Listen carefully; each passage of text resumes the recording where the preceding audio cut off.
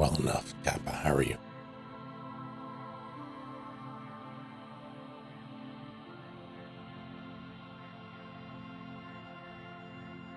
$28, I'll take it.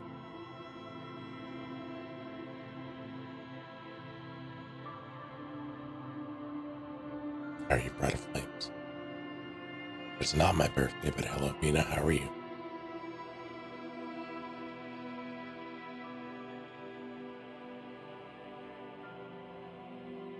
Mina, recommend a book.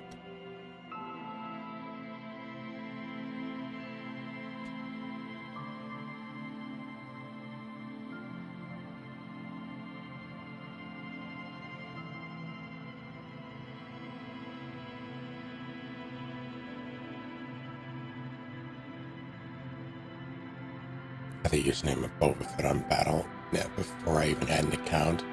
Then had to make an account to play Diablo 2 with friends. Oh no.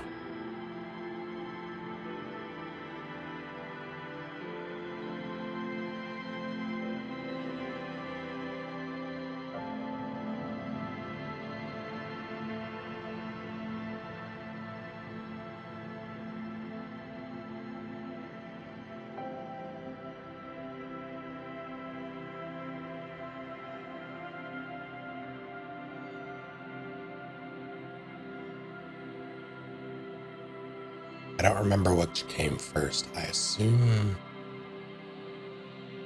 Actually, I'll check.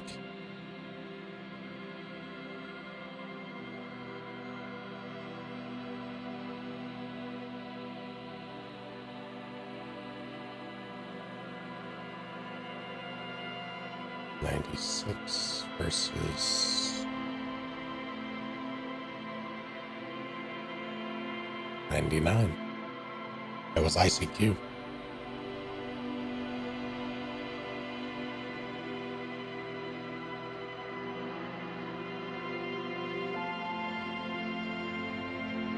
RuneScape account in 3rd grade. The earliest one I remember making is ICQ.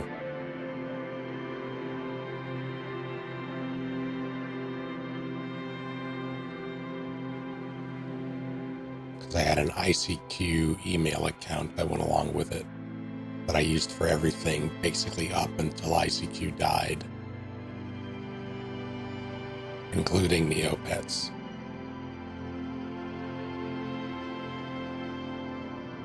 One of the reasons I can't get into my Facebook account and close it is because it was tied to ICQ mail. And I lost my Facebook password, and the only way to do the recovery would have been the email recovery. But since that's gone and their customer service is non-existent, the Facebook account is just there.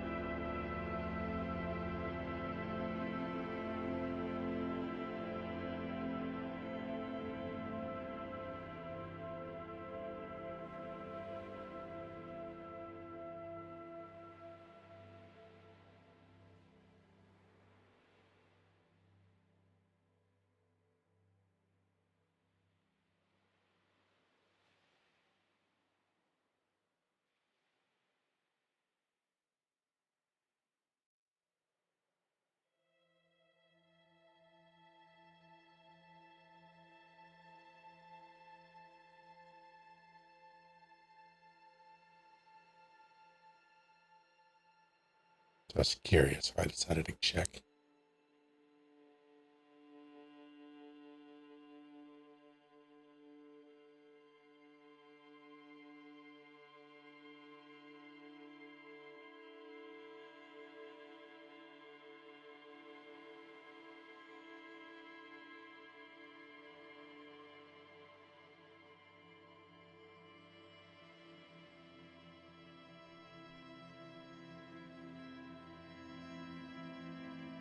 Oh, let's not get your data now.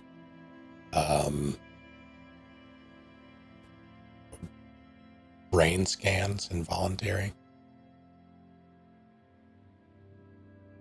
VR headsets.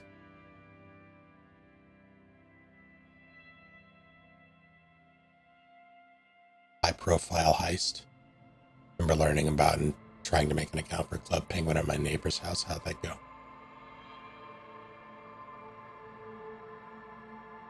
Started reading the episode 4 novelization. Didn't feel like dealing Disney Plus.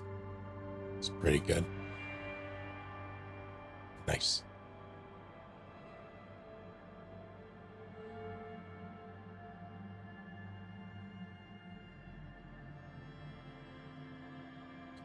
I don't know if I've ever read any of the like the movie novelizations for Star Wars. How's it going, Anna?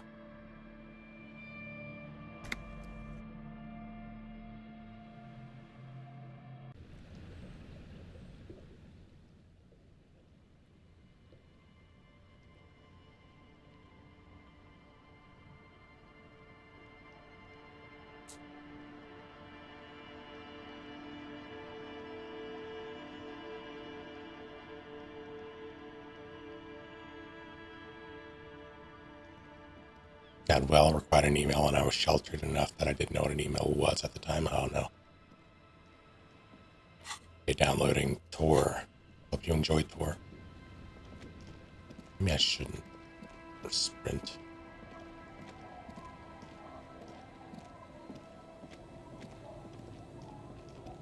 I read a handful of prequel era novelizations, specifically surrounding Obi-Wan and Qui-Gon, but not the Phantom Menace novelization.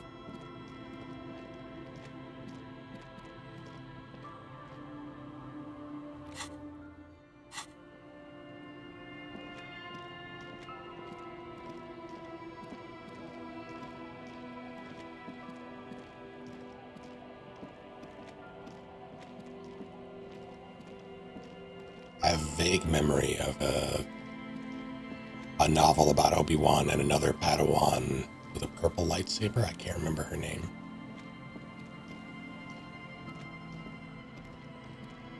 But I remember the cover art.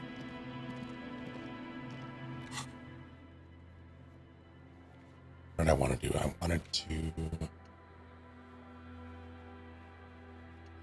try that.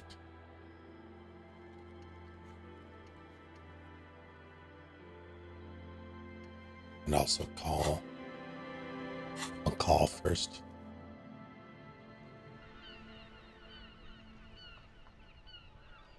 Disney era books seem to be mostly movies, series tie-ins. There's a whole High Republic like collection that is they've been pumping them out pretty steadily.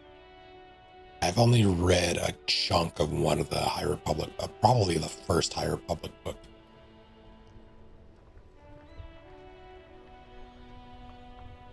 I was very jazzed about the existence of the High Republic, but it's just a lot of money to keep up with. So it's like comics. At the rate in which they put them out versus the rate in which I can comfortably read them. It became very, very obvious that I wouldn't be able to keep up.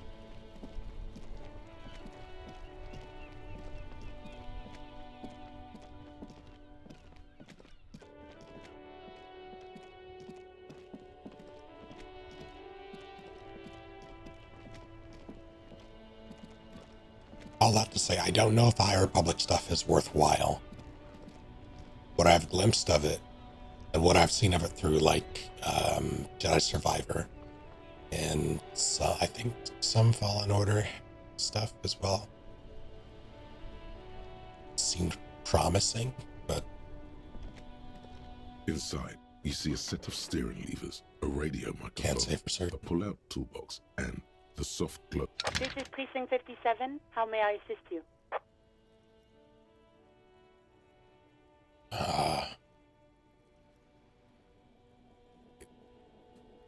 Yeah, they probably know that. Please connect. Just a moment, officer. 10-4, come in, officer. Over. Colden, thank you for 75 for last month. Wait. That's not what that said. That's a 75 stream streak.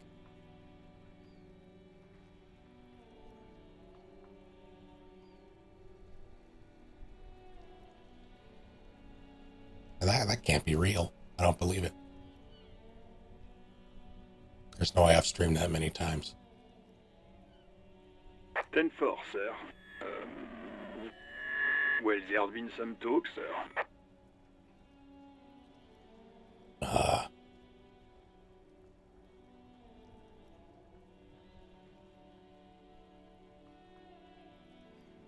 think I'm corrupt or not. I only meant that there's been some talk in the station, that's all. But there's always some talk in the station. You know how officers in Jamrock are. But then again, some of us truly are on the take. It's unfortunate. Over. Alright. Roger that. 10-10, over and out.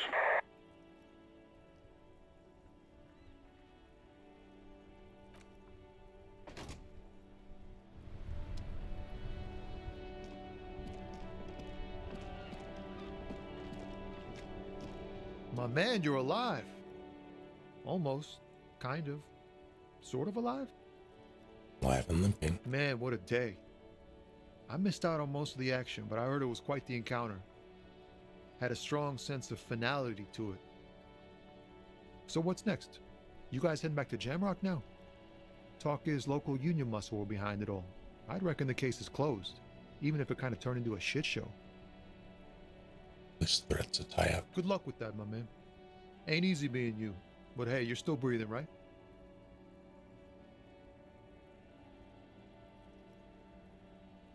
He called Ruby. Okay. Is it wise to share information about the case like this, sire? The lieutenant throws you a quick glance. What are you doing? Can't share more. That's probably for the best. You keep your job to yourself. With a job like yours, you have to. I was more so trying to see if he had any information on her, but fair enough, I guess.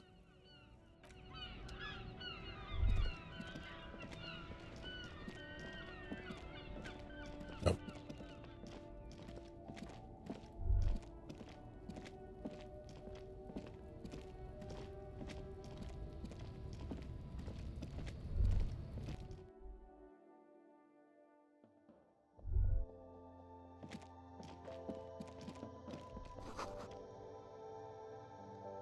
Yellow roses on the window. Is this about the questions again? Because I don't really know anything.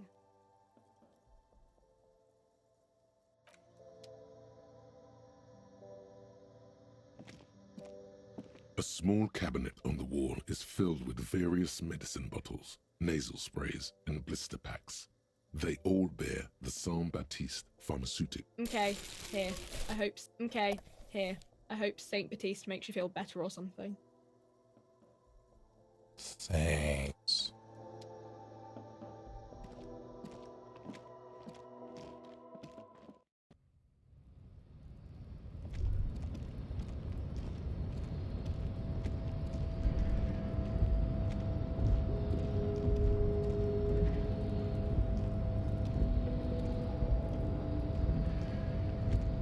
The boyardero stares at you with respect, then gestures towards the trickles of blood adorning your clothes.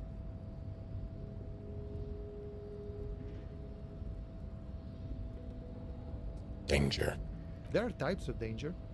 The one I'm usually concerned with is lung cancer or getting mauled by wildlife, not bullets. It calls back to an older era where this was commonplace, though. You have a true boyardero heart. Or something, but I'm here to vibe. You survived. Hiding, gathering themselves. The harbor's in full lockdown, friend. No getting in or out. for the time being.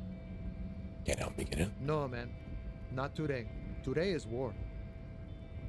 He says it matter-of-factly, like it's no big deal. What's going to happen next? Time will tell. I'll tell Evrak you drop by. I'm sure he'll be glad. What will you be doing now? I'll be okay here, doing lookout. Quite the sight, aren't they? Getting to like that red I am. Don't worry about me. I live to alleviate the worries of our brothers. See if any insane killers turn up. Then I'll run. And live. Sure you'll do good. You know it, friend.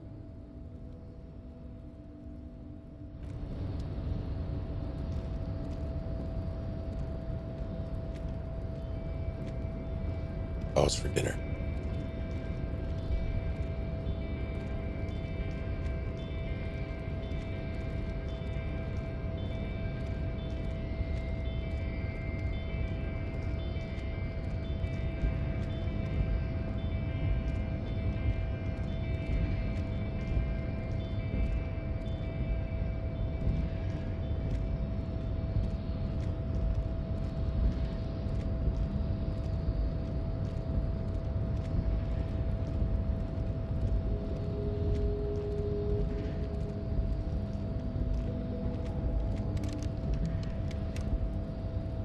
Yeah.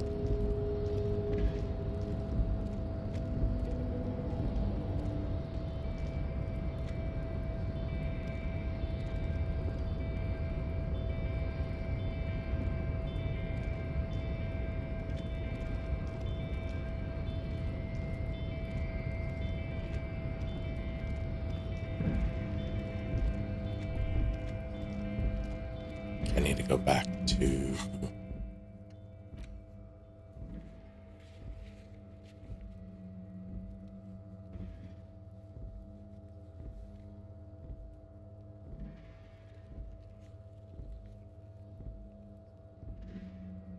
advanced analysis.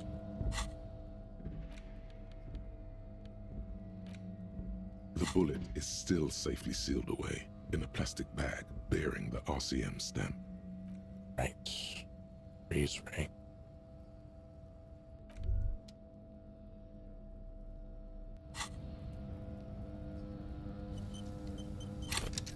And I can't improve it, so do you have anything that would give me anything?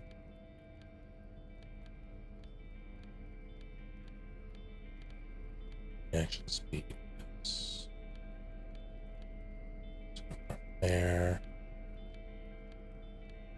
I don't think I do. But even if I did, I wouldn't be able to.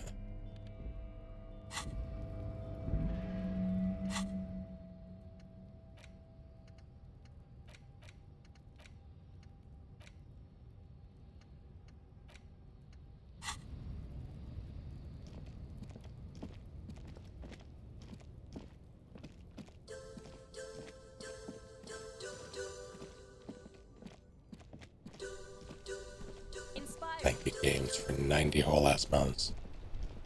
Call them Tennyson, goddammit.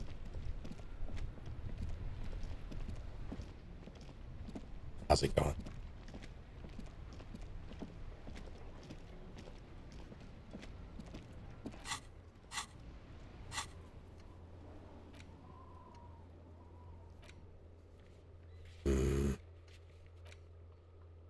I guess I'll go do that.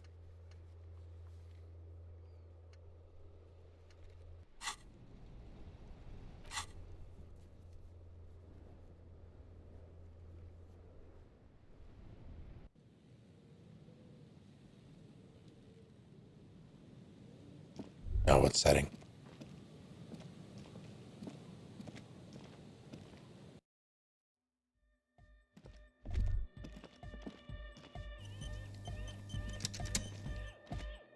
Icewind Dale of the Twist.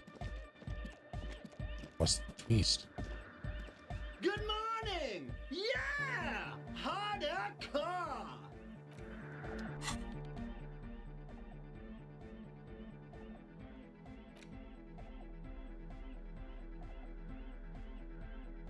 I think I'm all interfaced up.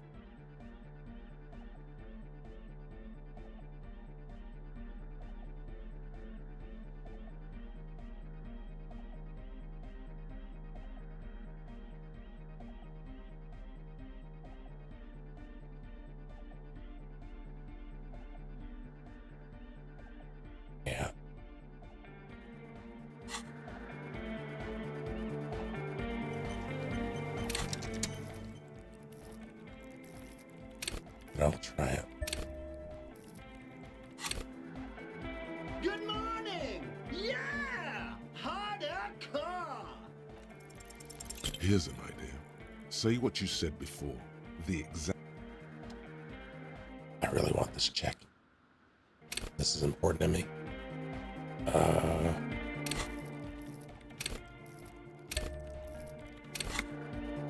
Good morning! Probably gonna be a while though. Here's an idea. Say what you said before. The exact same...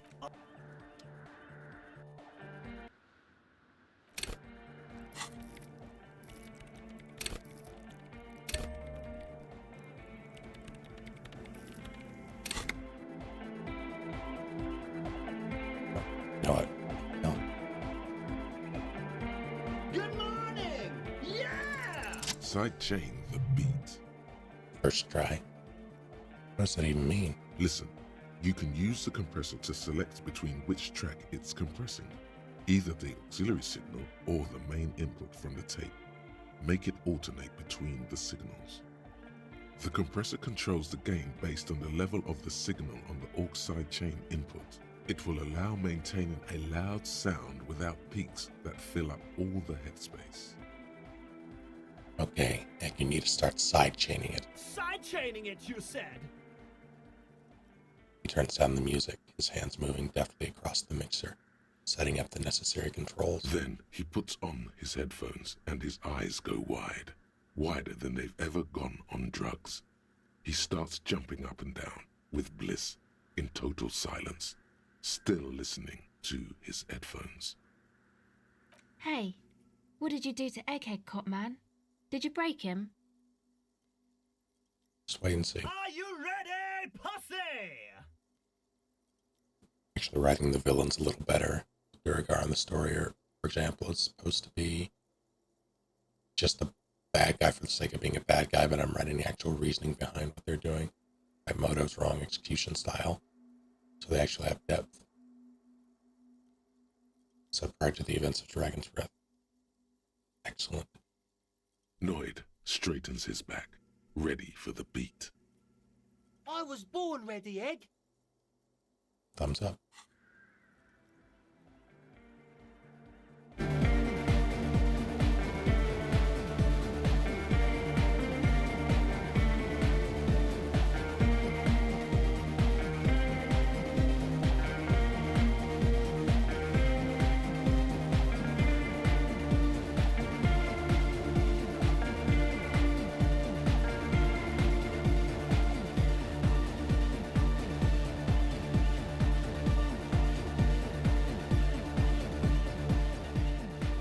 The audio assault is glorious. The speed freak dances on the stage, intensely waving his hand in the air. This is beauty!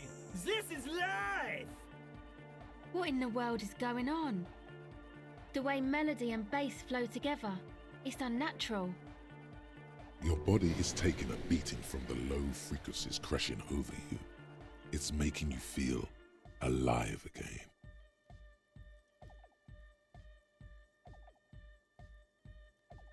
You have tamed the sound, Itadara. God damn it! This dance club idea might just work out. DeLorean Church! The place to be! Pump it! Pump it! Who will be the innocence of hardcore anodic dance music?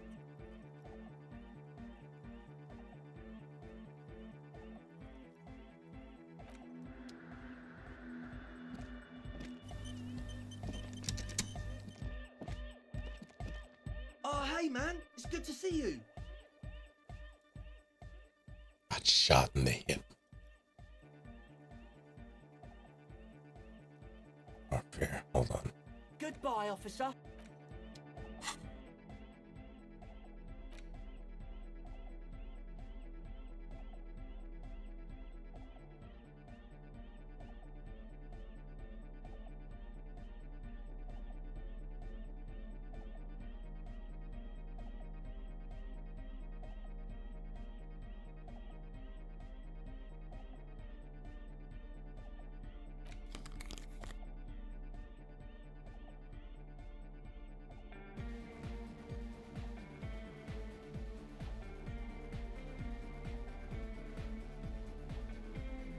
Yeah, it's as good as it's gonna get.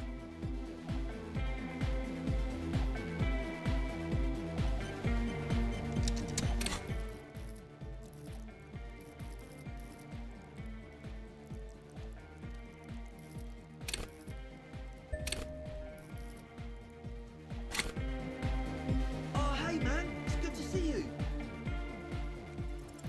You close your eyes and dream of the shapes your body should form to bring the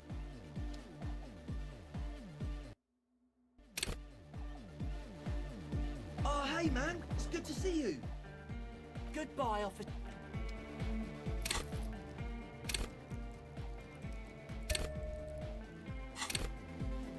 Oh, hey man, it's good to see you. You close your eyes and vacate your skull, leaving your brain to wonder, where did that little fluttering light go?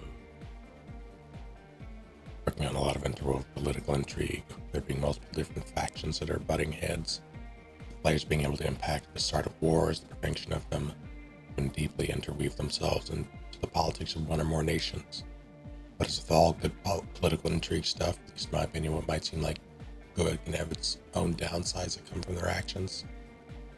Real actions or consequences sort of vibe. Not always consequences that affect players directly. It could be that something they act upon recklessly now may not have an effect for some time.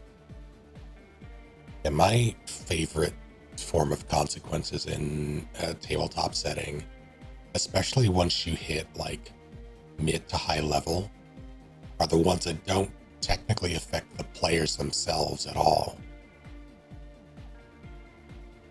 It's like, it's not, I don't like the idea of it being commonplace for there to be like upwards of like mid to high level beings, like people who are just that capable. I don't like that being commonplace. So the existence of those beings, those entities, those organizations with such power, I think should be incredibly impactful on everyone else. And I love the idea of players not necessarily being threatened themselves, but are presented with choices to affect the world around them and have that reflect back on them. Make them think twice about what they do as opposed to just slapping the big bad till it dies.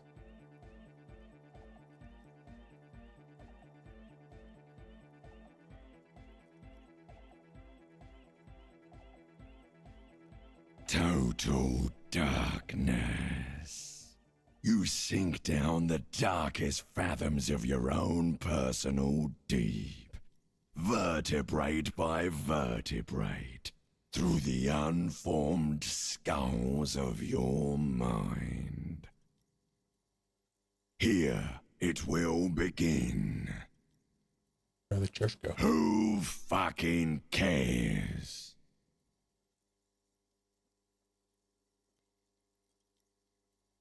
I'm scared. Good. You should be. Music go. Oh, don't worry.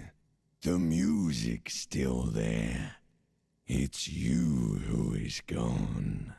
Can't I hear anything? This is a pivotal moment. Try not to piss yourself. No promises. Nothing. Just the immaculate silence of your spinal fluid. Electrified. Is that about unformed skulls? I'm gonna let you in on a little secret. Every vertebrae in your spine is an unformed skull ready to pop up and replace the old one. Like shark teeth. The one you're currently in has a little brain forming in it, waiting for its turn. To rule the world.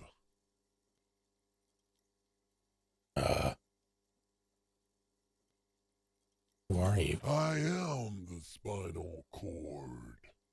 What do you want? From what I can see, it's about to bust a move. Bust a move. Foolhardy. Do you even know what's happening on the surface? Maybe 1,000 years have passed.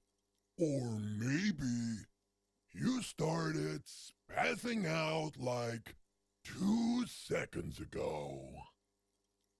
With your eyes still closed, the first thing you feel, all the way back in the pivoting darkness of your own torso, is warmth. You have become a triumph of rhythmoplastics, somewhere in a smelly wooden church on the coast of Revachol. The wounds from the war you waged on your body are healing, twist by twist, turn by turn. You must have touched upon an entirely new way of moving the human body. Every motion is pumping your brain full of endorphins. Open your eyes to the pioneering glory of hard style. You have become a flawless interlocking. Holy shit. A flesh and bone approximation of the throb coming from the speaker setup of the one called Eggheads. Entirely, rigidly imbecilic, without pity or fear. Just got shot, by the way.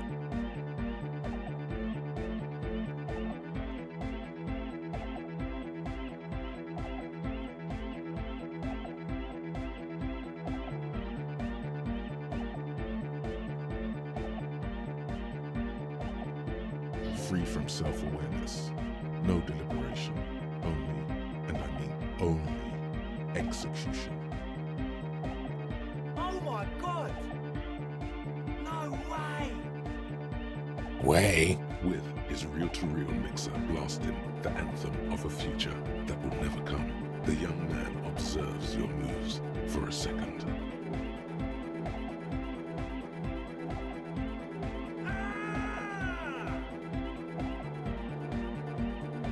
He throws a screwdriver and a bunch of drill chucks into the corner and explodes into dance. What he lacks in sharpness, he more than makes up for in violent enthusiasm. What's going on here? Delinquents. This is clearly a Code 31 emergency. What is... The lieutenant squeezes the bridge of his nose. The lights reflect off his glasses. I need backup. He's obviously having trouble adjusting to this new reality. The Code 31 emergency? Really? Yep, fucking knew it. The lieutenant crosses his arms with a bemused look. What's happening? How the hell are you dancing with that broken leg of yours?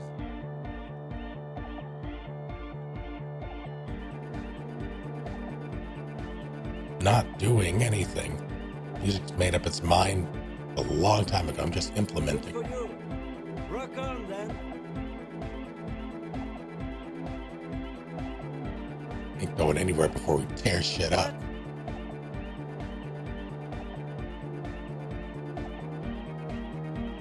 Yeah. Who's the one in charge? You are. Gonna pull rank on you one time, and that time is now. Are you kidding me? Get my what on? Your goddamn groove on. Boogie woogie. Sheesh, okay. He backs up with his hands raised in the air, observing the crisscross of your feet. Okay, you psychopath. I see what you're doing there.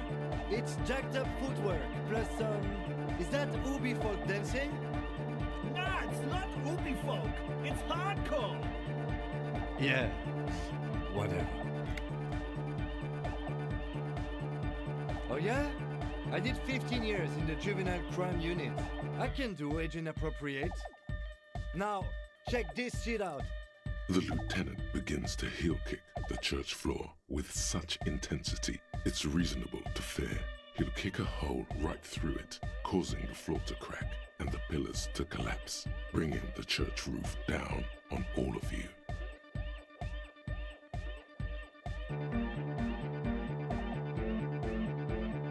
It doesn't look like he'd give a shit either. Part of him is amazed you're both able to just dance after all these horrifying events in Martinez.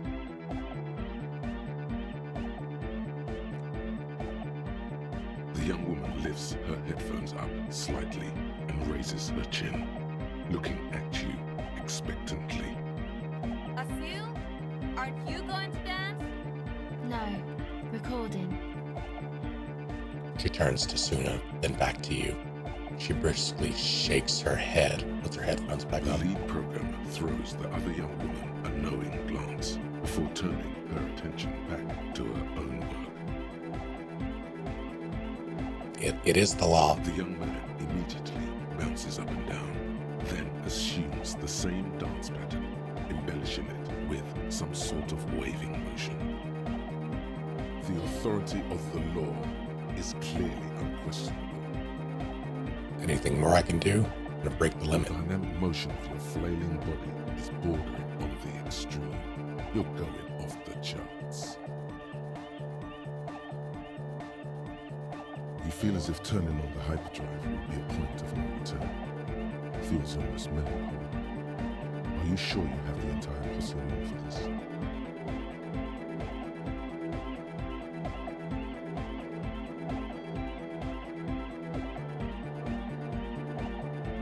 Here we go again. Hardcore fills the air.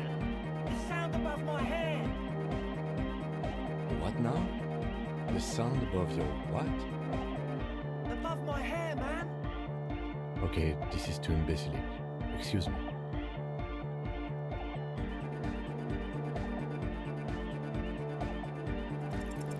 On the coast of the Martinez Inlet, in a small weather-beaten stave church built 380 years ago by settlers from the Occident, most likely to guard against an anomaly at its center, an officer of the RCM is contorting his body into idiotically rigid shapes as he invents the future of dance music.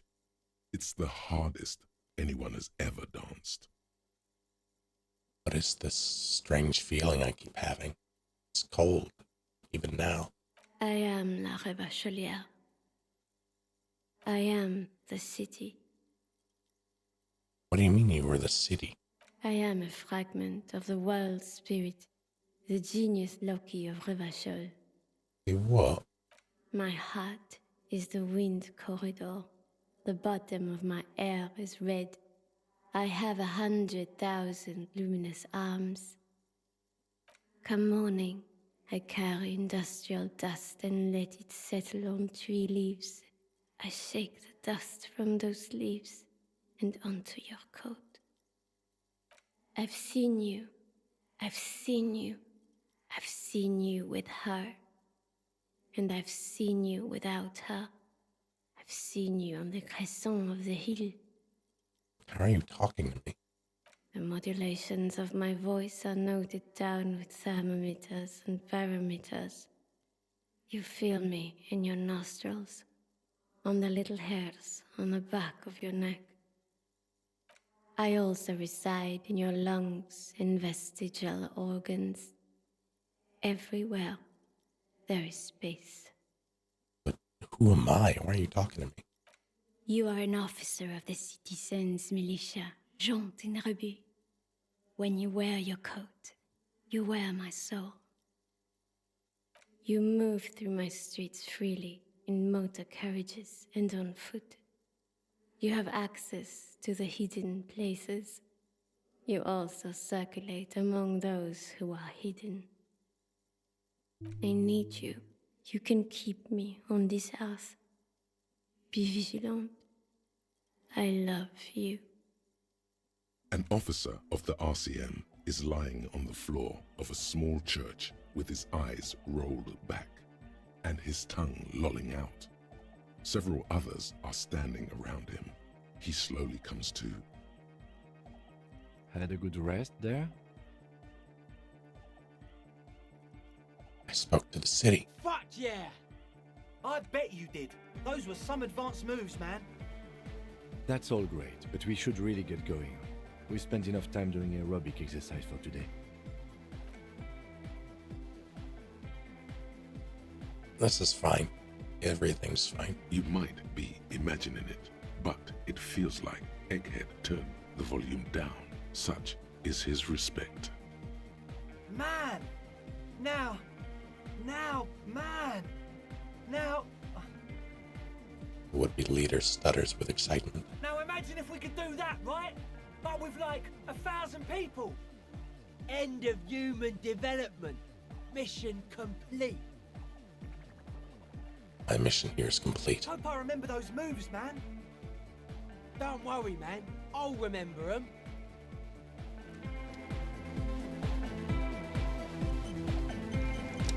Done a good thing. Yes, what is it? It's not a paying job. Wait, hold on. Not a paying job. Could you help me contact a coalition warship, Archer? You're asking me to circuit bend onto coalition radio frequencies. You want to know is it possible? Probably. But is it a good idea? I'm not so sure. The main difficulty will be finding an antenna powerful enough to reach those frequencies. Unfortunately, you can't exactly buy mega long-wave antennas off the shelf. She's not joking. Even the RCM has to receive special approval from the coalition to access that kind of equipment. Radio relay tower at Land's End. Would that work? I highly doubt it. That tower is barely able to transmit shortwave signals across the bay. To generate mega low frequencies, we're going to need a much larger antenna. She has an idea, though. You can see the tiny signal lights firing inside her brain. I don't see any alternative. We're just going to have to build the antenna ourselves. And just build an antenna? Yes, from a technical view. It's not even difficult. The difficult part will be finding the right location. We need metal, a lot of it. The taller the structure, the better. Something that is both prominent and easily accessible. If it's near a power source, even better. Hardcore to the mega indeed. I'm not gonna make this. That's easy. Antennas are basically just tall things, right? No, we could not. This shirt is made from wood. I'm not sure you understand how radios work. Fine. This is also not gonna happen. But I'm gonna try. All you hear is silence in your head.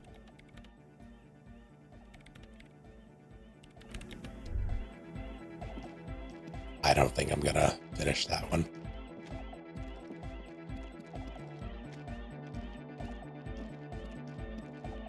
As I stumble across it in the next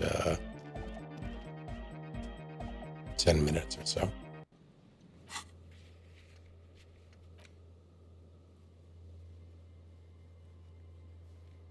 Hardest skill check you succeeded on.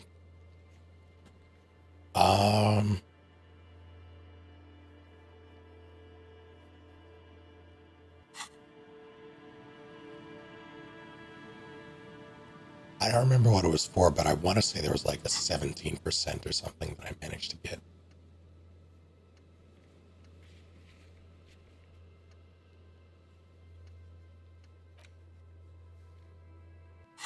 Did any Diablo games? I have played Diablo 2 and demo for Diablo 1 back in the day, but definitely Diablo 2.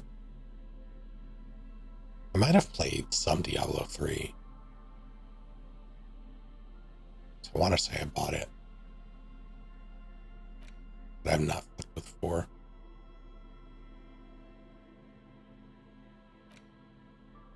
The bullet is still safely sealed away in a plastic bag bearing the RCM stamp. Yeah, I'm not going to be able to do anything with that either because I need... And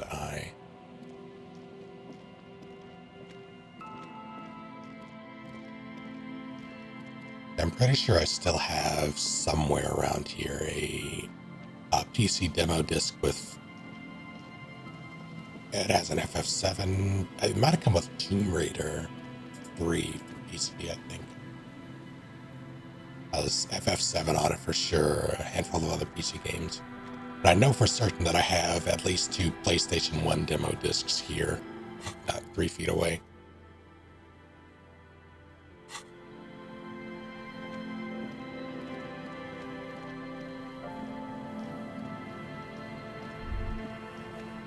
All right. I don't know if I can, but I'm sure I could.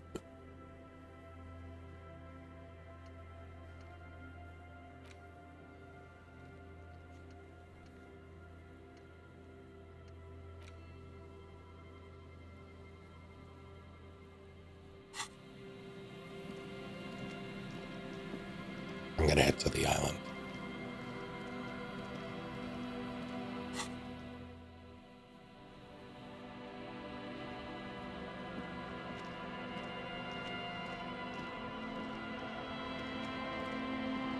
We are entering endgame territory.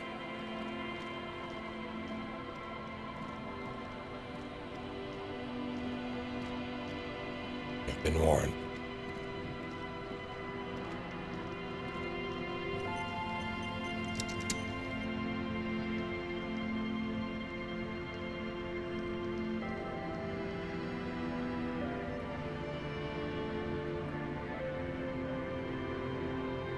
Escape velocity. I've never heard of this. Well, probably because it was Mac exclusive.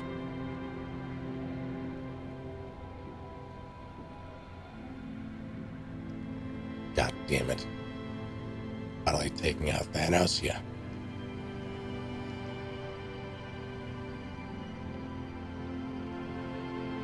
Bina.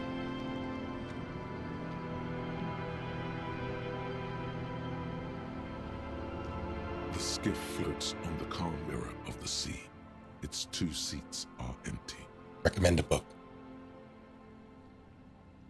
Once you get in, that's it. One pull of the starter handle, and you're off into the bay. A strange trepidation comes over you. Are you sure you want to go now? Have you made all the necessary preparations? Closed all your accounts? Remember what the netpicker said. It's a small tank. You won't be going back and forth on this.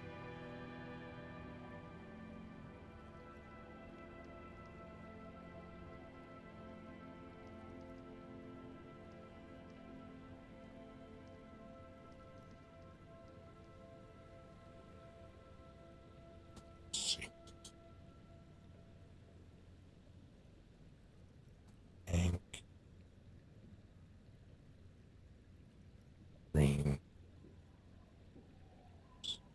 Carl duology.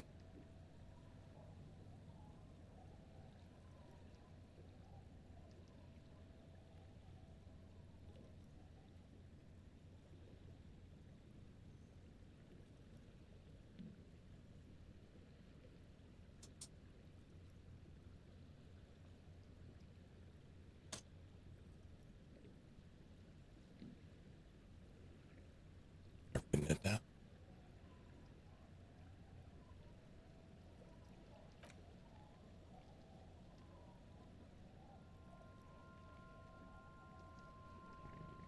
Yeah, this is safe. Hole in my leg. Doing something that requires balance. Want to be free. Want to be free. It will last forever.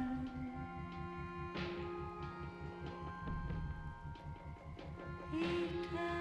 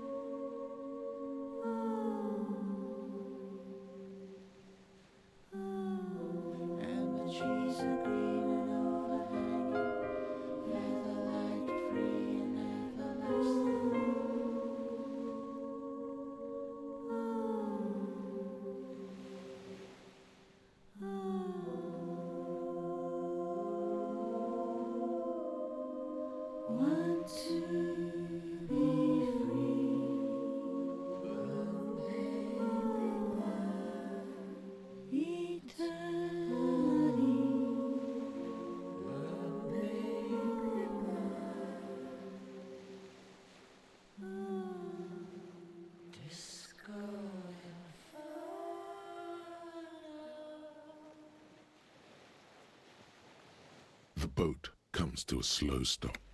The lieutenant turns the engine off. Then there's silence. Let's go.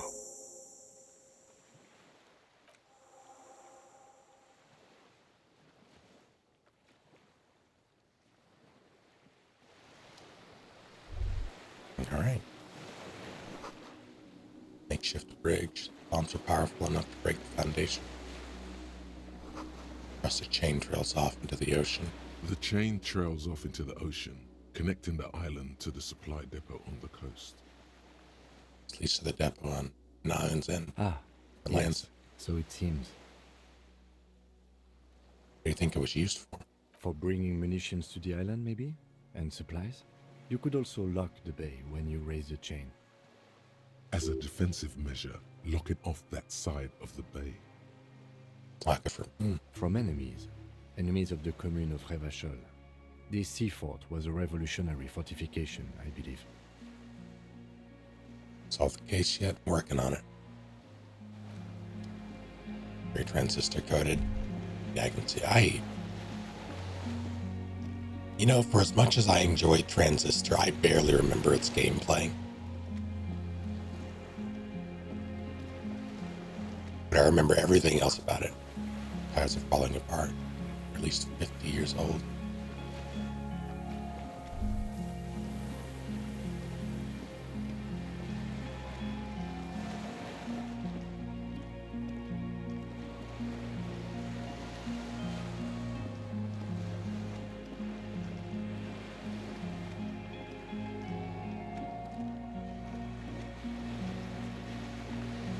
Game for many years and seen very many changes. What you see or say in the past year, it's been less more about the same number of people either backseating or spoiling. Past year,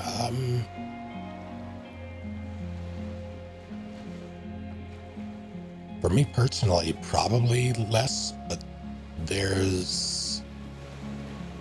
I don't think I've been playing things that would warrant it. Or rather, I played things where people could spoil or backseat. But typically, you encounter that with very, very popular new releases, and even then, specific kinds of games within those new releases.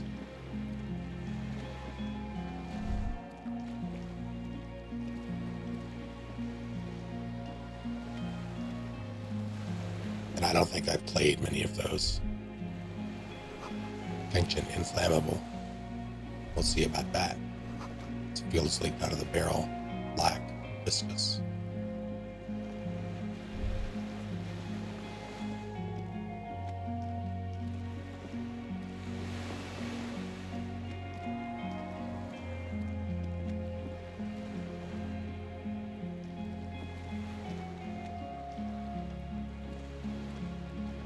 Transistor is very good. Girl says ICM. See a star with little specks in it.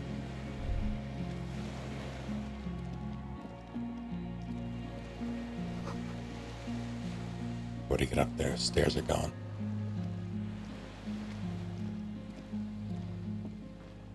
And if I haven't really been avoiding them so much as, they just haven't been the games I've been playing. Flammable also means flammable. Challenge accepted.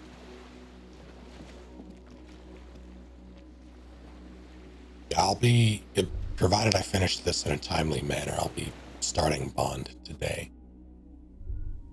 So we'll see how that goes.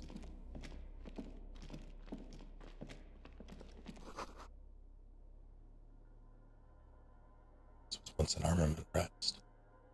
It's out now. It comes out tomorrow official, like if you didn't pre-order, but I pre-ordered because I was going to get it anyway. So I can play it right now. Twin cannons were attached here. Medium distance, large caliber. Stairs have collapsed.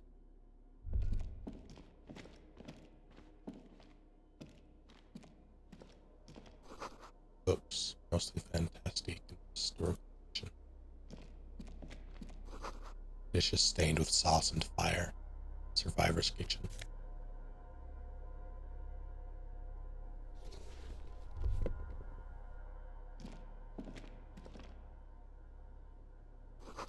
See candles planted on a broken rangefinder. Cloth-bitten bed sheets. She keeps the wind out. There's a greasy old spring mattress in the corner, resting on piles of soft-cover books.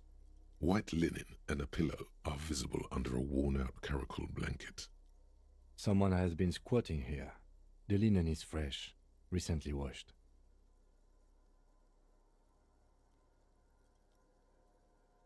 No reason.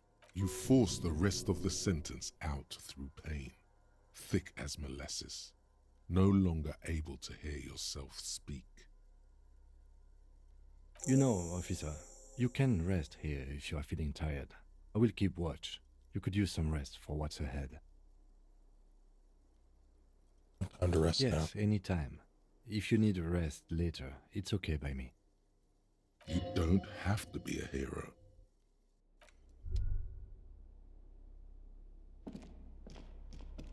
Books and magazines lie scattered on the floor and on a makeshift cupboard. They are not particularly well organized. Most are soft covers, serialized fantastique and detective stories from the 20s and 30s. This disparate digest includes the classic Animal Adventures.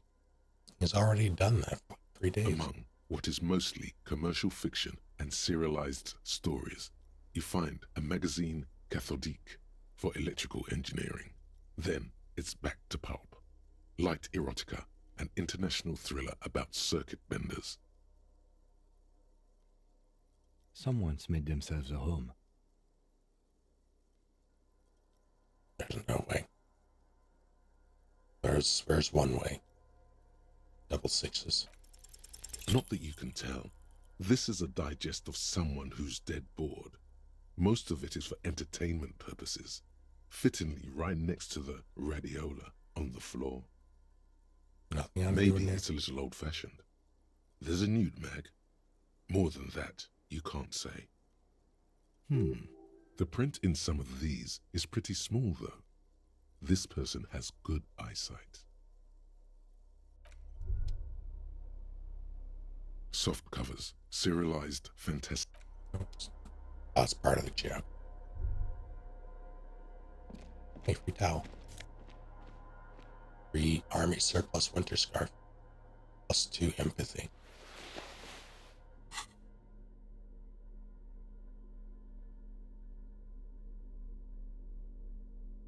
Tempting. I want Inland Empire. Need to switch my glasses back. Which ones? There we go.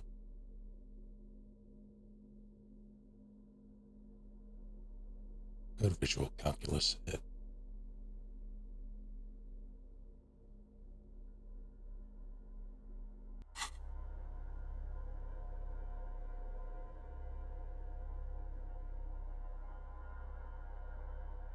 Oh, now games.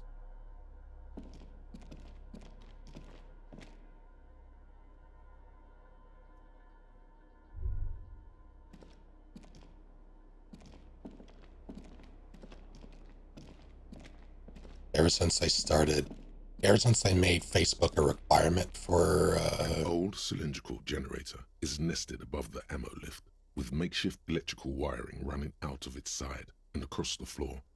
The cables disappear into the wall to your right. ever since they made it a requirement, I basically vowed to not get a quest at all. It's no longer the case. Is it? Okay. Well, even then. I'd still rather get, was it the index or whatever? Hasn't been for years. Hearing. It wasn't too long ago that I saw them requiring it.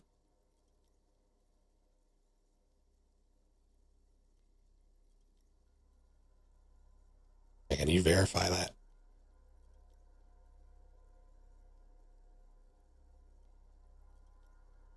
because it was something they implemented.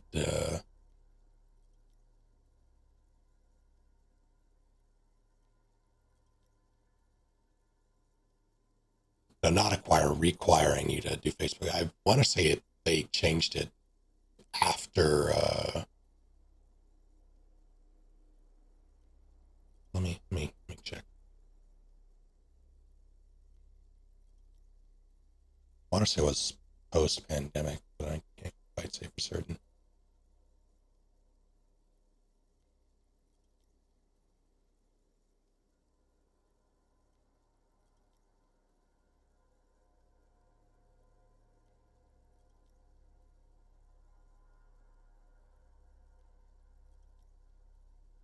Yeah, okay, they changed it in 2023-ish.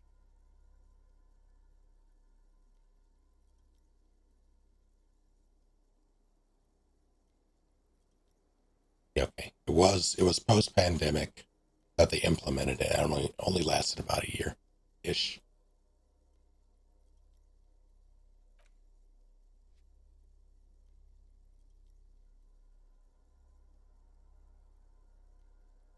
The lieutenant puts his hand on the metal barrel, checking for warmth. That's good to know. Yeah, I'd still rather get a different headset. It's cold now, but someone has been maintaining it. The wiring has been repaired.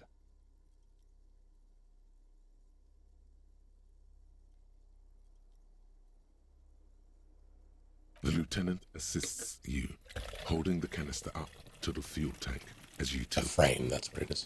Dark brown, viscous fluid pours out, and the room fills with a chemical smell. Yeah, the frame is what I would rather have. So if I get another one at any point, it'll likely be that for some iteration of it. There's a red starter switch on the side of the cylinder and a start rope on the other side. The lieutenant flicks the switch. Anything I can do to not interact with anything meta-related. The recoil start wakes the old generator up. The machine sputters like an old warhorse before settling down to a rattle. That should do it. Also, I'm so glad I kept that fuel can all this time. The wires downstairs, somewhere? The tank is far from full, but there should be enough inside to keep it going for a day.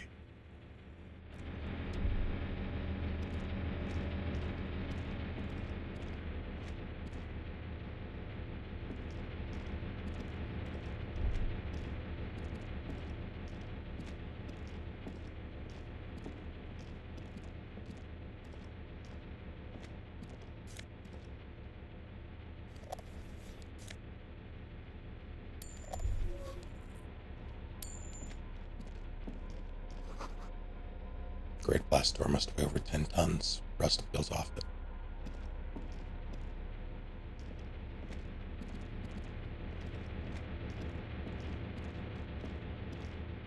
Yeah, this is... I would be more inclined to get the frame if I could afford it, like, on launch, if only because this is technically the second iteration of their VR head. Like, the Index does exist. Like, it's still a thing, technically. They made it. So they have the experience under their belt. I just can't afford it. And honestly, there are things I would rather get anyway. Even if I could. If I had that money, I would probably spend it on a graphics card. Green paint flicks off the monoblock aluminium cabinet. There are rows of switches on the front panel, a frequency band, and even a keyboard.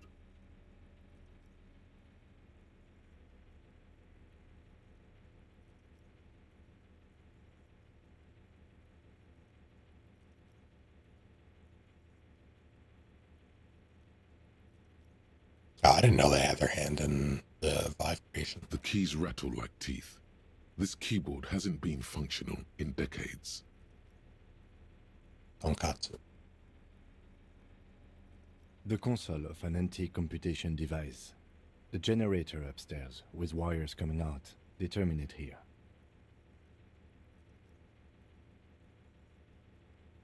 Let's open the blast door. I think, yes.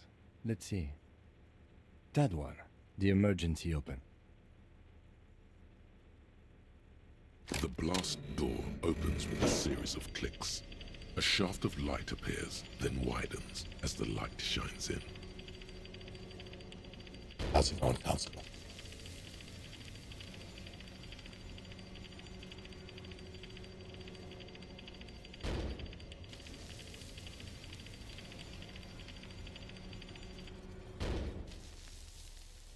A sudden wave of anxiety makes your skin crawl. After you. What's there? I don't know. A thin wisp of smoke rises from a charred black fire pit. The wind picks up, then dies down again.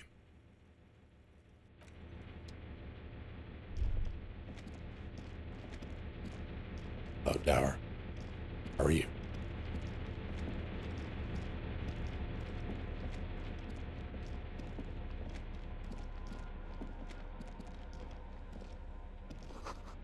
Walk slow, it might be dangerous.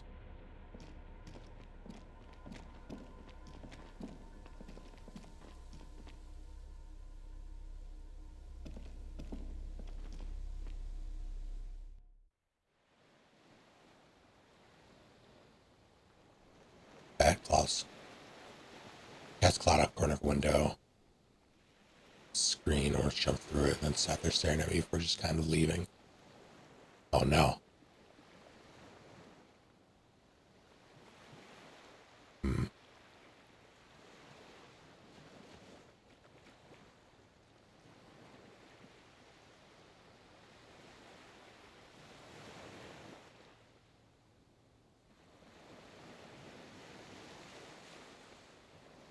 Hope you find him.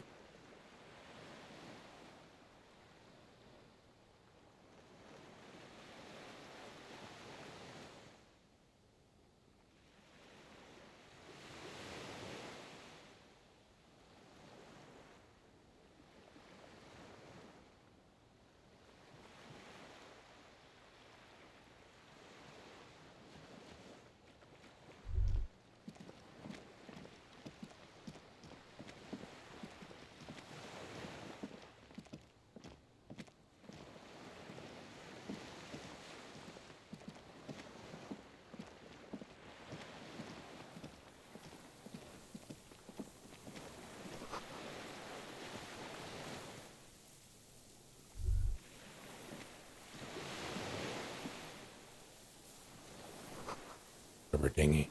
It's deflated, broken. Figured what out.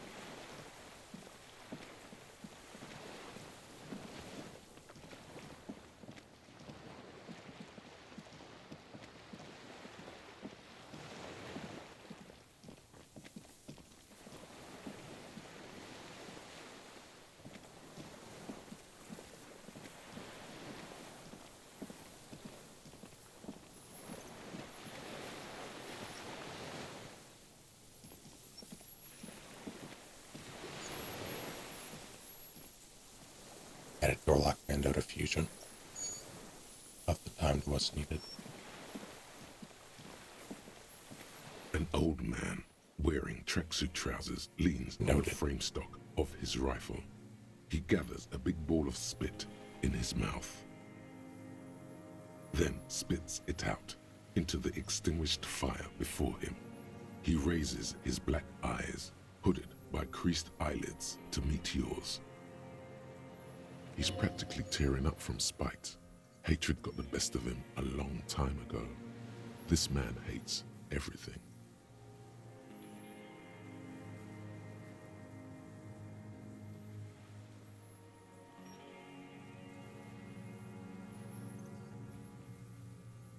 Are you fire guy? The what now? I can't hear you.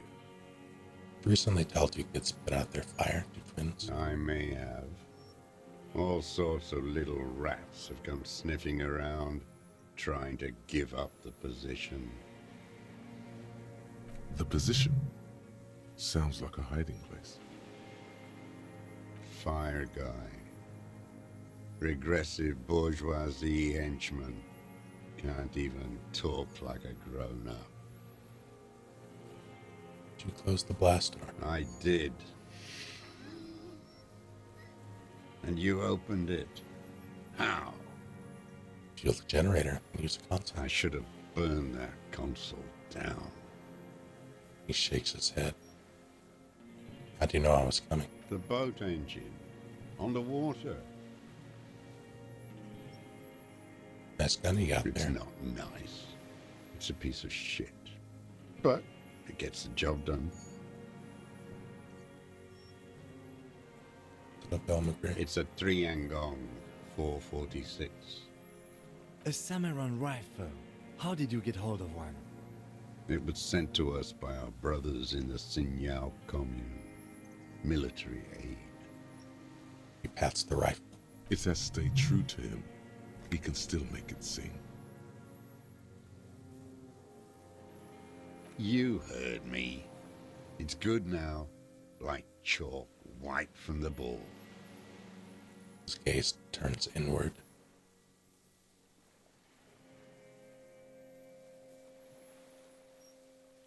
You need to put down that gun so we can talk further with the police. The lieutenant pulls his pistol from the holster. You are a glorified night watchman. This is a service rifle. I can only lay it down before an enemy commander of corresponding rank. I am an enemy commander of rank. Put it down. The words, "I am an enemy commander," sound cold as iron from your lungs. The old man still hugs his gun. And what rank would that be, dog? Lieutenant W. Fritter. A big wheel of the 4th Regiment of the Pederast Army. To hell with it. It's a walking stick anyway. It's out of bullets. The old man lays the rifle down carelessly, and stares at it just lying there. Like an amputated limb in the sand.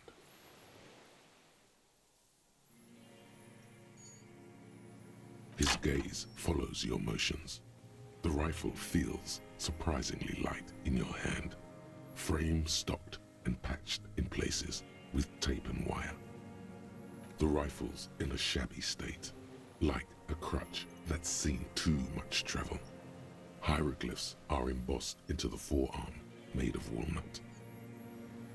On the butt, you see Vespertine writing, burnt into the wood.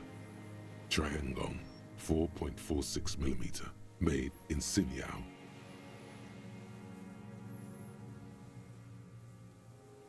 So he uses jacketed ammunition, 446. The right type and the right calibre. The lieutenant nods, glancing at the He's gun. liking this. So as he said, it's a Triangong made in Sinyao. It doesn't matter if it was made in Shanti Shanti. All it has to do is use jacketed ammunition. And it does. The old man keeps following your motion with his gaze. His right arm twitches suddenly. This looked very much like the murder weapon. It could be used against him to get a confession. In time. Who are you? My name is Josef Lilianovich Dross, Political Commissar of the 114th Anti-Aircraft Division of the 4th Army of the Commune of Revachol. There's a lot of words that told me jack shit. I am a deserter, a partisan, and a prisoner of war. This is my termless surrender. His eyes turn to the reeds again, dead and dull. The commune of Revachol? Do you mean the ICM? You're a holdover from the... From the Insular Indian Citizens Militia, the army of the revolution. I was recruited in Jamrock in 07, trained in the École de Contrôle Orient, and consigned to emergency defense duties in 08. I left my unit on the eve of the landing. When I returned here on May 14th, the commune had fallen. Still armed and ideologically trained, I wrote a criticism of myself and resumed partisan duties. 51 minus 8 equals 43. Been on this island for 43 years? No. I've been on other islands, too. I was in Resurrection until they turned it into a spa in 18. Then I was on E48, a nameless sound, until the sea washed over it. Then I came back here. That was 22 years ago.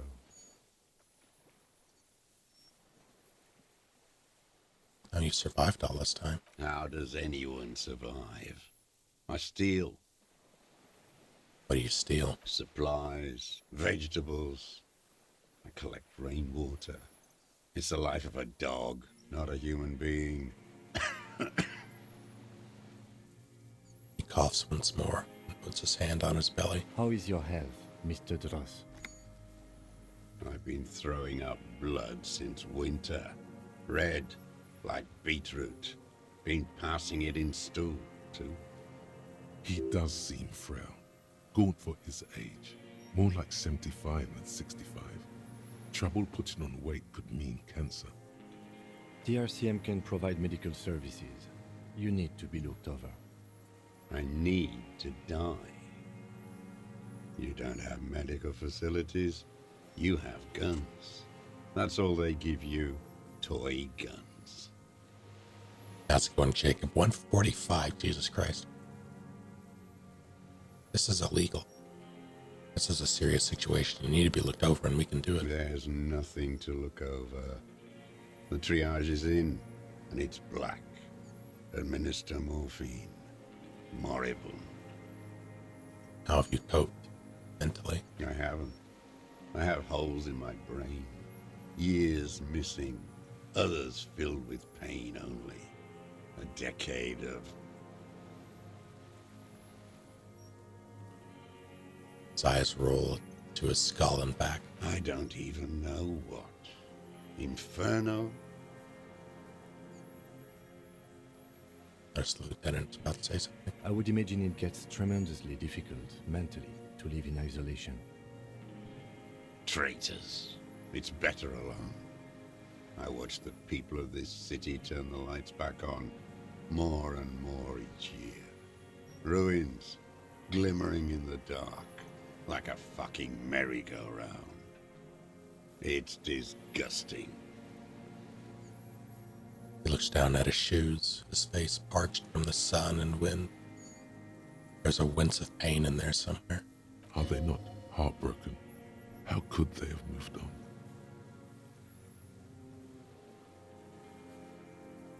What is this place? This island? It's not an island, Dwat. It's a defensive fortification of the commune of Revachol. And I am its last surviving defender. What was he used for? The congenitally deformed King Philip II built it to restrict access to the Bay of Revachol. We captured it in '02, retrofitted the fort with an AA gun to defend against an airborne landing. Against the whole world. Coalition military called it Operation Deathblow. I later found out on the radio they called it Deathblow. You're one of them. Tell me, who speaks like that? We had 50 million people on Caillou alone.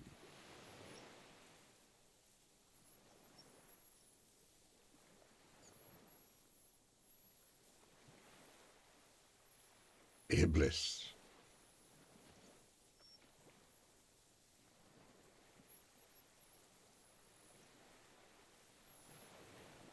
The black-eyed angel.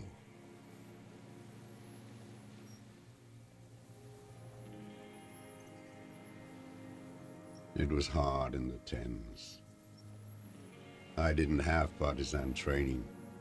They were searching for stragglers, those bloodhounds. Floodlights on the water at night.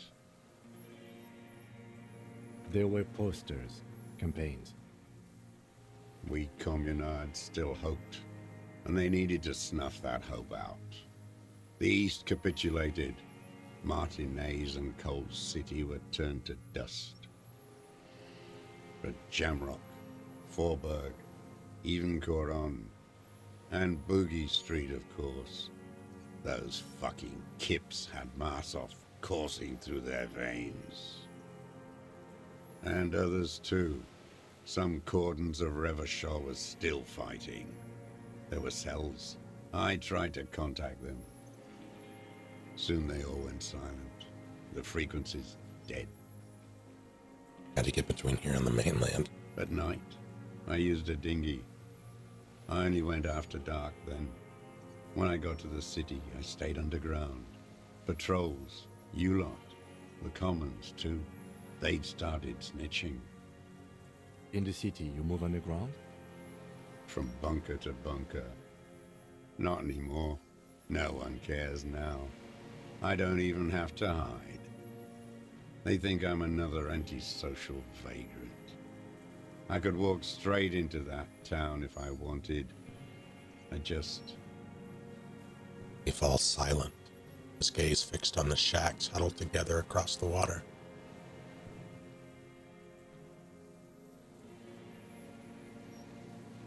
Why don't you just walk there? I don't want to. They're all traitors. Pigs, rabbits, and dogs. Men without ideals are only animals. He does not want to see life moving on. People forgetting, drinking, laughing. Weapons cache. Have you been there? So you finally found it. There must have been a small squadron's worth of arms in there. Belmer graves, right? They were damaged beyond use. I know. So you've been there? Sleeping. Some nights. Ammo scrounging on others. Those McGraves were shit, even before they corroded. Some had bullets in the chamber, however. You feel the dots connecting. Little dots on the map he's walked across. Small bunker under the Feld building. You stayed there. The propaganda bunker. I used to, but not anymore.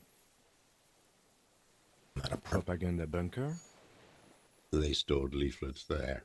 Broadcasting equipment, too. Made broadcasts, I think. Propaganda officers. I buried them with their leaflets. They killed themselves. 2 young boys. Killed themselves? A lot of our boys did. I spent some winters there. Never liked it. Kept thinking of them. No need to go underground anymore. It's better in the ruins, on the ground. The old man looks across the water, at the city, the ruins, the motorways rising above it. Said you deserted your unit. I was just 16 years old. 15 when I volunteered. I had a lapse of faith. And of courage, too. Lapse of faith? You could say I misunderstood the historic role of the proletariat and thought Mazovian socioeconomics were fallible. For a second, I doubted the irreducible laws of historic materialism. A second is all it took. For what? For reaction to take hold. What's reaction? Petty bourgeois terror. It's in all men. You're just afraid. It's the same thing. You haven't seen it. Not really. Not naked.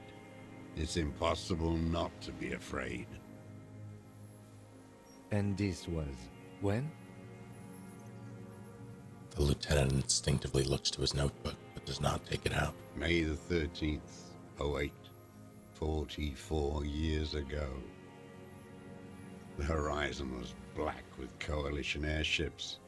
Their petroleum rose to the sky, and it looked like it formed the clouds, storm clouds. When they started shelling, it was dark magic. Dark magic. The combined might of international capital. All at once, all the greed and terror in the world tore into Revachol. It lifted streets from the ground and turned houses into ghosts. We were in the flak tower. He gestures towards it. Huddled on the floor. The artillery was 80 kilometers away in Ozon, but I knew the commune would fall. We would all be turned into ash. So I said I was going to the map room. He looks east. A terrible shame still within him. The lobes of his ears are red with it. The shame and smallness of what he became. He didn't go to the map room. No. I climbed the chain link across the water and hid inland, in the bunkers there, like the weakest of the weak. A mouse, frightened at the ordnance all night, and the sound of the rotors in the morning, whirring. He looks at the sky. What was that? Airships. I climbed out into hell. The landing was complete. The chain was submerged. I had to swim back. The fortress was half submerged too, shattered. They'd all drowned in the lower levels, or got torn to shreds above. The anti-aircraft gun had malfunctioned. So had I. I left them without ideological direction. It was real. I'd seen it. I'd seen it in reality. Seen what? The mask of humanity fall from capital. It has to take it off to kill everyone, everything you love. All the hope and tenderness in the world. It has to take it off just for 1 second to do the deed. And then you see it, as it strangles and beats your friends to death. The sweetest, most courageous people in the world. You see the fear and power in its eyes. Then you know. What? That the bourgeois are not human. I had to fight it. I had to never stop. The old man falls silent. His black eyes keep piercing your skin as he looks to some great distance behind you, shaking his head slowly, retreating from it. You said this is your termless surrender.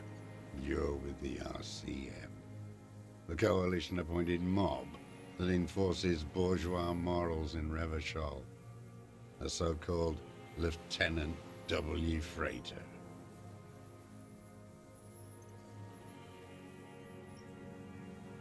We're with the RCM. Let's leave it at that. Let's. You represent the Moralist International, the enemies of humanity who took this city. I represent their adversary, le Parti Communiste dans ce monde. Take me to them as a prisoner of war. I have relinquished my weapon. I can no longer serve. No superiors can relieve me of my duty. You bulldoze them all to a mass grave for trying to free humanity.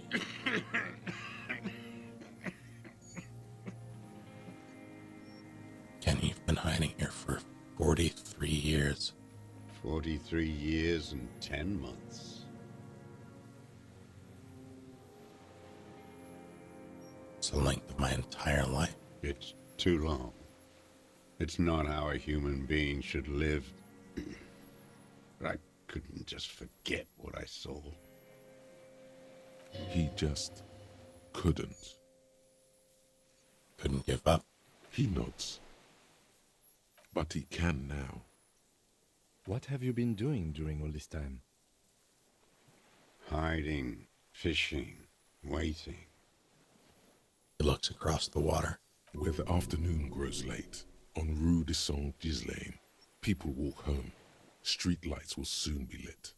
Further inland, the streets are alive with workers, men, women, children, street hawks and migrant laborers.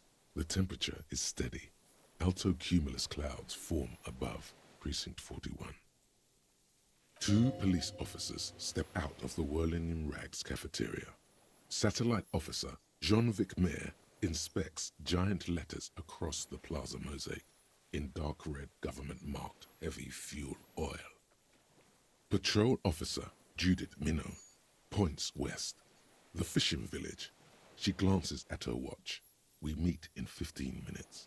It's a 10-minute walk.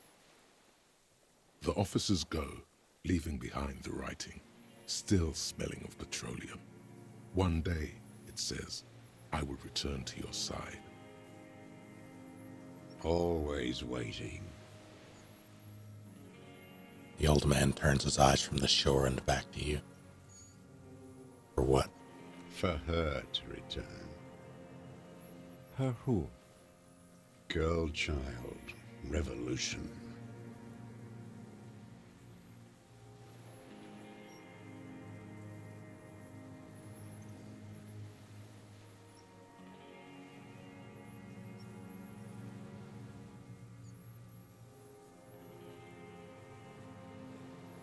Come from there. I assure you that's not what people are planning. I am not a fool. I know. The material base for an uprising has eroded. The working class has betrayed mankind. The historic opportunity for a revolution has passed. It will not come back anymore, however hard I try, whatever I do. I have another serious question for you. There's nothing serious in this world. It's a farce. What have you been using this gun for? I've used it for killing people. Yeah, all right. Here we go. A trail of blood. The lieutenant smells it too. Killing people? It's a gun. That's what they're for. You want a moralist euphemism? Defending your family and your property. I haven't done that. I've used it to kill people. Interesting. During or after the war? There is no after the war. Class war is never over. So he's continued killing after hostilities ended. Okay. Go in straight. No euphemisms. He doesn't like those. No. Be careful now. Slow and steady does it. Make him repeat it first. Don't mess this up. Remember, he wants to tell you. Get personal.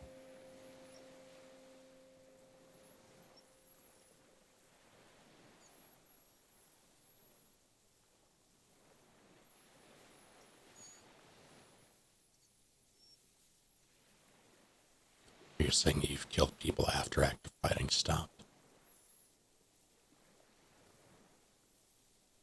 What did I just say?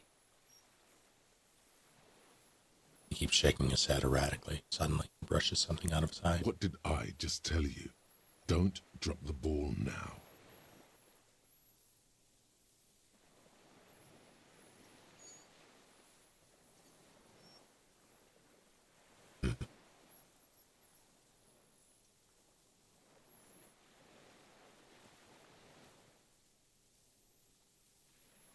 Use that gun to shoot and kill a colonel and security contractor, Cornell. The who now? He leans in and cups his ear. He heard you. He just wants to hear you say it again. This is dramatic flair on his part. Right choice. We're in. Do it, sire.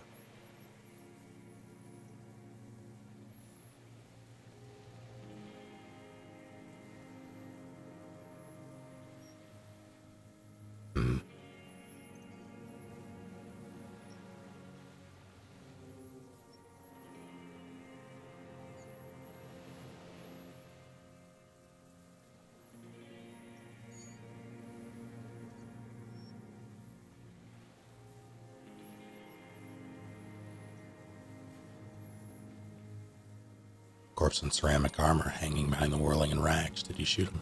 Oh, yes. That one. Ugly piece of work, that boy. Did you kill him? The lieutenant takes a sudden step toward him. I am a son of a welder and an officer of the commune of Revachol. I do not collaborate with murderers and pederasts of the liberal regime. Exhaust him with proof. Pile it all on him. Get a confession. The gun. The murder weapon is the perfect opener. The scent of blood in the air. But what else? There was something you can't remember. Something about the tracks. Suddenly, all those tracks are so confusing. Go with something else first.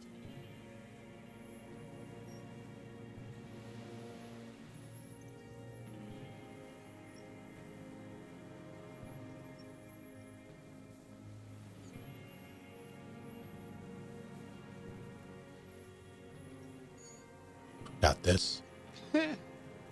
Not a lot of guns around that use military-grade ammunition, are there? It's a real gun. Not like your musketeer pistols. You look like imbeciles. Why don't you ask them to give you real weapons? Going against automatic rifles with these toy guns. Of course you got those boys killed. Damn, he saw you. He's watched it happen. He would have a good view of the tribunal from here. It's not just empty boasting. So he saw you. Okay. So what? Don't let it divert you. Stop changing the subject. We have the murder weapon. You know what? You're right. I'm convinced this made the shot. Should we call it?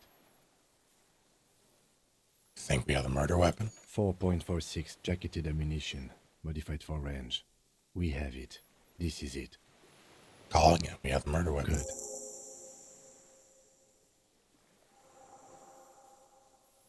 Lieutenant takes out his notebook and draws a single line. This feels good, doesn't it? Tearing things up like this. When you have the murder weapon, you have the killer. Murder.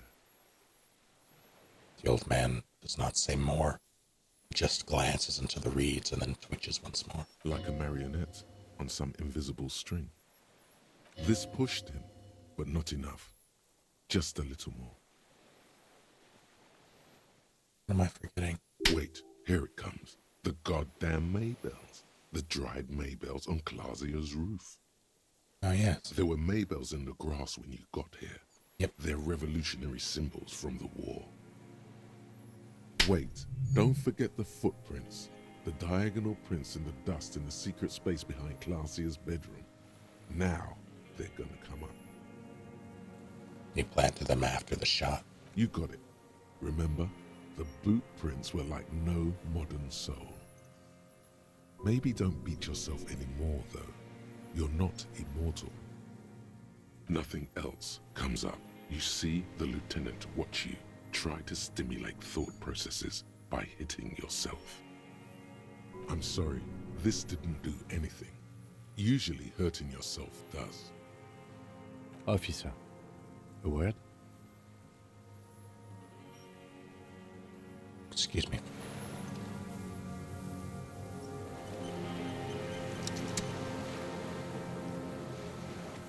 I think we may have this. The lieutenant whispers and gives the suspect a short glance. Think he did it? From nothing to this in a day. This is good, Lieutenant Gefreiter. We just need a confession first, and then maybe a solid motive later.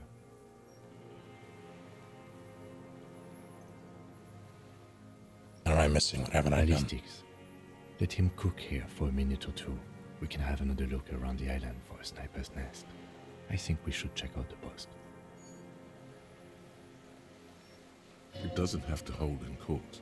Just establish a line of sight and he'll do the rest himself. How do you think questioning is going? Good. We are doing very good. He wants to confess, I can see that. We just need to pile it on a little more.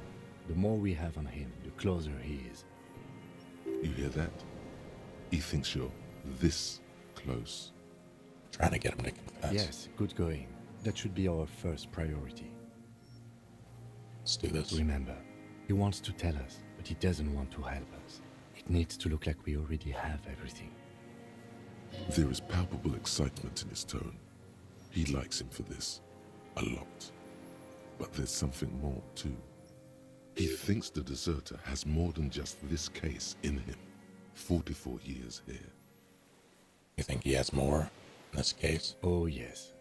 And he hasn't spoken to anybody in a long time. If we get him open, who knows what will pour out. No!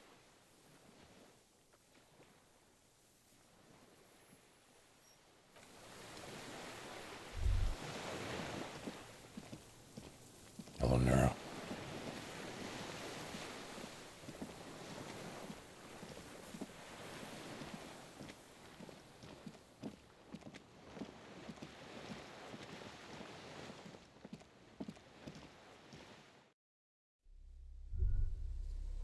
How goes it?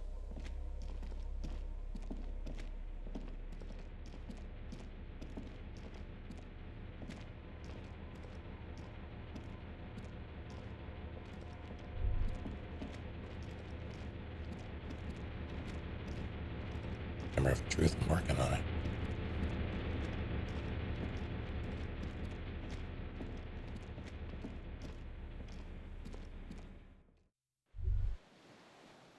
ICM? This feels familiar somehow. Sounds like the RCM. It does.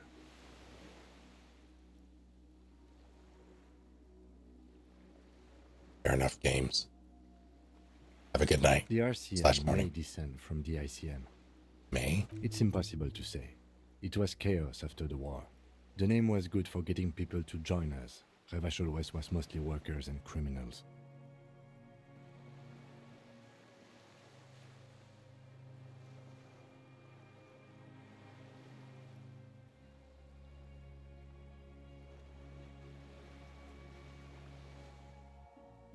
Nice political thoughts rush through your neocortex.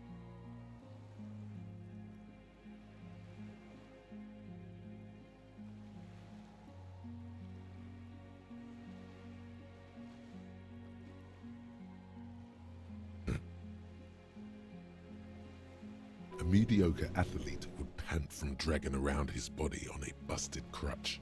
But not you. You're thinking about politics with blood dripping down your thigh.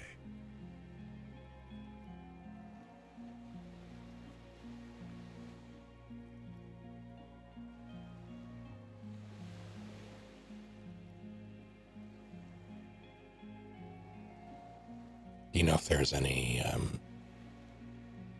like shelters nearby, Constable?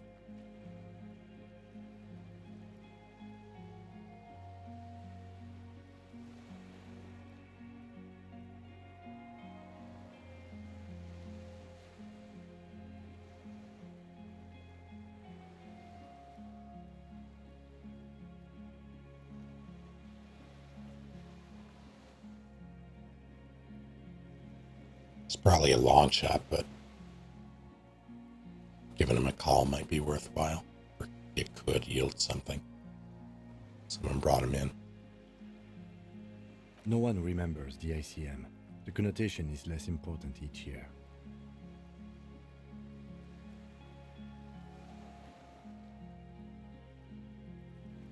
No spec stars, too. No, that's the uninhabited archipelago. A DeLorean-era symbol of Insulinda, known as the face in the sea. No, an upside-down star. With its horns in the sky, the symbol of the commune. What is the ICM? Insulindian Citizens Militia. It's the official name of the Communards Army, the black and white army of the Revolution. Sounds an awful lot like. Looks old. What's still doing here? After 44 years? That's not nearly enough to hide what happened here, Lieutenant Gefreiter. One of these barrels was still leaking fuel, as you saw. The city is full of things like this. Old bullets, guns, fuel.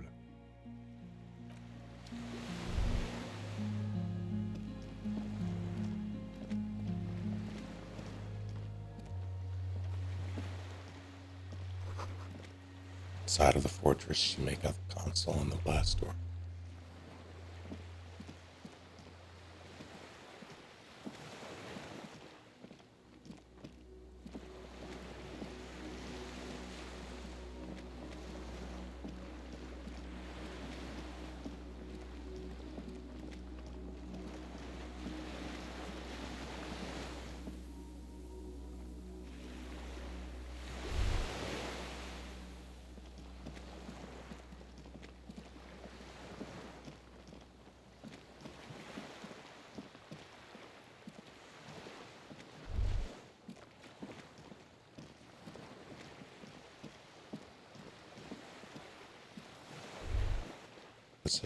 This is where I would have gotten fuel for the generator.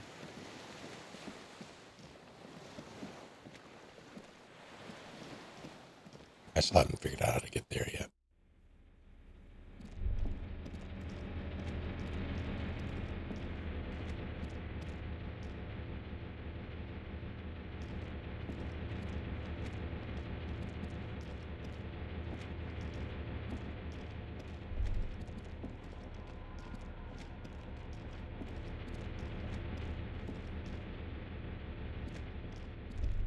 A dim golden glow and It's on.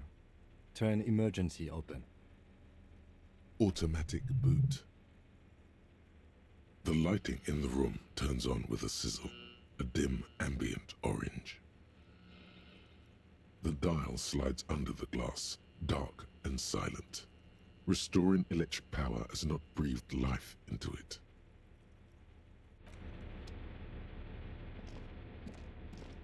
You know, that would have been too easy. Walking out of the door.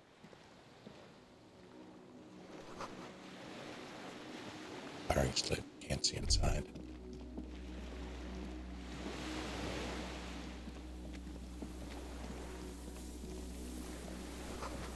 Must have been a direct hit to take out such a huge chunk.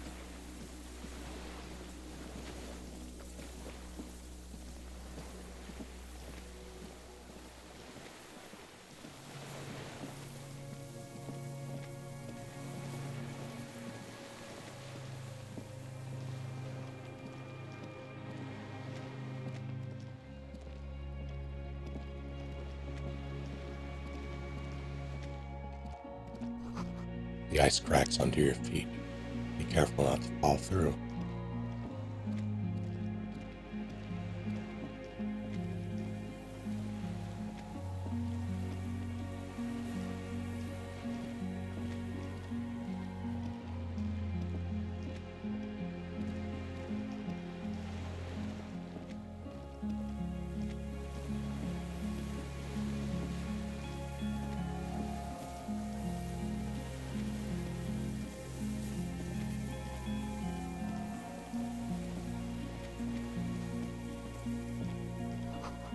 The winch is broken. Rust has eaten what remains of the chain. A strange feeling looking at the water. Maybe you should just wander off into the sea, leave it all, and walk in with a bottle in your hand.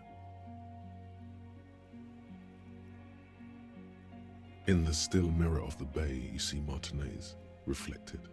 Tall edifices of ruins reach into the water, like shimmering towers. And the shacks too. Pine trees and motor lorries, upside down. Islets and posts, like stepping stones, lead into the water in front of you. Go, step in. It's been too long. Why? Perhaps there's someone there, under the water, waiting for you. Maybe you know it's going to hurt. Let's go. Yes, cold and still. But love is warm, like the inside of her mouth. No. Yes, yes, yes, yes. No. No. We're not starting with that. Not now. Not this time. This thought is over.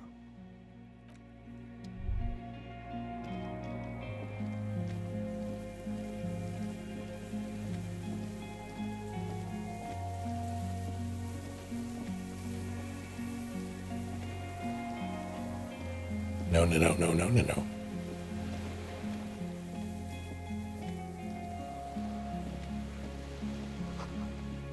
The pain in your pelvis makes you wince.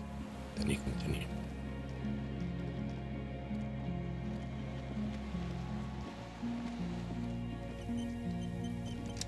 There's the fuel. The depot that supplied this chain is long gone from the coast. Old medicine cabinet newly stocked with druamine. Weathered artillery map showing coordinates in the Bay of Revachol.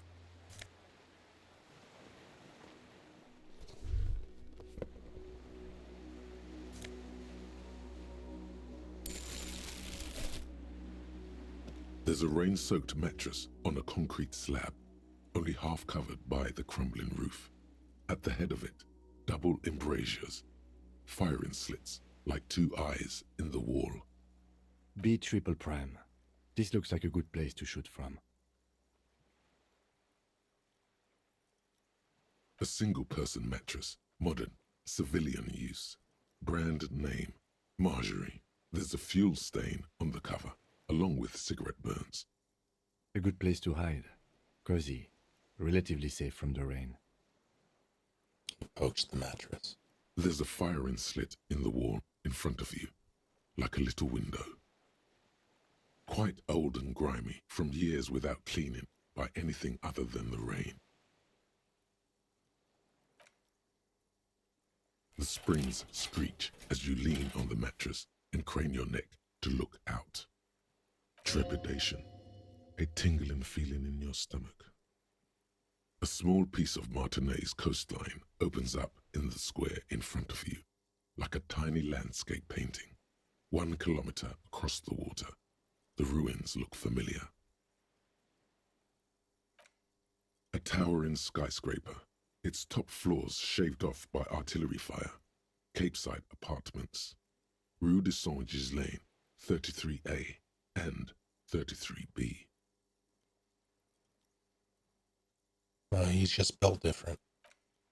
The red chimney and collapsed back of the 4-story tenement in front of the whirling in rags. Rue de Saint-Ghislain, 10. The doomed commercial area. Between the two, the box-shaped silhouette of the whirling in rags.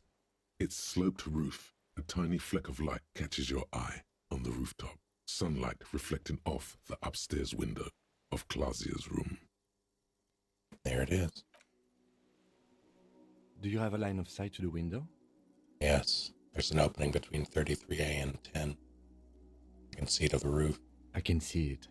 Through the scope of a rifle. The shooter would be prone, lying on the mattress, barrel resting on the embrasure. Cheek against the cheek rest, hand on the hair trigger, on a calm day like this. I don't want to boast. I think we have it. The origin of the shot. This is the sniper's nest. He pats you on the back. 3 small pats in a row. Affirmative. Why didn't we come here before? Why? We don't go everywhere in the 1,000-meter radius of the crime scene. That's not procedure. You're right. He looks north, over the fortification, then at the mattress. He's conflicted for a second. There's guilt there. It takes him a moment to rationalize it away.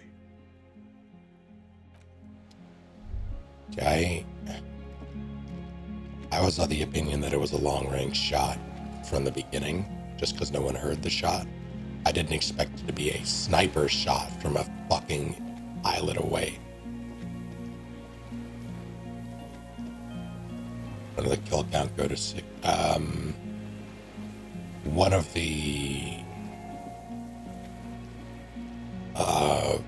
of the shooters is dead as well. One of the mercs.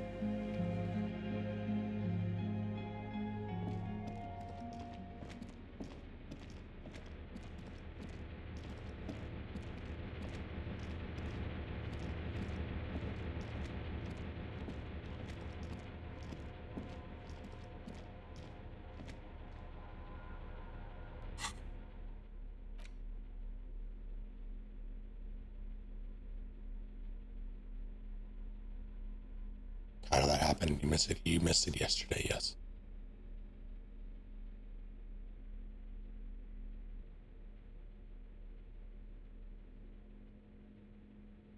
A lot happened.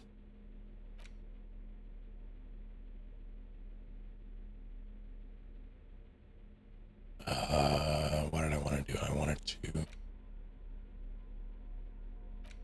I don't think the I bullet can. is still safely sealed away in a plastic bag bearing the RCM stamp. Can't do anything with this.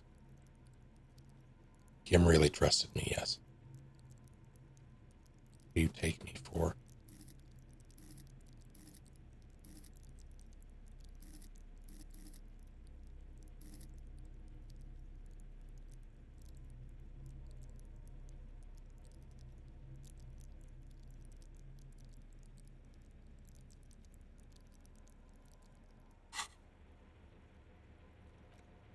Oops. If there's a way I can up that, I would very much like to, but I don't know if I can.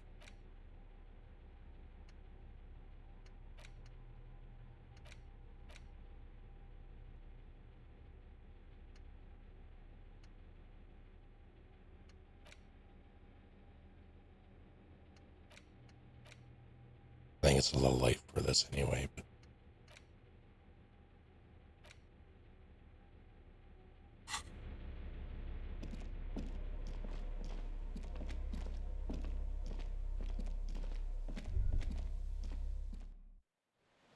gonna have to do it without it. Try to.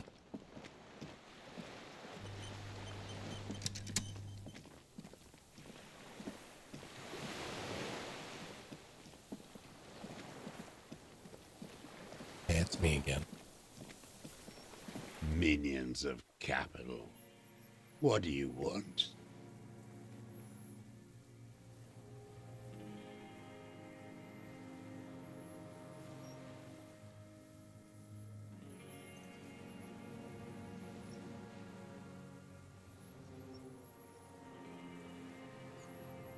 I suppose I could.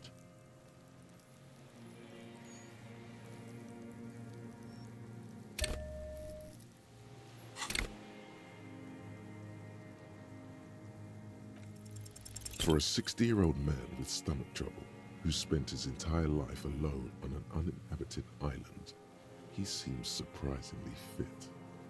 He's prone to erratic hand gestures and clearly malnourished. But that's it. You can see no more by looking at his slouched frame. The moment passes, and you say, Let's talk about you killing.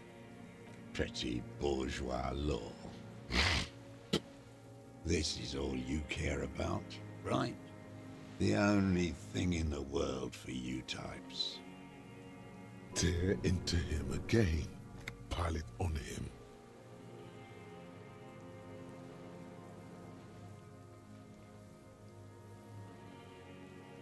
Maybell's behind the victim's window.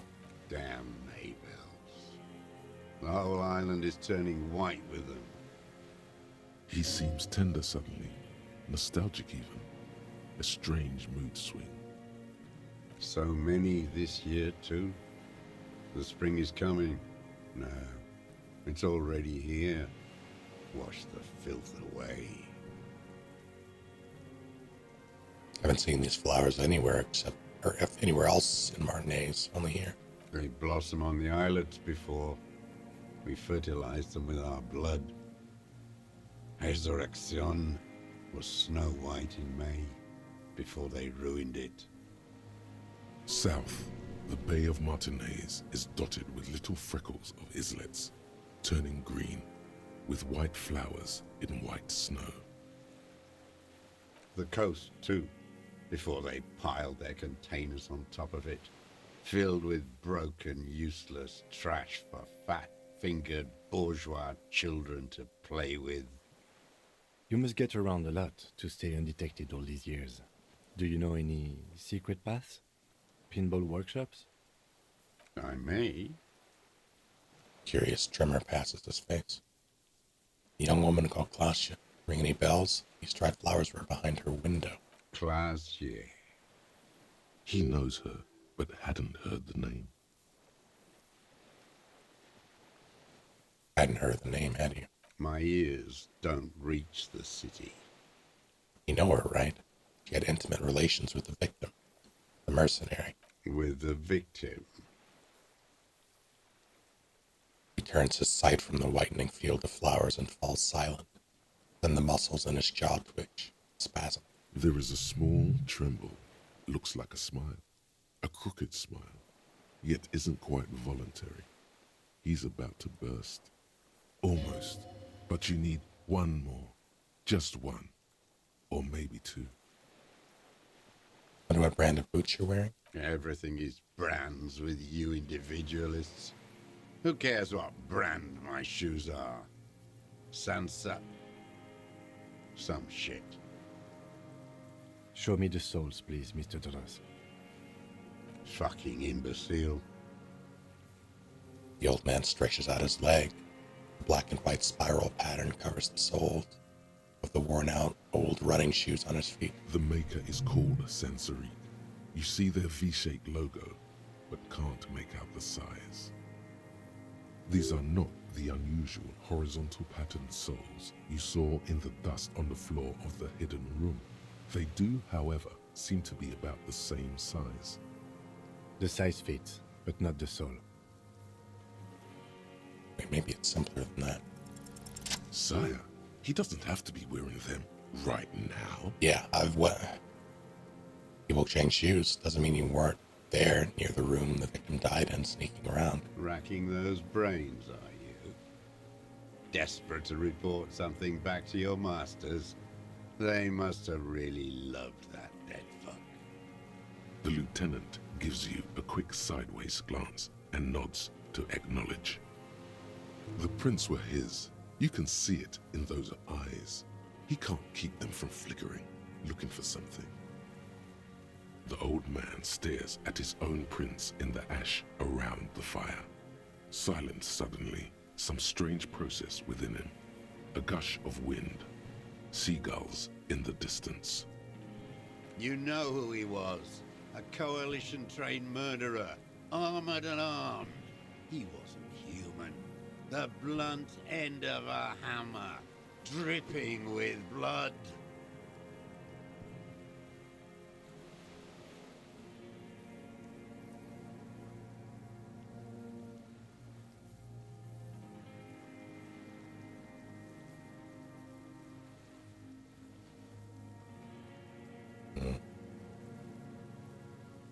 He was a person. Beating us to the ground. Moaning with joy. You hounds get so thorough when a company-trained killer dies. I haven't seen you on this coast for 40 years. You know, maybe I should have killed one sooner. There it is. Got your attention. Now you stop beating druggies and prostitutes in your basement. Now you come to investigate. Not when they die by the hundreds. He breathes through flared nostrils. This is it. Shot him. Shot him. Say shot him, not killed him. So you shot him? Oh, the inhumanity. One paramilitary less in Revachol. You can almost see him squeeze a tear out of his eye. His fist begins to tremble from the anger. The lieutenant raises his right arm to hush you.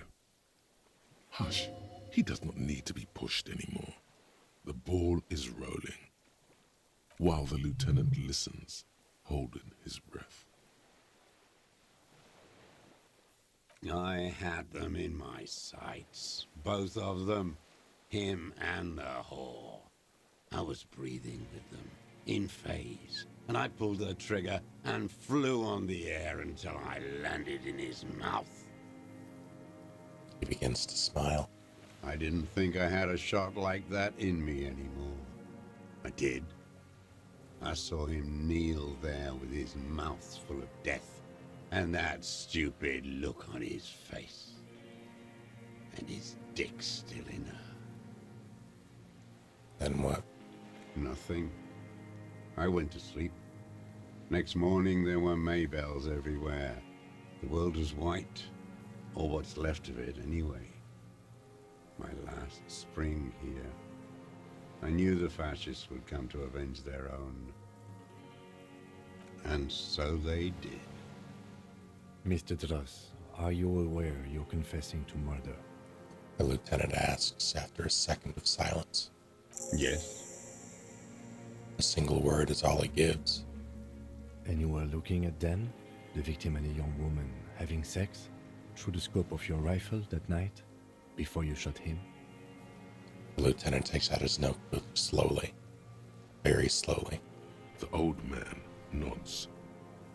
Why? Because that's what they were doing. He shrugs, then smacks his lips. The motive. This is where the motive is going to come from. You can coax it out of him. The lieutenant's preparing the ground. I don't understand. Do you, detective? I don't understand this part. Why were you looking at them that night? I'm always looking. He cocks his head to the side and turns his eyes to the city. Another tremor passes his right side, lower in intensity. Are you always looking through the scope of a rifle?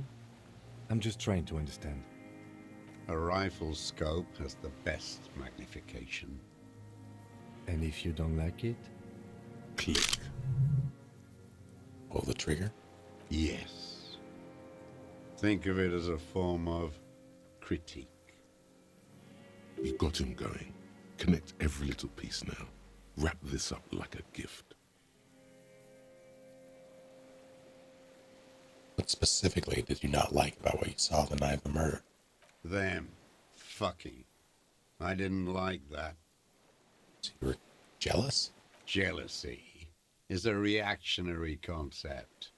I didn't like the Reaver enjoying himself, drugged out, soothed in the arms of a young woman. I wanted him to die so he could not enjoy life anymore. And I wanted to see his head explode. That too. She should know better than to hold a child murderer between her thighs. I knew he'd be there for one more second, writhing. That's all it takes for the bullet to reach his head. Now that I think of it, I wasn't aiming for his mouth. I wanted his brains to spill out on her. But you can't have everything. This man has seen past her, like you did. And now he longs to see her covered in blood. To punish her.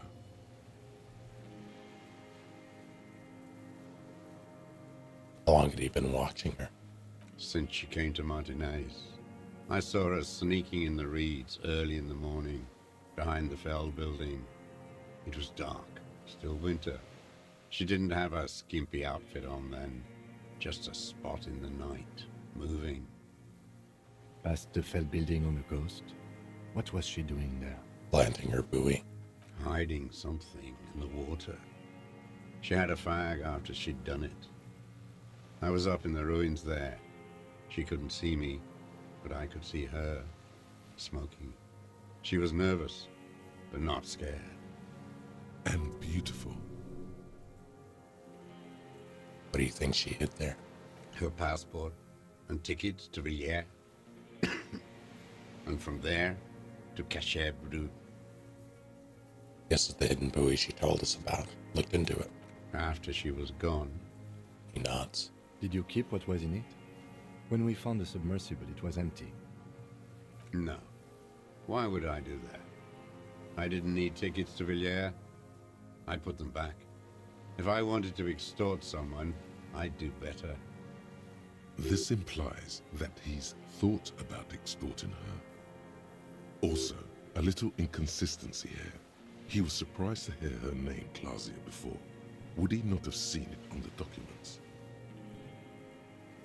We already know that she had a different name on the passport.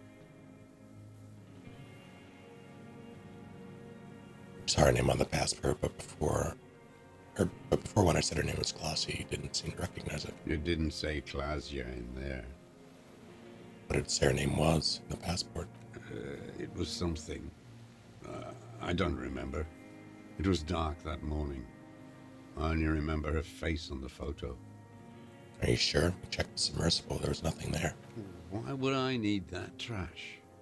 I'm not going to Villiers. A strange confusion comes over him from time to time. Some kind of aberration of the nervous system.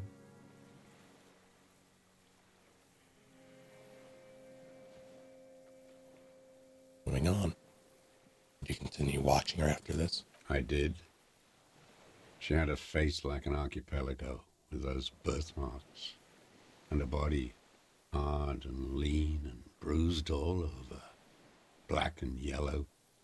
I could see she's taken a beating. I could see who she was, too. A spook, on the run. Revachol's the cloaca of capital now. All the bagmen and arms dealers end up here to do drugs and have sex like animals. You could tell she was a spook from the documents? She had different color hair on the photo, and glasses. Forged. Some sordid bourgeois affair. I've heard about this kind of thing on the radio. He's setting it up for you. The bruises, you can't make that out in a scope. And you could see her bruises through the scope of a rifle. You can't see bruises through a scope. It's just a blur. How? It quickly comes to you. Ever see her through a window on a roof? Mm-hmm. Bending like a bow against the glass. You've been through the secret route behind the whirling in rags. Those were your footprints. You just changed your shoes. I've been through all of Martinez. Every nook and cranny. That too. Yes, that too. The things they did in that little room. What she'd do to feel good. Funny the way light works. You turn it on inside, and it gets so dark out, you can't see a man looking in. I learned that in the 20s, when they were still hunting me. I've seen people do some shit, but... He keeps shaking his head. Those two took the cake. You hear the familiar scribble of the lieutenant's pen. A quick glance at you. One more loose end down. We're doing this, detective. How did you get in there, the Hidden Pinball Workshop? I can just walk in there now after a good wash. I told you, they think I'm an antisocial. There it is. Closing hour is a good time. Called it. The kitchen's empty. You had to open the steel door in the kitchen? How? I got that open a long time ago. Some bourgeois game merchant lived there. I don't know, 15 years ago. He left spare keys all over, and I took one. Then I saw her turn the light on one night in my scope. He points toward the whirling in rags. Andy found use for it. A spare key, like the one hanging behind the Union Box window.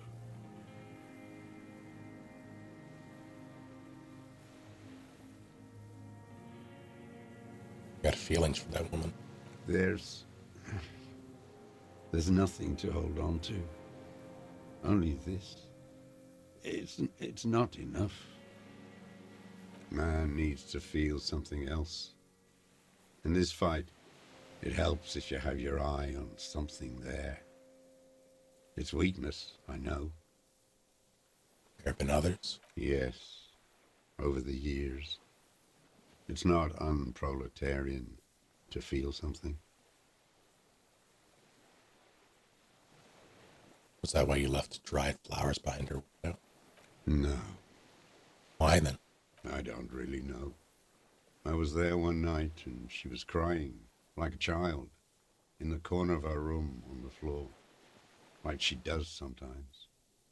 And what's this? The day after I killed him. You brought her Maybells. Yes.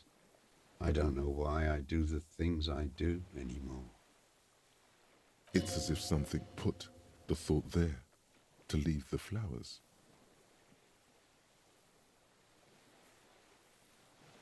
Something put the thought in the compulsion. What do you mean, put? He raises his eyes. They're round and wide. A brief flash of terror. Just got this feeling. What you said, do you agree? Maybe. I told you. I have holes in my brain now. I wouldn't just sit here waiting for you. A sudden pang of rage. If you came 10 years ago, I would have killed you. He wipes his eye. In the silence, the lieutenant draws a line in his notes, then nods at you once more. One more down. You wanted to punish her, so you killed him. She practically breastfed that man. You wouldn't believe the things she let him do to her. He shakes his head and stares at the ashes. Wiley stands here and rots.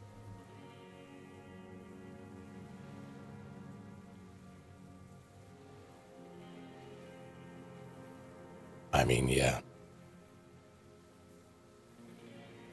But that's...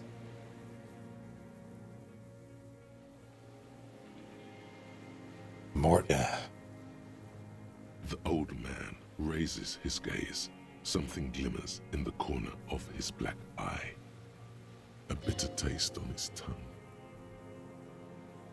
So in conclusion, it wasn't about him. It was about her. Her. He repeats, staring at the ashes, then the reeds. There's a twitch in the corner of his eye. The lieutenant nods at you in acknowledgement. That's it. Motive. We have it. Where is she, that Clasier? I haven't seen her there for days.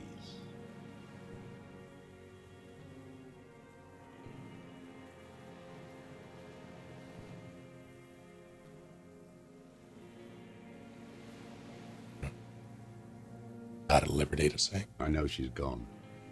Locked up or on the run. She kept staring into the scope, you know.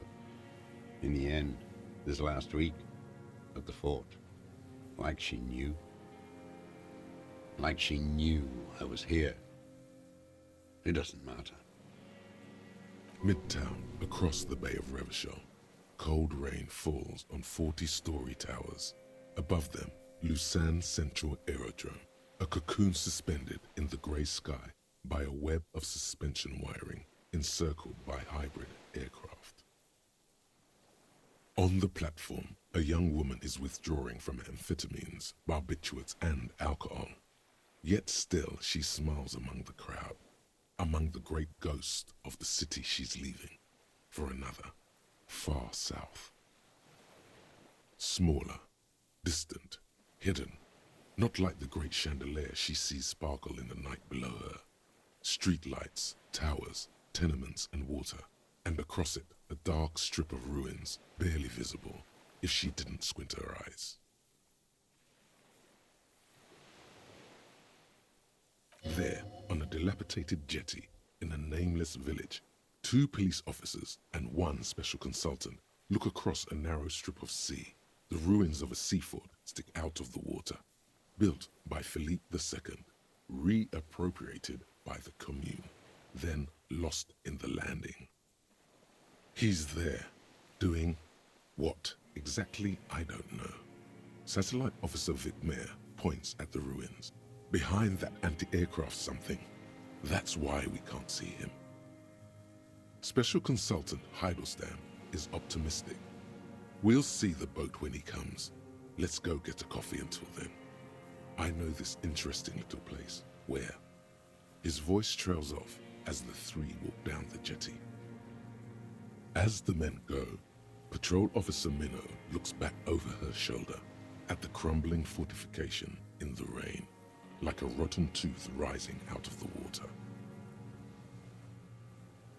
Good luck, Harry, she thinks. You need something good for this. We could get more. We've got him talking. Who knows what he's seen and done over the years? You could get more out of him. He likes talking. Enough. Take him in. Bend his arms behind his back and end this.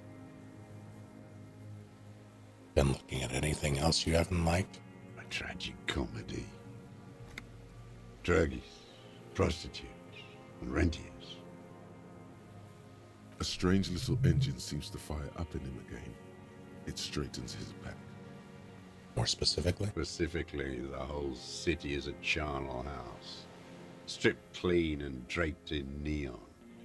But Martinez is the worst. How come? Because of the racists. Everyone is a racist in Martinez. It's their favorite thing to do in the whole world. Listening to race-themed radio shows.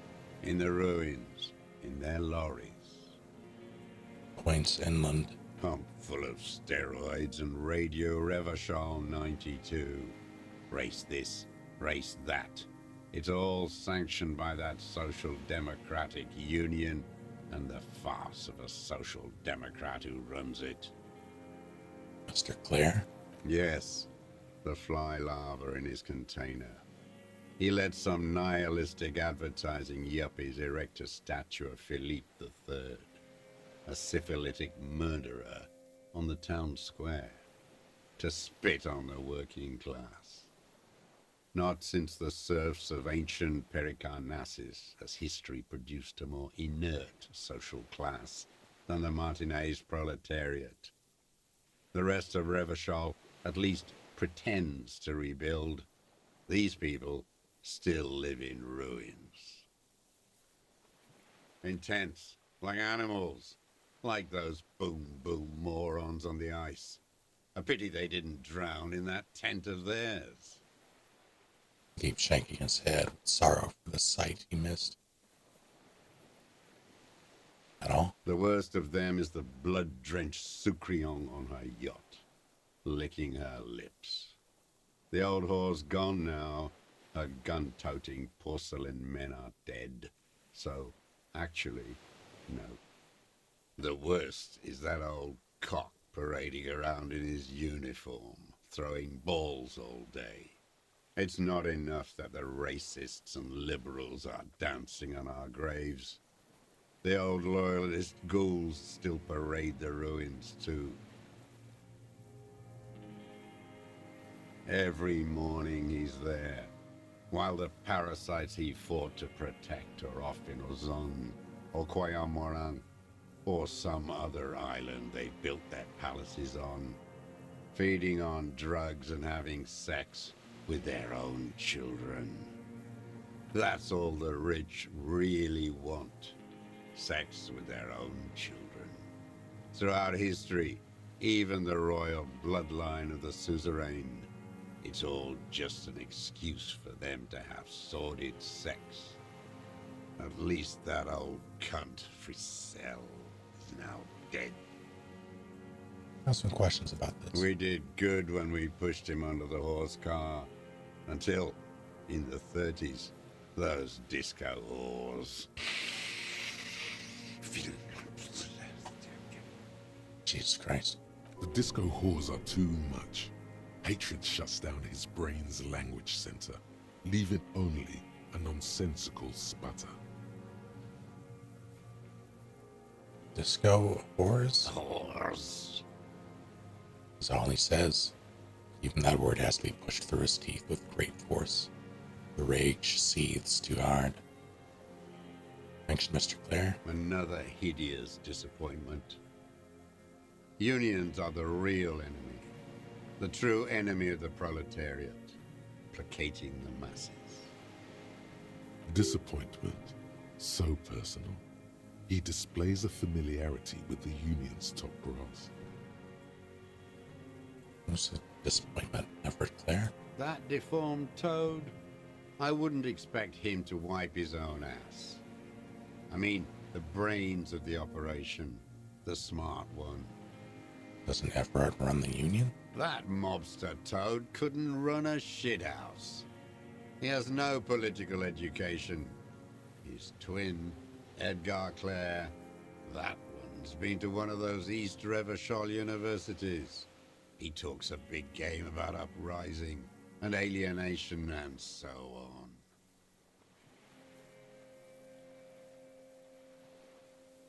You should talk to Edgar. I forgot he had a twin. First against the wall with him.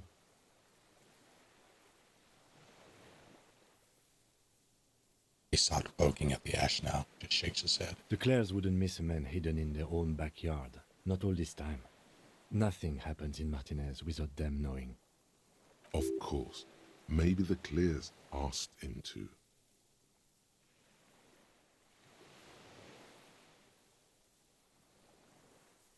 Remember what I said? Remember me saying exactly this? Like 2 streams in a row. You approached them? I haven't approached anyone. I hid. It was Edgar who came to me. How did he know you were here? He didn't just stumble in like an oaf. He figured it out. Some kids told him about a monster on the island. I told you, he has brains. He points to the path leading the tower. Stepped right off the boat and walked down where you came. I even kept the door open for him. Thought he was a man of the left. Wouldn't rat me out. I was right about one of those things. When was this? 20 years ago. Neither of them could walk now, could they? They were less fat then. That's around the time the Clears came to power. What do you talk about? Edgar did the talking.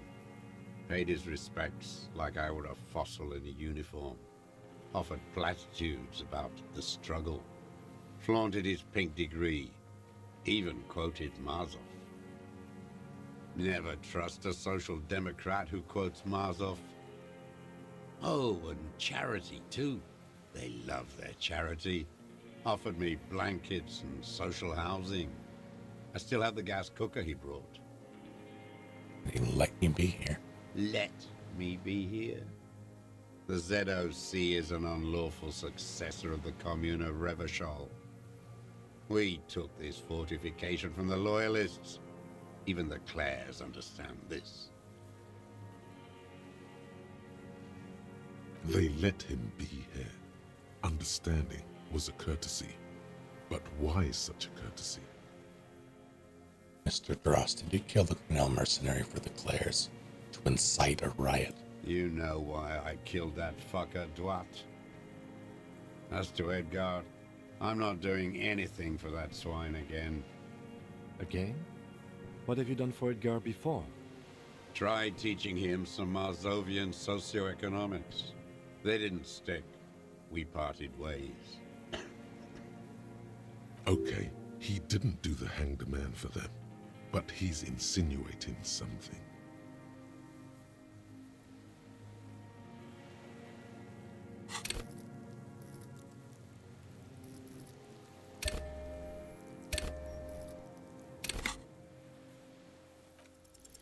The connection comes to you like a splash of cold water. Dark, cold water. 20 years ago when you met Edgar, Clares didn't run the Union yet, did they? Hey. Sputter from the old man.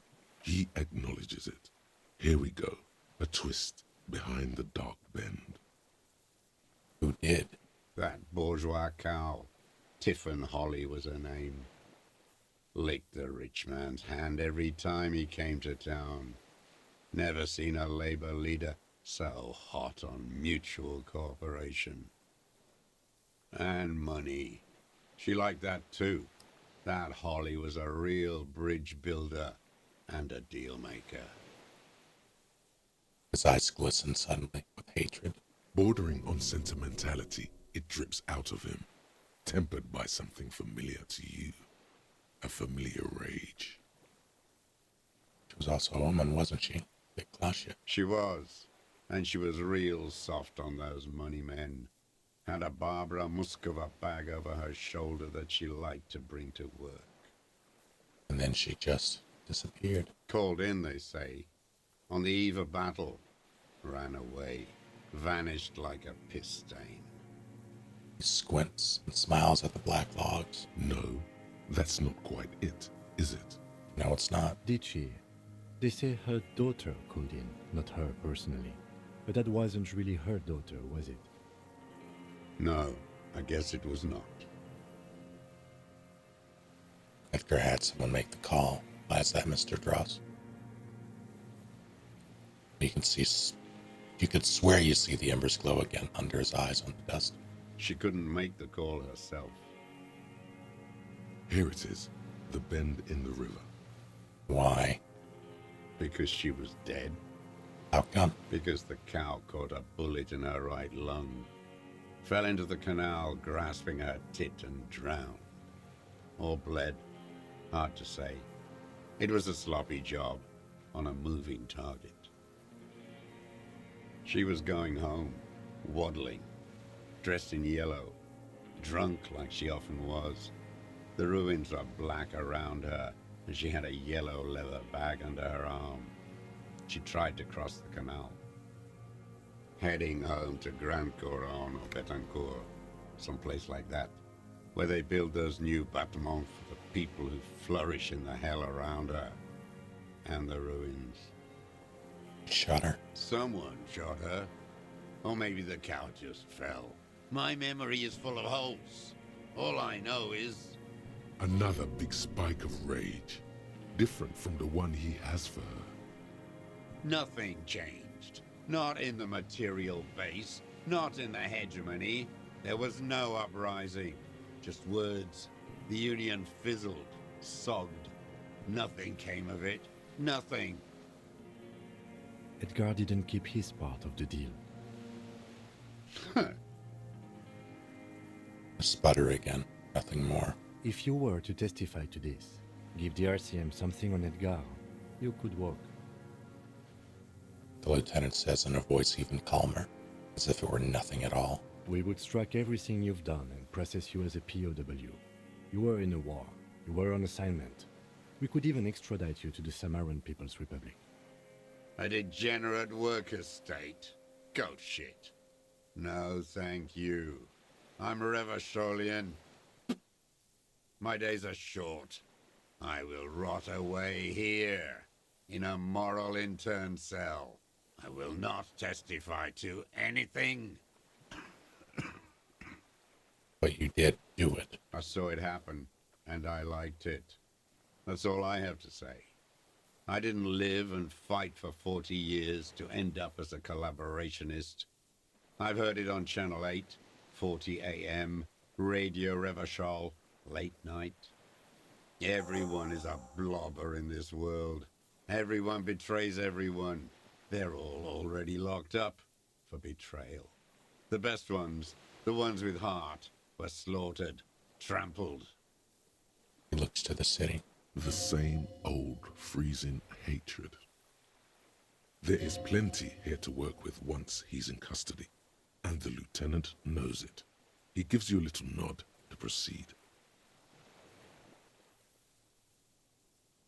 Every fucking morning for 34 years. Throwing that ball. One ball against the other. I've always loathed that game. That is not a working class game. I don't care what they say on Radio June. What does that mean? Royalist ghouls played like it was life itself. Click, clack across the water each day. And that uniform, like a parrot plumage. I won't even mention that he's a traitor to his race. A Patank maniac race traitor.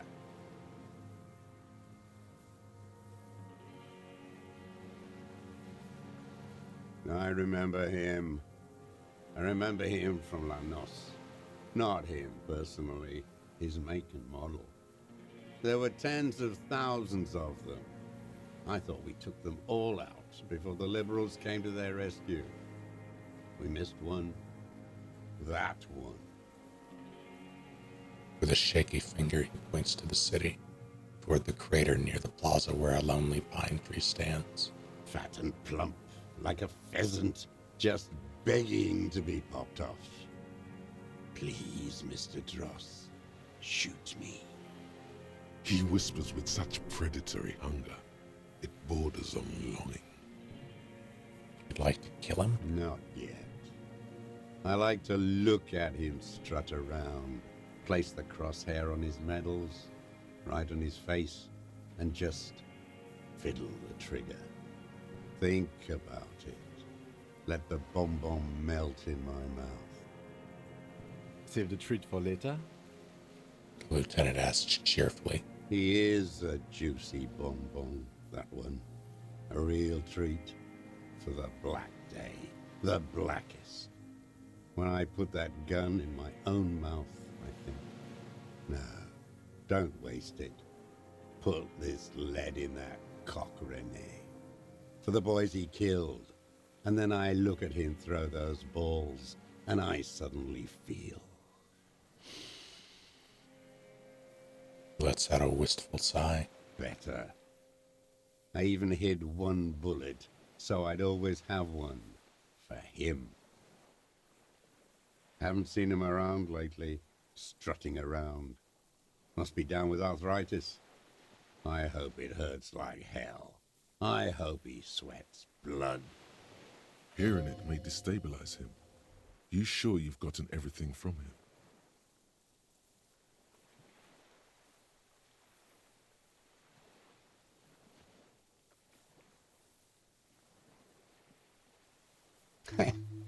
Yes, of course.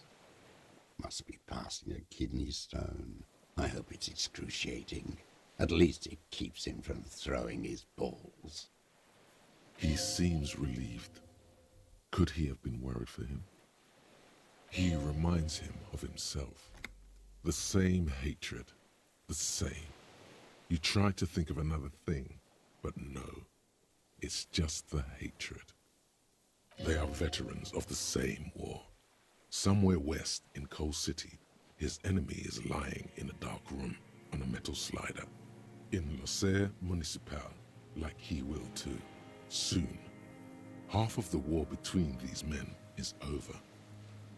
With an agitated gait, Satellite Officer Jean Heron Vichmer paces the jetty, 22 kilometers east in Martinez. What could he possibly be doing there for so long, he says. Police work? Patrol Officer Judith Minot replies, with a tinge of hope in her voice. Tinge of warmth, too, against the cold air rising from the water. Yes, where is he? I hope he doesn't have debilitating arthritis. Or kidney stones. He can still come out to play with balls and get shot in the head, right?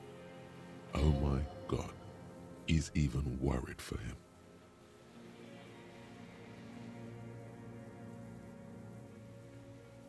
Renee is dead. He died of old age a couple days ago. No. Yes. I waited too long. I waited too long and now he's dead? I'm sorry, Mr. Dross. I understand you knew him for a long time.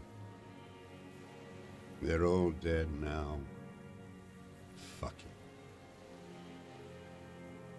If he really wanted to kill him so bad, he would have done. There must have been 1,000 black days on these islands. His health ailing.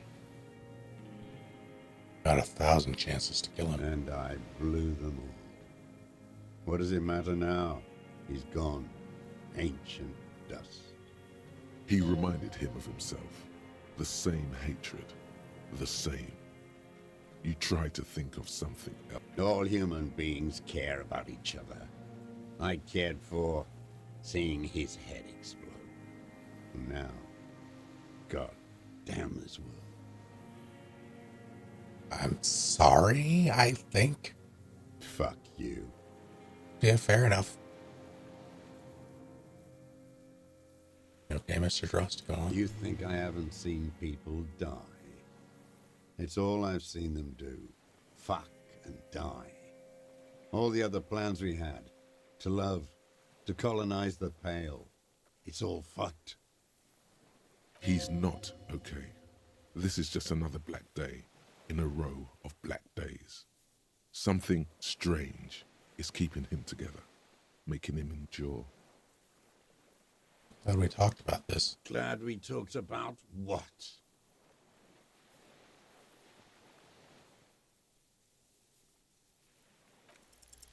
What strikes you about this gaunt man is not the stomach pain, or the cough, or the malnutrition. It's precisely what you could not see before. For a man who spent 44 years hidden in the urban wild. Surprisingly okay. Indeed. He speaks fluidly. His movements are rapid, if erratic. His voice, despite the cough, is there. It is capable of expressing complicated ideas. Above all, he seems animated. By what? It's a mystery. This animation comes at a cost too. Erratic hand gestures, thought processes cut off like threads, as he just stares at the logs or the reeds. He also suffers mood swings, bubbling to the surface, unconstrained by his nervous system. Great leaps of emotion, from anger to grief, despair. Dementia? You've seen demented people before. This feels similar, yet different. When his thoughts move, they are lucid, keen even, not senile. Is it some kind of substance damage? Like he's addicted to something? Not only the painkillers he's clearly on.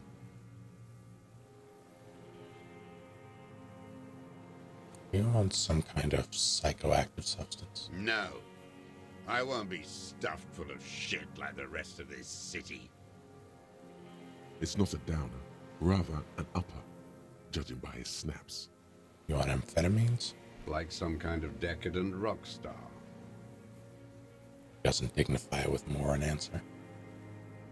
Wouldn't a foul temper be a byproduct of his or his life? Perhaps, but his seems more than that.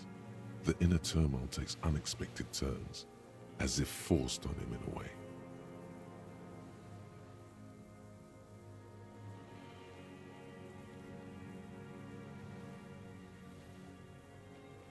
In summary, you sense some underlying neurological disorder. How's your memory? No, I'm not okay. I shit blood, and I'm surrounded by insane people. There it is again. Erratic hand motions, bouts of rage, and the stomach thing too, of course. Could it be a symptom of overdosing on something? Something even you have not tried? Keep your eyes peeled.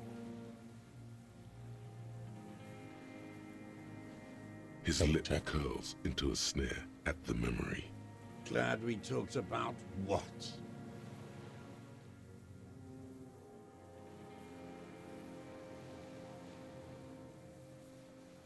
Yosef Bilyanovic Dros, you're under arrest. What? But you said I would be taken to the... This terror is the sum of all the uncontrollable movements and mood swings he's been exhibiting. The wind picks up. The silence on the water is broken all around you. Little shivers of waves appear. The lieutenant continues, like an incantation. Your wayfarer rights have been suspended. Information provided to the officers on the scene will be used against you by the prosecution. You will be given legal counsel within 1 week and must face court in 44 days. Do you understand? Do you understand? But... You understand, sir? No, I don't want to. I have to stay here. Looks at the reeds, eyes submerged in growing terror. He's not afraid of jail.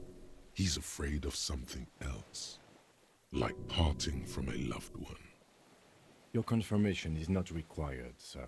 Now on to the boat.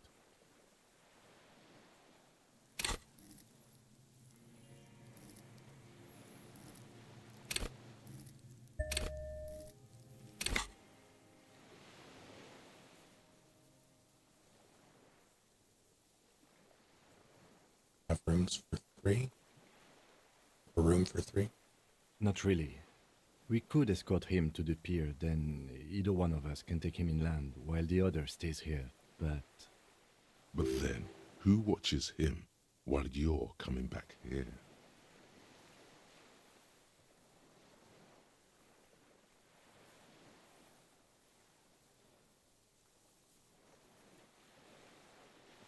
Watch some there while I come back. You come back for me? How about I go and send a boat back for you? What is this farce? This is a fucking farce. I can't. Lillian, you could ask her maybe. Maybe I can ask that nitpicker to watch. This is no harmless old man. Lieutenant shakes his head. This fucking world. This world. What is this? No, listen. Listen now.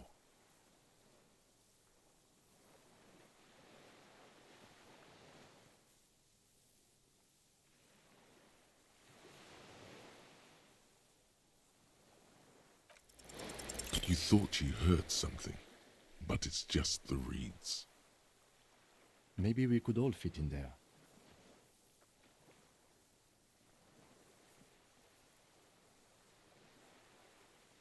Come back for me once you've taken him to the precinct. No, it would take a whole day on this island. You go and transport the prisoner. I'll be here. I can escort him to the pier with you. I don't need to be polite. Don't do it. This world. What are you talking about? Is this... We're in danger. Us? The wind is cold from the east. Your skin is crawling suddenly.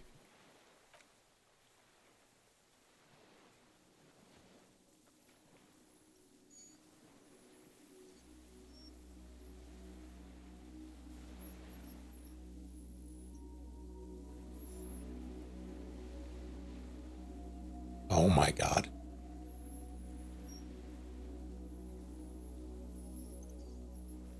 A delicate tangle of arms and legs unfolds from the reeds, limb by limb, to then just stand there, moving its scythe-like arms in ghostly silence.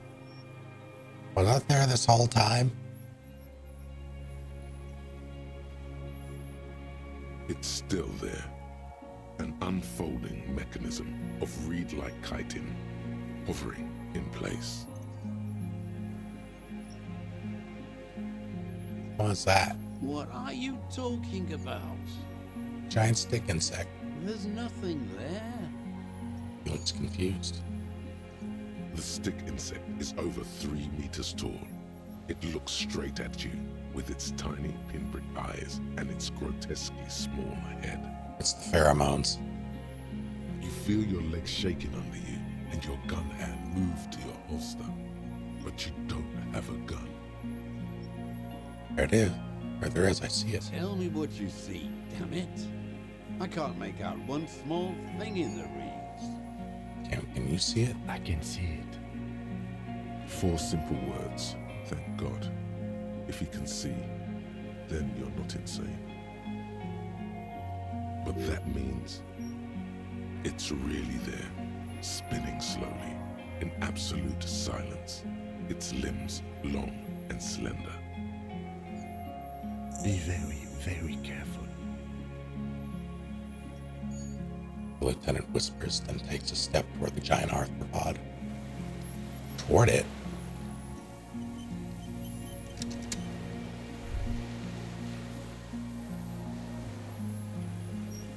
Hi.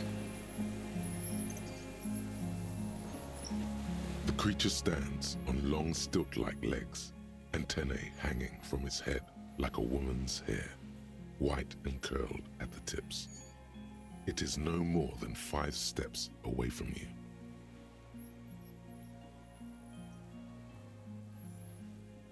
Reed-like tufts stick out of its joints. As the insect moves its forearms, it produces a faint hiss, like a reel-to-reel machine spinning after the tuft breaks. Of course, we marked by style. Oh my god. This is it. It is. With the familiar ring of his jacket unzipping, slowly, painstakingly so. You glance over your shoulder. The lieutenant holds a piece of milled aluminium. He begins to pull it open, extremely carefully. It's the camera.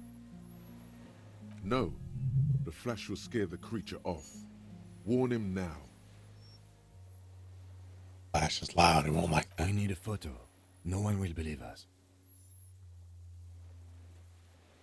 From the corner of your eye, you see a sudden cascade of motion ripple through the phasmid's limbs. A series of ultrasonic clicks fills your ear. I am not palatable. Do not eat me. I am afraid.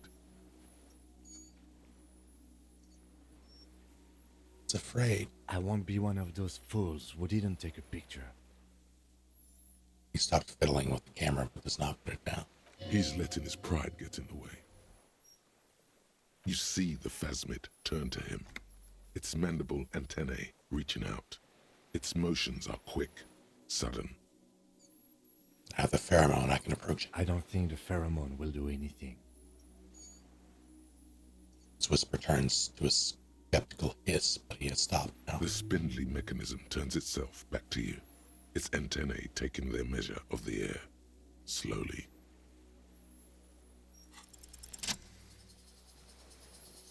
If I fail that Slowly, 97%. with breath held, you take 2 small steps toward the phasmid. The creature lets out a series of ultrasonic clicks that swarm around your head like swallows. Like laughter, a sort of happiness. Sweat drips from your brow, soaking your chest. You reek of it, your chemicals. Hissing and clicking, it extends its mandible-like antennae to greet you. You're right below it now, looking up at the colossal chitin of its white limbs. The head of the creature is crowned by reeds, and its eyes are like small droplets of water. The insect stops its stridulation, seeming to observe you. Below its crown of reeds, little pinprick eyes detect motion, glittering. The world stands still around you.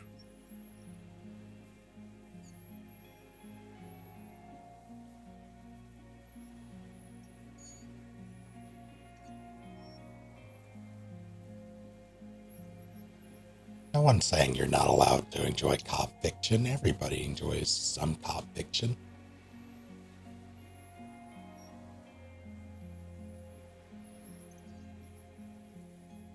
Just like you have your preferences for whatever it is, for your opinions about it, people have theirs.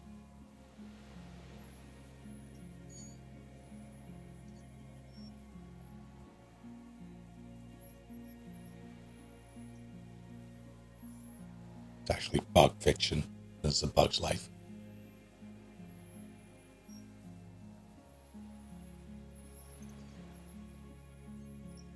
Suddenly, there is silence. No, stop. Be afraid.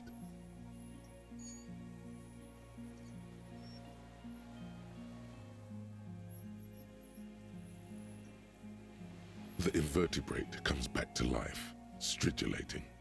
Sets of complex eyes follow you, moving in tandem on either side of the insect's small head.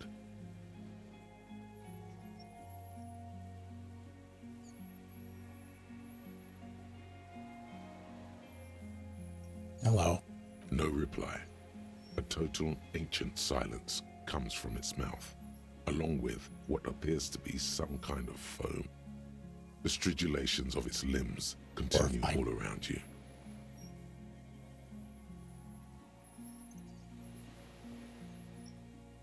The invertebrate stops, raising its scythe-like arms and tilting its tiny head, formed from the fused plates around its mouth. For a second, the effigy is frozen. Then it nudges back into motion with a click. I exist.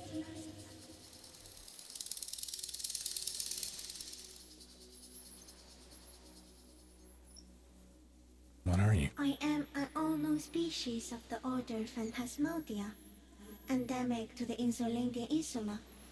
For the last 350 years, I have hidden in plain sight, masquerading as the reeds, molting, cloning myself, unfolding at night to play with trash bins and boys. It may have unknown, dangerous biochemical characteristics that help it maintain its camouflage. No one unnoticed by the first settlers and the land surveyors of the suzerain. Also, by the soldiers of the revolution and the officials of the occupation. Even the Semernese islanders who came here first, but did not stay, have not seen me. I have stayed hidden through 4 forms of government and 2 scientific revolutions, until I was accidentally discovered by a detective of the citizen militia in Revelshore, district of Martinez, March 51.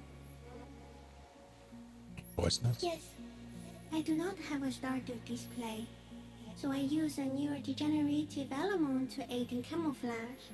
Do not worry, it is only destructive over long periods of time. The deserter. He's been here for a long time.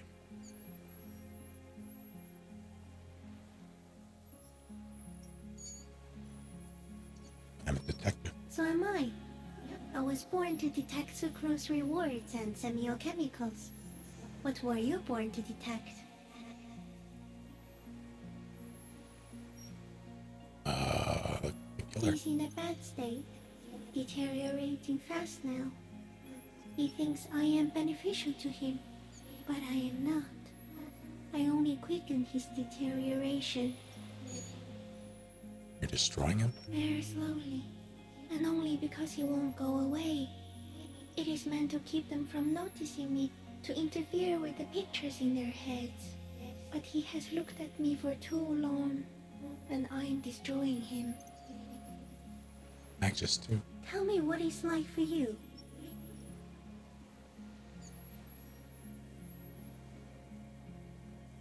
Male. What is your illness? I'm bleeding. I smelled it. As soon as you stepped on the island. Strawberries. Fresh bursts of red strawberries. Ripe, turning riper. Soon you'll be rotten. Now I will tell you how it is for me. For me, it is a series of half-lit images. A kind of darkness being intruded upon. Transient, dim, moist. Intruded upon by what? Shapes of plants and animals, and internal sensations. A swarm of sounds, tiny vibrations on the inside of my forearms. All speak of complexities totally beyond my understanding. I am at the end of a narrow funnel, weightless, so light, it only feels like something to be me. In truth, perhaps I'm nothing. I certainly do not have a soul. And if I did, it would never ache. Sounds nice. Are you sure? Why do you ask? Sometimes, when molting, I will grow a lost limb. One time something went wrong, and a small leg replaced a missing antenna. That's cool. No, the leg tried to move around independently, making it hard to walk. You don't have a foot there now. Thankfully someone ate it. The next time I molded, I grew an antenna again. Someone ate it?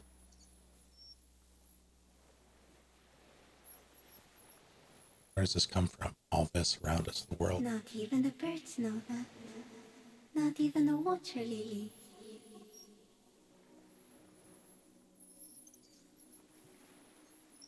All we can do is beat our fists against it day after day with no answer. You can also eat it. If it's a leaf, you can put it in your mouth. Yum yum. Or read. Is this a dream? No, you are awake. I am real. Light is forming me. This is real. It's insane. No, you are. The moral of our encounter is, I am a relatively medium life form, while it is you who are a total extreme madness. A volatile senior nerve system, ominously new to the planet. The Pale too came with you. No one remembers it before you. The Nidarians do not. The radially symmetrics do not. There is an almost unanimous agreement between the birds and the plants that you are going to destroy us all.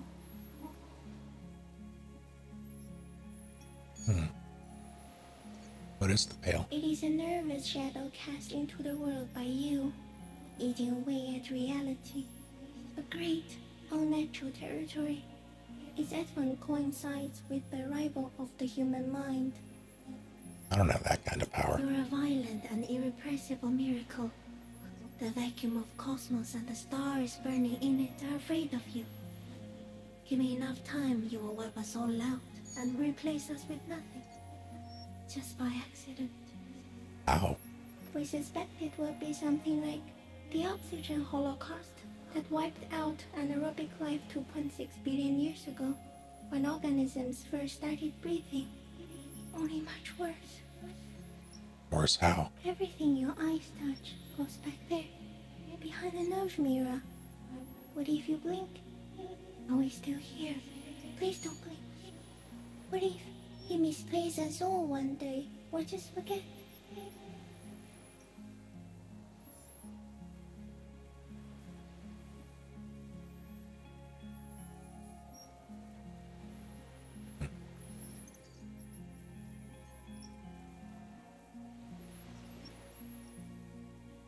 I'll be extra careful not to blink. Please be. Or one day, one of you will close your eyes and sigh, and open them to see that none of this ever existed.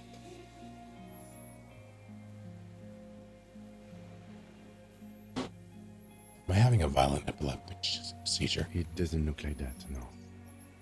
What does it look like? You're just staring at it.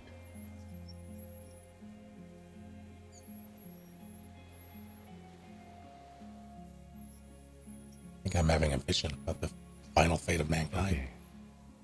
Is it somehow related to the case? Sort of. I think we should take the picture, and then you should back away from the unstudied species. Would win in a fight between the human consciousness and the technological singularity. Google, probably. Say goodbye now. I have no more thoughts, that was all. No, there is one more. You're the kindest.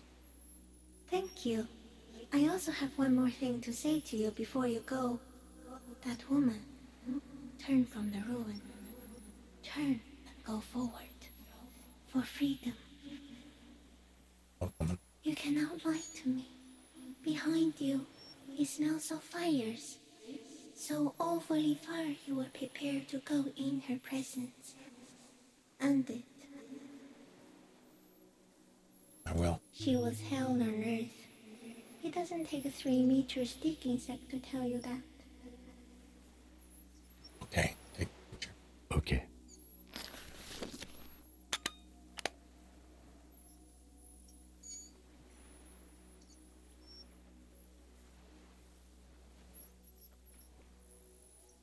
Slow ring of metal, the lieutenant slides the lens open and raises it to eye level. There is no change in the insect's motion while it's being aimed by the camera.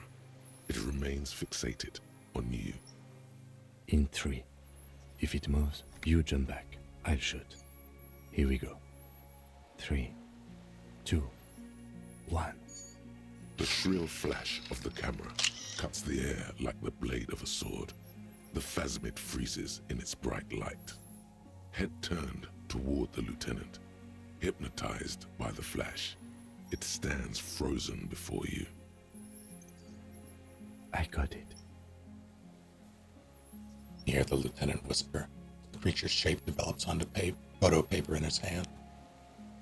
The polychrome ghost of white streaks against the reeds in the sky, and you as a shadow before it. For all time.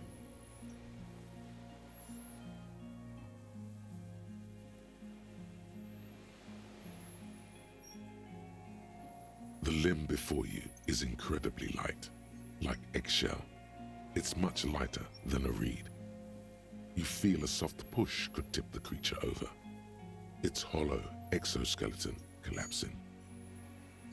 A sudden shiver passes the limb. Looks like the creature is awakening, wave by wave from its stupor. Some sort of countdown process is happening.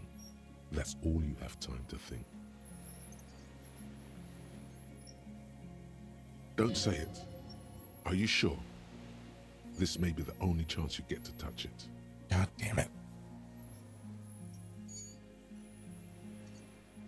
The arthropod towers above you, frozen in place. A twitch passes one of its hind legs as you. The antennae hang from a great height. With your hand shaking, you barely touch the tip of the left whisker. On contact, the chitin curls into a spiral, like the tip of a poison ivy. Its touch on your fingertip feels cold, ticklish. The sensation is electrifying, resounding through your body. It is surprisingly delicate, the curly end of the whisker, like a young vine. It's even a bit wet. Looks like someone's got hurt in a fight. This antennae is much smaller than the other one. Be careful, detective. It's moving. You were right. It glistens with some kind of moisture. The creature in front of you stays frozen. What? No, absolutely not. We gotta back off. Another shudder pulses through the creature's limbs. It jolts back to life, like a record continuing where it left off, in a swaying, praying motion. Even the small black pearls of its eyes do not stray from you. As you're turning away, the phasmid mirrors your movements, stepping on the water, the long limbs carrying its feather weight without breaking its surface.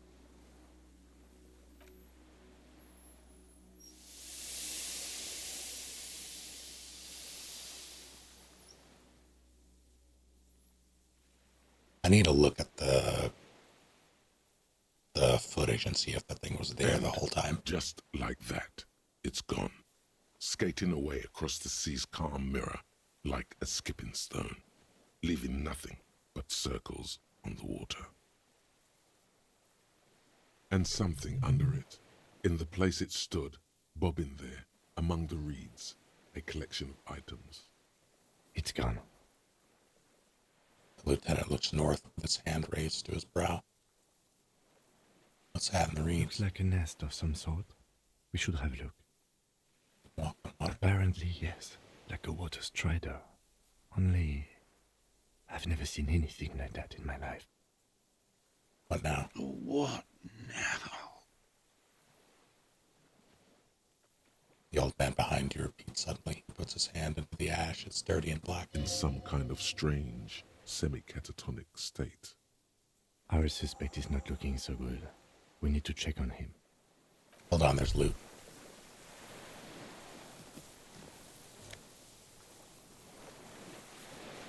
There's the helmet.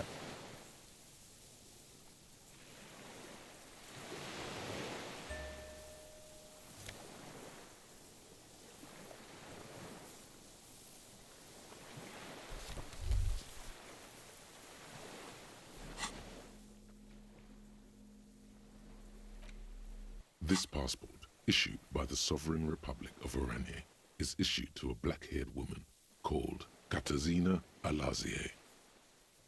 Classia's hidden documents from the MT boy. It's Klasia, with short black hair and glasses. She looks boyish, younger somehow. An old photo, before life came and did what it does. What's this doing in the Phasmid's nest? Maybe our man, Mr. Dross, took it from Classius, or whatever her name was. Hiding place, or...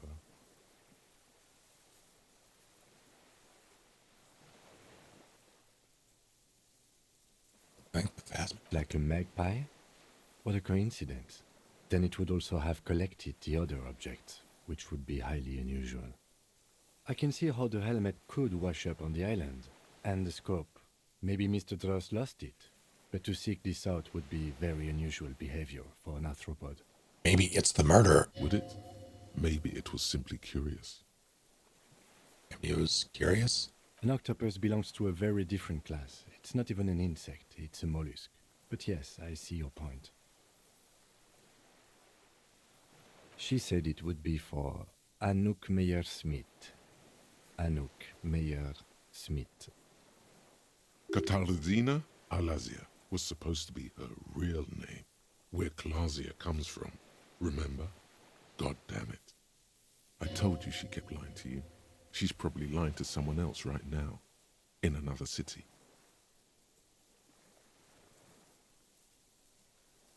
It's supposed to be her real name. She lied to us. Yes, somehow she managed to lie to us. One more time. In a way, she's still lying to us right now. What's her real name, then? I don't know. But it's not Katarzyna Alasia, or Klasia, or Anouk Meyer-Smith. We didn't even scratch the surface with her, detective. Perhaps it's better that we didn't arrest her. Who knows what hell she'd be raising in my district by now. Yeah. Well. Alright. Let's get you to bed. What is it? What do you want from me? I can't go. Why not? Something is very wrong with him now. How can you not see the Phasmid? See.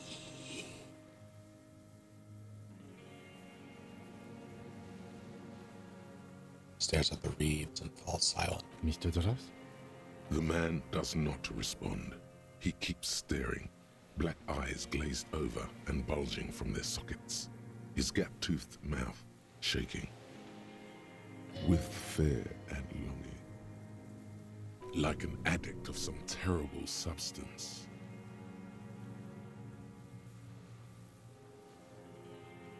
The plastic cape feels coarse. A light shiver passes the man. Other than that, no reaction. He feels small and frail. He's going into some kind of psychomotor immobility. The good news is, this solves our transportation problem, doesn't it, Mr. Dross? The trembling mouth appears to sigh. Between this and the broken tire he's used for a boat, I think it's safe to leave him here, while we go and get help. It will need to be medical first, I'm afraid.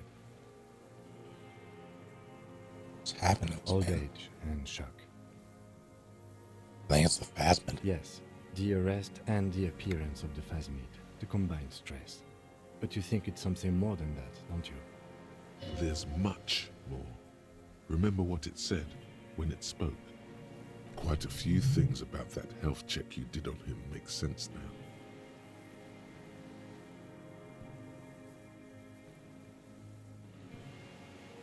You couldn't see it. It's just the reeds. That could be part of the shock. But you're right, something is off here. Mr. Dross. Touches the man's shoulder. No response.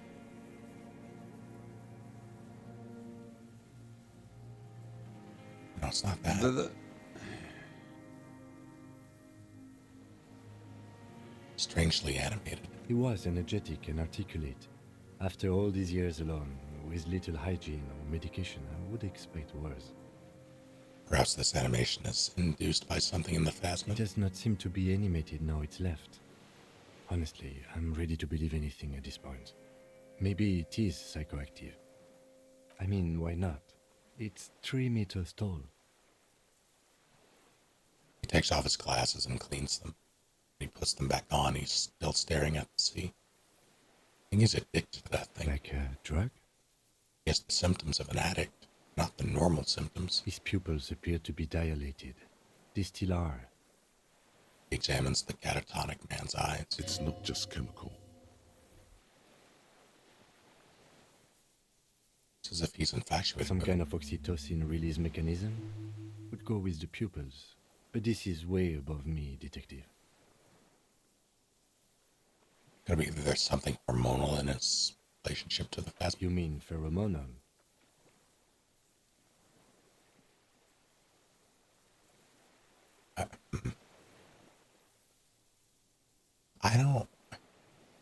I didn't get that from him.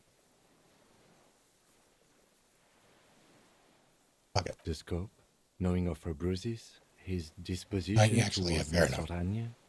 I see what you mean. Talked to the phasmid.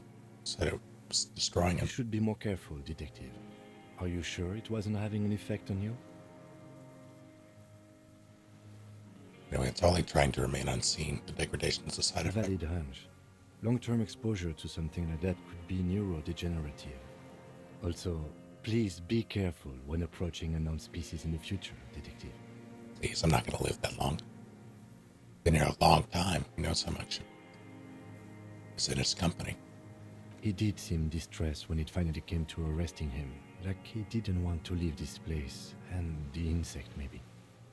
I have absolutely forgotten to take notes. I hope I remember all of this. This will be one hell of a report. Thank God we have the photo. No one would believe you without it. Sounds or found some things in the phasmid's nest, Mr. Dross. He stares into the reeds. Your words don't stir anything in him. Perhaps you should. Did you want the scope? I lost. You lost it, Mr. Dross? He turns his eyes to the reeds again, as he's done so many times. Beige and white stripes. He lost the scope. Then it somehow made its way over there. With the help of a magpie phasmid? The lieutenant observes the lens sparkle in your hand. This sight is a T9, Mr. Dross. Was it attached to the rifle when you made the shot? Silence. Not even a sigh. You've gotten all you will out of this poor bee. Passport. No reaction. His breathing is slow, and he appears very old all of a sudden. Around 80. Did you take this passport and other papers from a boy on the coast? The spirits. He hears us. The spirit? No reply. He's gone again. Try something else? We got him back for a moment. Nothing. Just dull staring. Not even rage left, wherever he is. The last embers have gone out. The war is over. If Kuno kicked it into the sea, as he said he did, the ebb would put it back here. This makes sense. Mr. Dross could have picked it up. Or the phasmid even. If it did, this is incredible. I'm going to let you rest now, Mr. Dross. I might need your gun. The plastic cape flaps around his face in a gust of wind. His back is slouched and his mouth open. The strength has all gone out of him. Just frail old bones in a sack of tracksuit trousers and a windbreaker. We should think about getting back to the mainland. To get help. He'll be safe here. If we don't take too long. In the rain, I guess, yeah.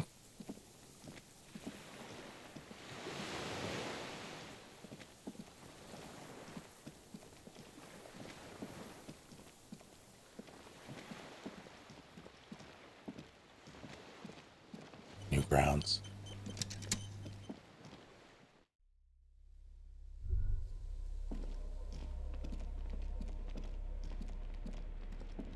I don't think I've ever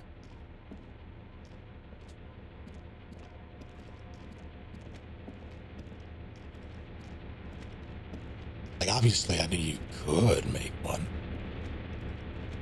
but I don't think I ever did. Is the phasmid real? No. What phasmid? There is no phasmid, Revachol Singh say.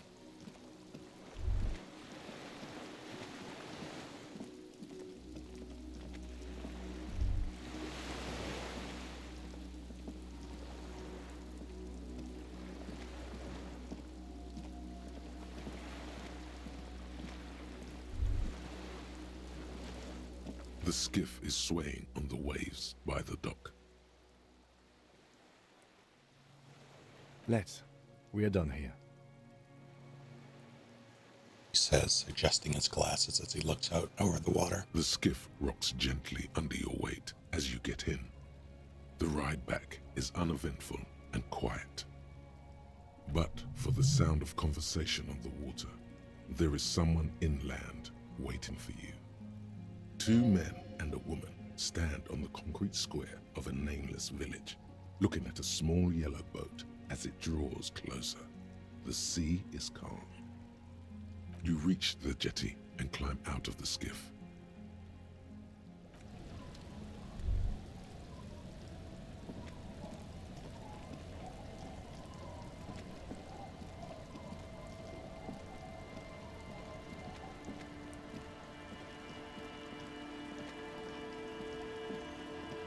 Look what the tide brought him.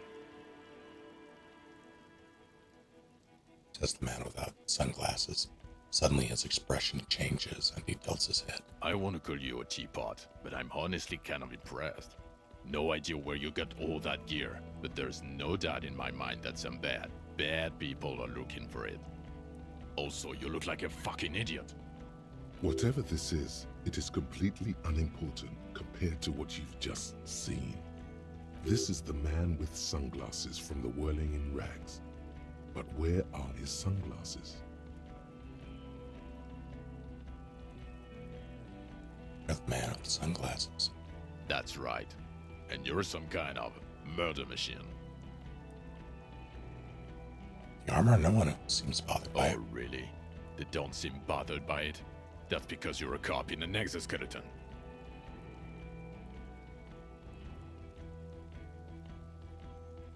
Yes, that has always explained it. This is not the first time he's seen you all decked out in Wacko. Vic, calm down.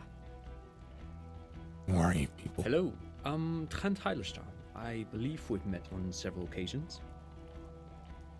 I'm your goddamn partner, Jean Vicomar, and this is your special task force. Or what's left of it. Special Consultant Trent Heilerstam, Patrol Officer Judith Minot. Hi. We've come to scrape what's left of you off the pavement.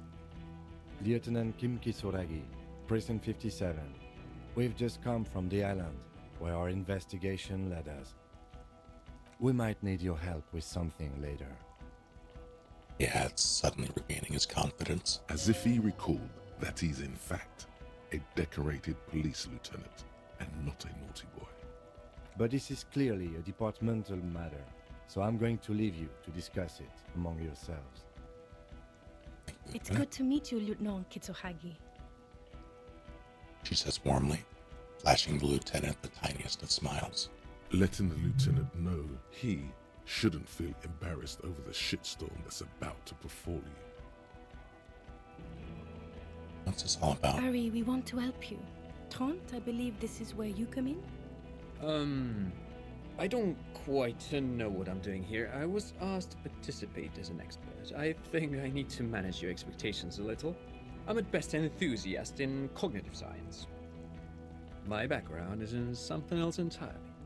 I engage in neurology on a merely theoretical level. In fact, I should probably get going. No, Trent, it's too late. You're part of this shit now. What have you got to say for yourself, shit kid? What does he have to say for himself? He left you to catch the bullets.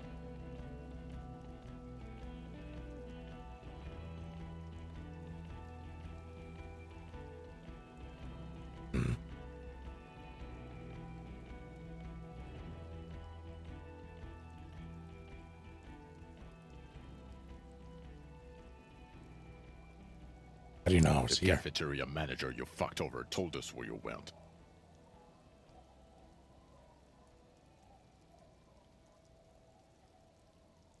Okay. And people on the street helped us too, with your whereabouts. You're a legend among the drunks, Harry.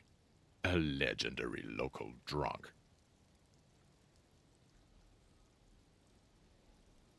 Turns out to be a special consultant. Trent. Yes, I'm Trent Heilerstam. I never said I wasn't Trent Heilerstam. Pretty special consulting here. What indeed? I was asked to share my take on some of the more obscure theories developed in Königstein in the 30s, like partial psychotraumatic amnesia, group personality theory. He's here to see if you're insane. He is smart. Let's move on.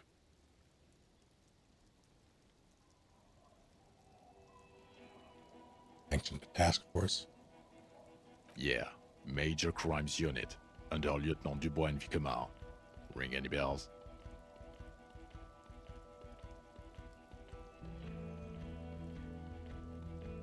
Yeah, totally. He doesn't remember. See? He really doesn't remember. It wasn't a sick joke. At least that's good. Yeah, that's very good.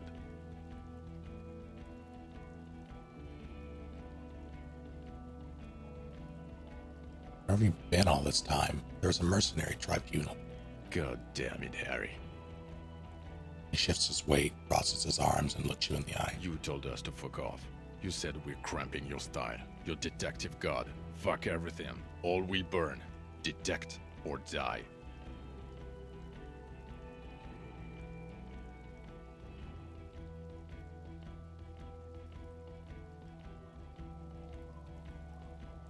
So you let me face a squad of trained killers alone just to teach me a lesson? It wasn't like that. Sounds like it was like that. Fuck you, Harry. We didn't know there was gonna be a tribunal, did we? These are the worst cops.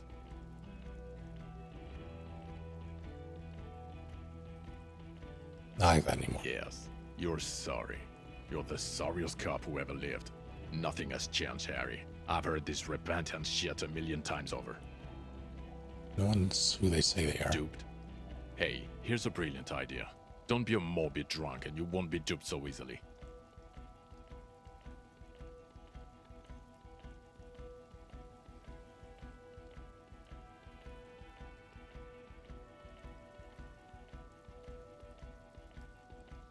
No, fair enough. No. Everyone's just a brilliant master of disguises. Not even blonde. Guilty as charged. I heard you'd lost your mind and your memory. I wanted to see if it was true. And it was. Good work, Harry. You're insane now. There's one less person for me and everyone else to rely on. He was too sarcastic for you to realize who he was.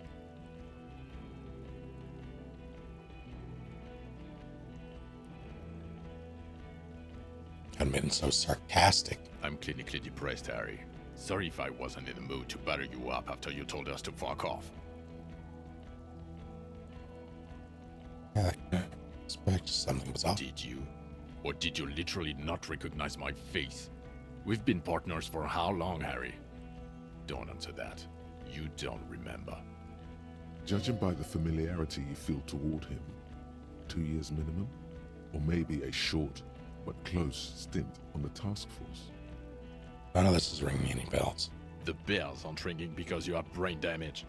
Trant, this is where you come in. How bad is it? Well, he doesn't have visible tremors, he talks without slurring, he can drive a boat, he's standing, reasoning. All good signs, but complete retrograde amnesia, episodic and semantic. Meaning, you forgot both who you are and the definitions of money, Isola, Pell, and so on. As displayed in the station call, our interactions with him, and I don't want to be a snitch, but also mine with him before when Harry did not seem to know who I was. It's all very interesting. Interesting? Yes, interesting. I have my theories, but I would like to hear Harry's thoughts first. Harry, what do you think happened to you? Neurologically, psychologically, and why not socioeconomically?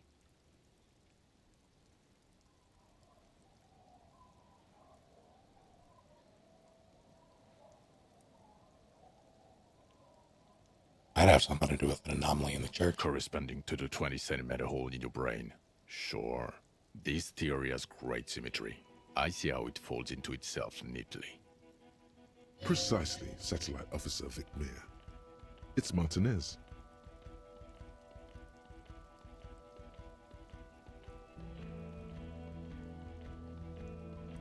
take this seriously. I suspect there might be something wrong with our It name. sounds odd, but I was there. The church on the coast was shaking from an audio-spatial anomaly. It may have been anthroponetic or perhaps related to radio waves. Either way, it was real. I've even put it in my report. You should read it. I do not, however, think it has anything to do with him drinking himself to the point of brain damage. Thank you, Lieutenant Kitsuragi. Just to clarify, I do not think his other anthroponetics are a hoax. Pale produces global phenomena. It's proven. However, what has not been proven is total memory loss after drinking too much Komodo Red. Honestly, I think he's just lying to us. But Detective Vigmer, he has blanked out before. I have? Yes, a couple of times. After some of the more serious benders. One was after the two drunks case, the other when we looked into that mural. Interesting. So at first he dipped his toes into it, prepared. That's where he would have gotten the idea, yes. Practice. And then he used alcohol to get there, so to speak. What do you mean? Well, here's my theory. What if this is an absolutely normal reaction to the world we're living in? What if this is not a significant anomaly at all? Something to be explained, approached as a defect? Look at the sensory input here. Gestures toward the scenery. Look at the ruins, the neon.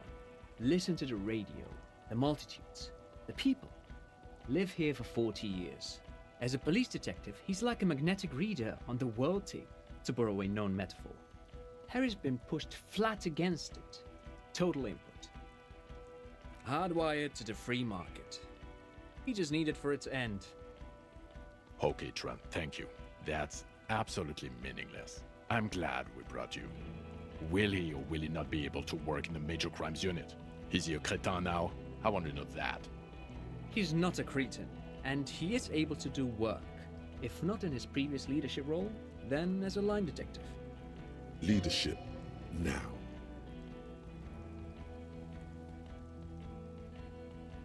Right, No Elysium. one even mentioned that. I misphrased my question. It should have been, is he able to put his clothes on and use the body? Or do we need to get him on a disability pension? They can keep that pension. You're rock solid. You can put your clothes on hard. What now? Now nothing. Now we're just going to stand here. Yeah, just stand there. It's cool. Really? No, now we discuss that. What the fuck did you do to a motor carriage? Why is it there, Harry?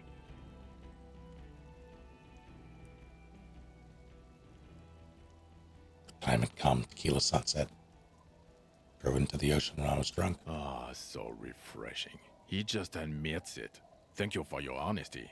Thank you for destroying 45,000 real of police property that's coming out of everyone's payslip.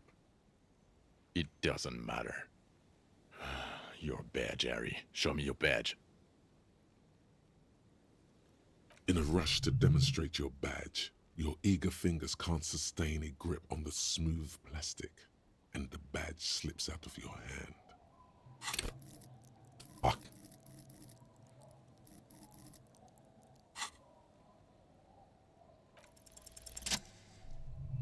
Got it. Not today, badge. Did I get it? You got it all right. You're showing it to him, victorious. They're seeing the badge. Not. And your gun? As if having your badge and gun are natural states, not achievements.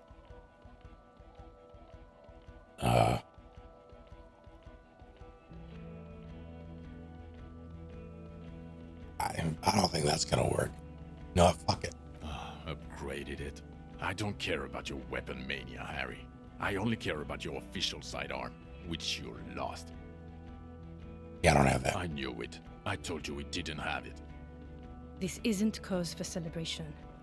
It's bad. Oh, I would say it's very bad. You're drunk like a bum, Harry. Please, put the stolen rifle away before you kill someone. Quit drinking.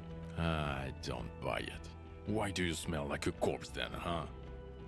He's wounded. It's been a long week, and he's handled an actual corpse.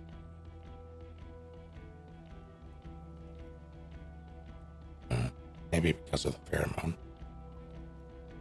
Detective, please. Don't start talking about your pheromone again. This is serious. If you don't... I've handled an actual corpse. I don't believe you. You're drunk. You let a suspect escape, a certain Classier, because you were too drunk to assess a flight risk. We've read the report, Sari. Lieutenant Kitsuhagi's. We know.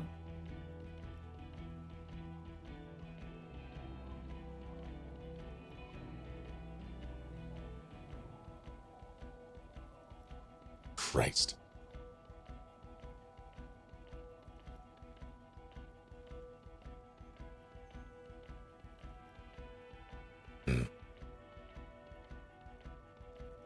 Gave us a vital clue that led us to the island. Oh, well.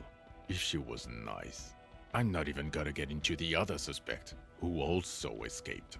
Yeah, Ruby something. Or the fact that you very likely sold your gun for booze. That's peanuts. That's nothing. That's a humorous anecdote.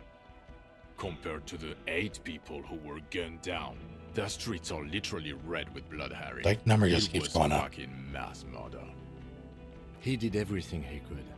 We did everything we could. The company hired and vetted mercenaries. Lieutenant Dubois got between them and the locals. Here comes the cavalry. He did so at considerable risk to his person. Remember, he was shot. We stopped an execution, not a negotiation. The loss of life was minimal compared to what it could have been. Also solved the case. Detective, it's better if I do that. It's so much better if he does this. 1,000,000 times better. Yeah. Thank you for the input, Lieutenant Kitsuragi. I didn't mean to suggest you didn't handle the situation. Brushes a stray strand of hair out of his eye and coughs. He thinks of apologizing, but decides against it. You've spent the week with him on this case. What is your take? On the case? On Lieutenant Geoffrey Dubois. Well, the drinking, the gun losing, also losing the badge. That's all true. Although he has not been drinking on the job this week. See? 1 week. Then there's the self-flagellation issue. He likes to apologize, profusely, making it sound like he's guilty of at least first-degree murder. It's not a good communication strategy for an officer. It's odd, especially in light of his political views. Detective Dubois is, as you may know, a hustler. He grinds. He makes the real. He's a visionary and a money engineer, which is just... And then there's the motor carriage in the sea, something I was not present for. But despite all this, he is a great detective, one of the best I have seen, in fact. He can talk human beings into telling him everything, and he doesn't stop. In all the time I've spent with him, he has not once stopped pursuing leads, however far-fetched and tangential. He is tireless, madly driven. Well, except that one time when he stopped to sing karaoke, which, by the way, I have to disagree with you, Mr. Vicmar, was a valiant effort. He really sang his heart out. Okay, he did something. Other than that one time, he has tirelessly worked on the case, and he solved it. We have a confession, a murder weapon, and the perpetrator, locked on the island right now, awaiting transportation. He apprehended a revolutionary brigade who stayed hidden for 50 years, ever since the revolution, who's probably committed other murders over those years. Oh, and he also discovered a new species. A new species? A colossal stick insect. It was on the island, camouflaged as the reeds. It unfolded from the reeds. I think we may be dealing with the Insulindian phasmid. He takes out the photo of the phasmid and shows it to the officers across the yard. The wind blows, flapping the glossy rectangle in his hand. You hear gasps beneath the howling of the wind. As you can see, It's about 3 meters tall. In fact, we think it may be the largest land invertebrate ever discovered. Fucking hell is that? Is this somehow connected to the case? Detective? I believe the pheromone it emits may be responsible for the killer's mental degradation. The old man was not aware of the phasmid's presence. Exhibiting a strange, atypical dementia, he fell into a stupor after its appearance. He became near catatonic. So it is connected. I must say, this is absolutely extraordinary. I don't even have words for it. I still have some of its saliva on my finger. Yes, it really does make it hard to fire the drunk. His tired eyes follow the photo as the lieutenant puts it away. This is a very, very sad man who has just seen something that's made him forget his sadness. Now you make your case. Now is the time. Now or never.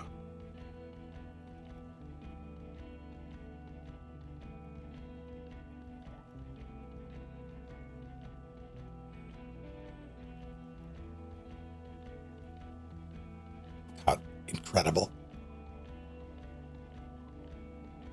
I have a strong motive for him. Lilianovich. A revolutionary matronym. Revolutionary matronym? The custom started in Grad, where they have patronyms. Krasovich, Lasovich, etc. The revolutionaries saw this as a chauvinist atavism, so they used matronyms, derived from the mother's name instead. This man's mother was Lilian. His Lilian's son, Lilianovich. The custom was overturned after the revolution failed, but not before it made it to Revachol. So, it is what a soldier of the ICM would be called. Thank you, Trant. Thank you for that piece of cultural theory. You said you have a motive? Of course, excuse me, I just thought it was noteworthy. He wasn't quite sure about the straggler before he heard this detail. It must have convinced him.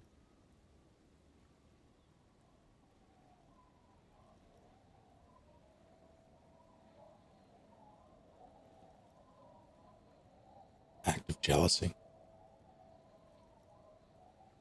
Jealousy? I thought this Lilianovich was an old man. To have been hiding for 50 years. Like 70-something. A strange psychosexual fixation. Aggravated, possibly, by proximity to the phasmid and its chemicals. He himself gave a political reason. Said he had killed an enemy combatant. Also, we have ballistics from the gun, matching the bullet found in the dead mercenary's head, and 2 officers on the scene that Mr. Dross confessed to. It's a clean win. It's way more than that.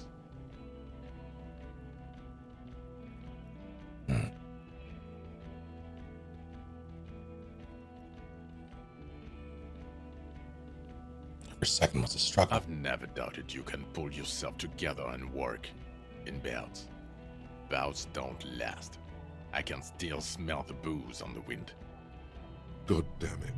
Doesn't it ever leave? It is there. Like in your bones or something. It will pass in time.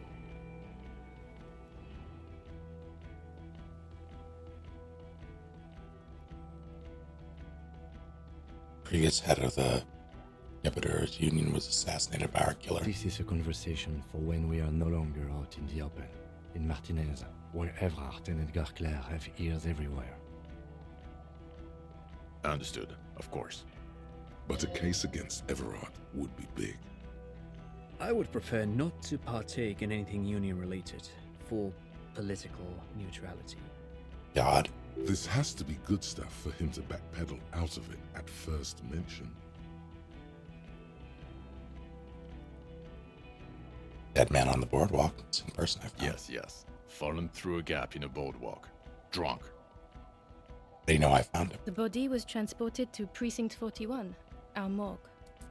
I had Tilbrook and Mullins take care of funeral arrangements and family stuff. You're not the only cop in the world, Harry. This all comes back to us.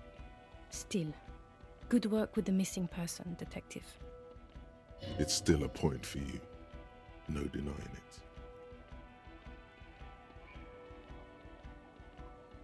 I don't think that'll help. Confiscated drugs from Kuno's dad. Kuno. You don't want to know. You're right, Lieutenant. I don't. You snorted the drugs, I know you did. It's alright. I mean, at this point, anything is but the drink. But I didn't, though. I've been clean. It's fine. Looked into the mystery of the doomed commercial area. I don't know what a doomed commercial area is. Why? That's not what you were supposed to do here. There was a fridge we needed and a possible witness. He was just chasing a lead and ended up advising a local shopkeeper. It was okay. Of course. Call it community outreach, right? Phasma's female in the resource nest. Female? What makes you think so? You had to see it. It had the subdued colors of a female. And the nesting behavior too, I think. Incredible. Were there eggs in the nest? Not as far as I could see. There were other things there, though. Gathered items in its nest. Helmet, scope, passport. Actually, you know, this would indicate it was a male. This is far from anything in my field, but I think such nests are called bowers. They are for attracting mates. Of course, as I said, I'm only guessing. I didn't see it. It must be robust if it can move a whole helmet with its limbs. I think it reproduces by parthenogenesis. As in cloning itself? What makes you think so?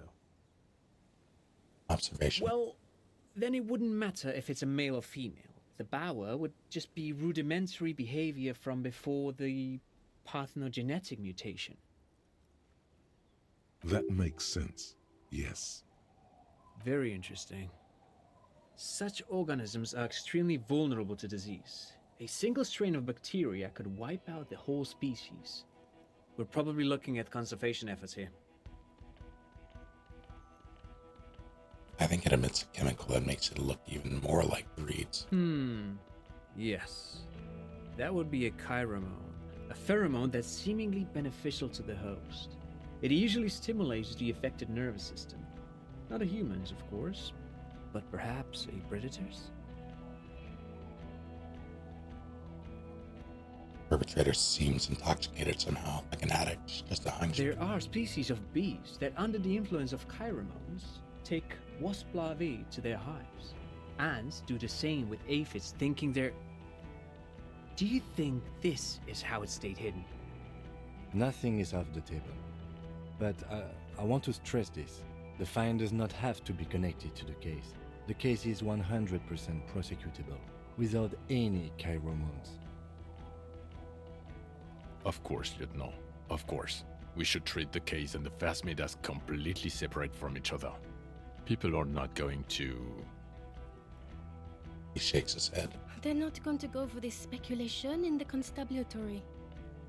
That mandibles that looked like hair was completely white on the inside. Yes, but also reed-colored, beige and brown, a little green on the outside.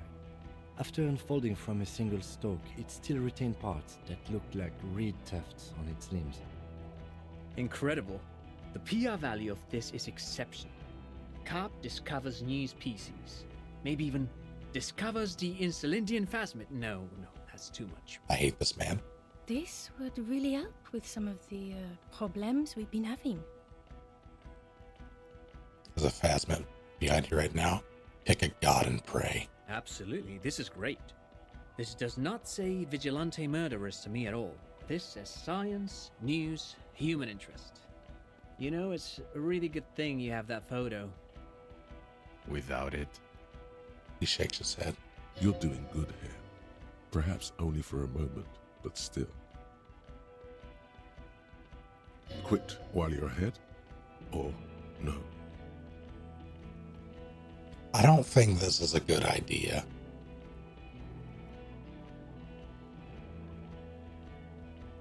Because I don't really think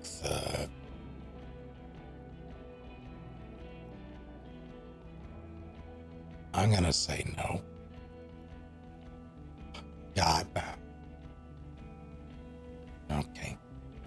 was that?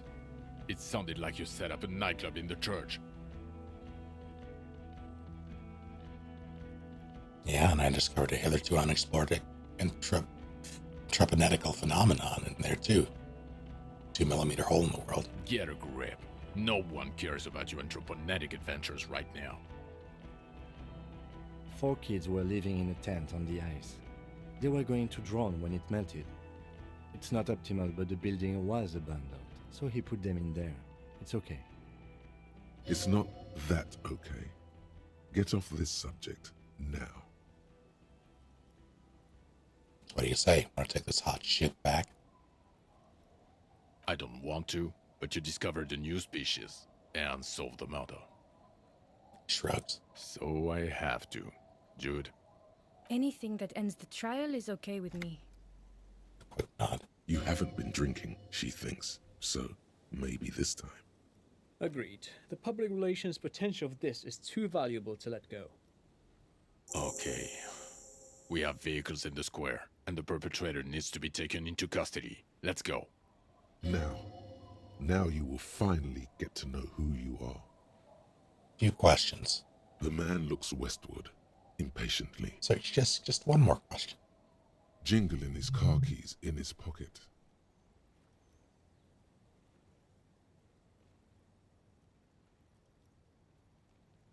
Am I a dirty cop? No.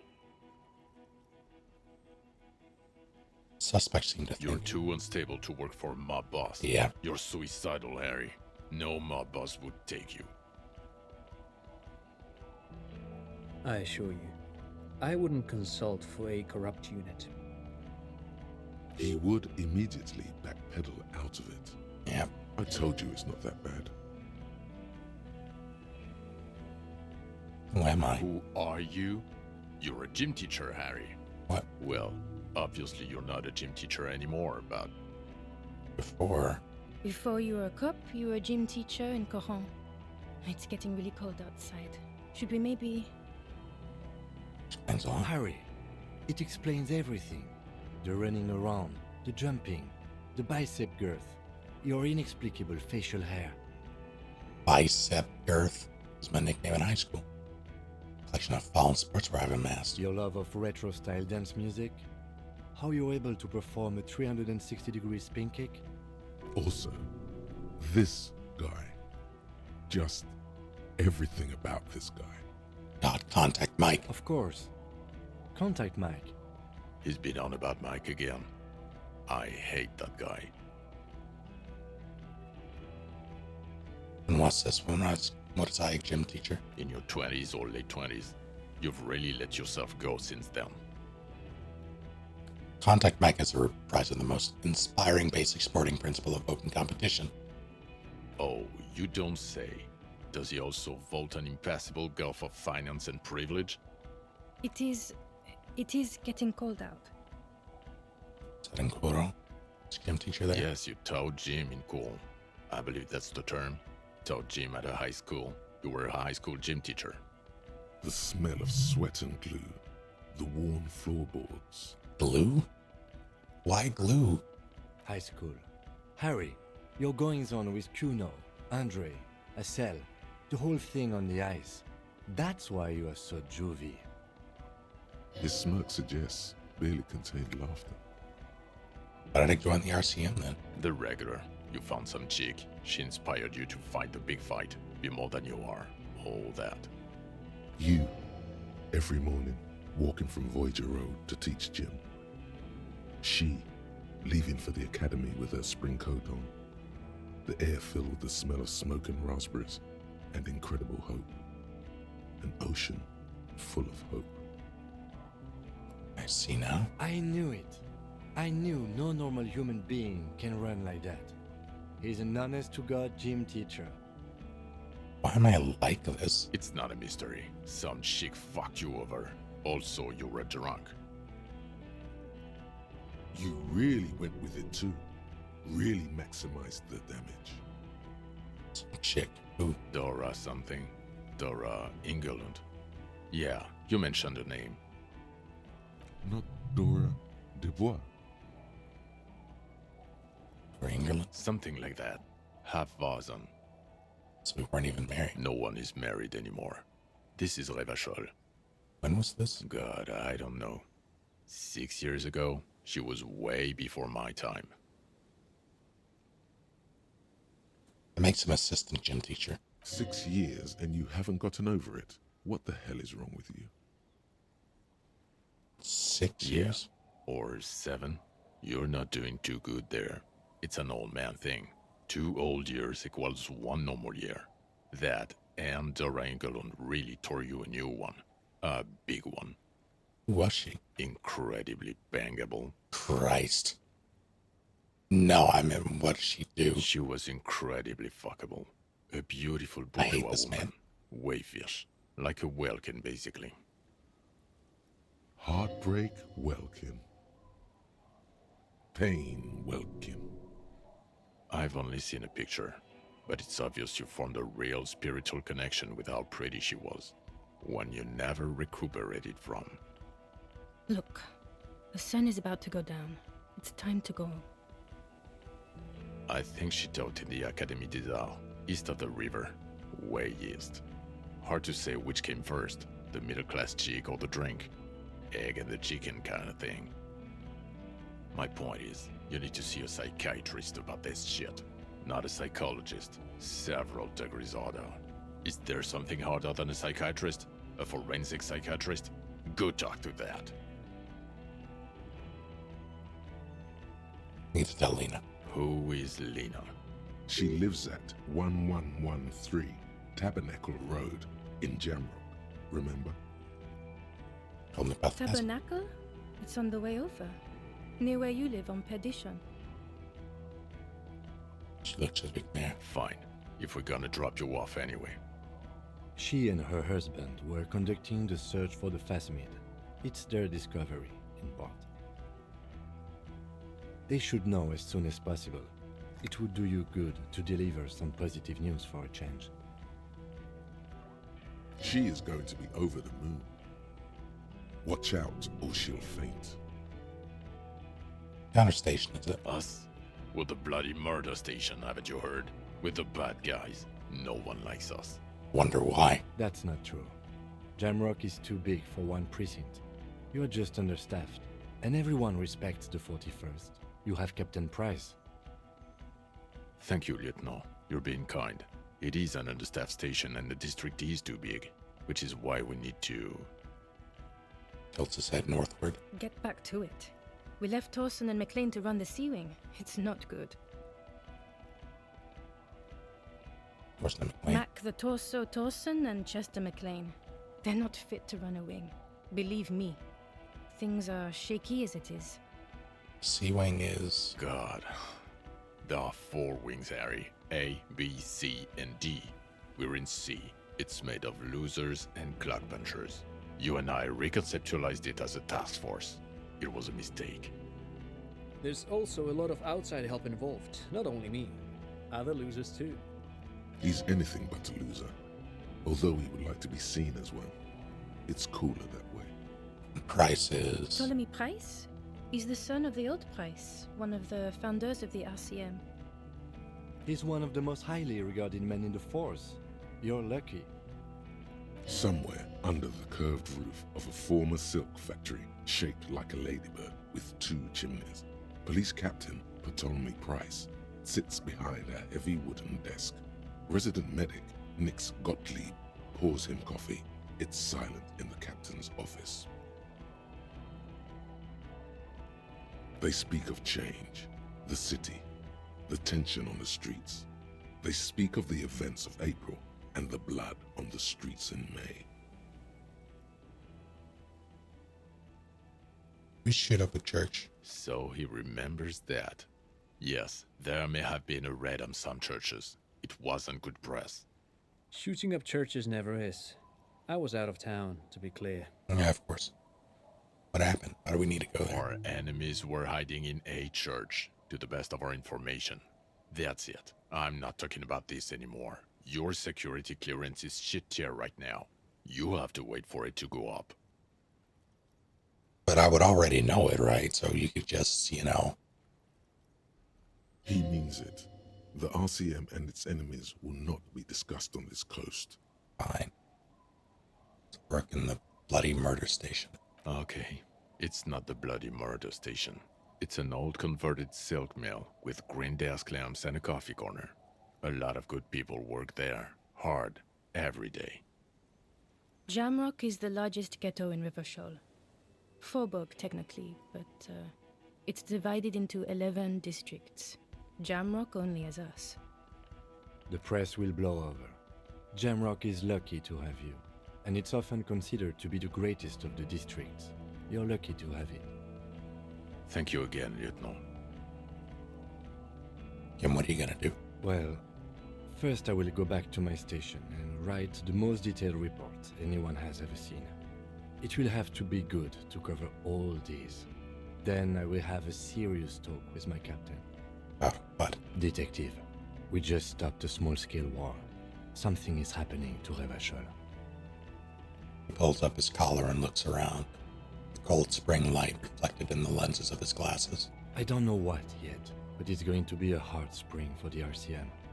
We need to get ready, infiltrate, investigate. Want to do that at Station 41? Talk to Captain Price? I'd rather not ruffle the feathers of two captains with my doom-mongering. No, I meant investigate. Come work here. Work with Price? I'm flattered, but I don't know if I... Would fit in. Am crazy enough. Can take the stress. He doesn't know how to finish the sentence. This truly came as a surprise to him. Not a bad one, but he's at a loss. Flattered? You're Lieutenant Kitsuragi. We would be flattered if you even considered.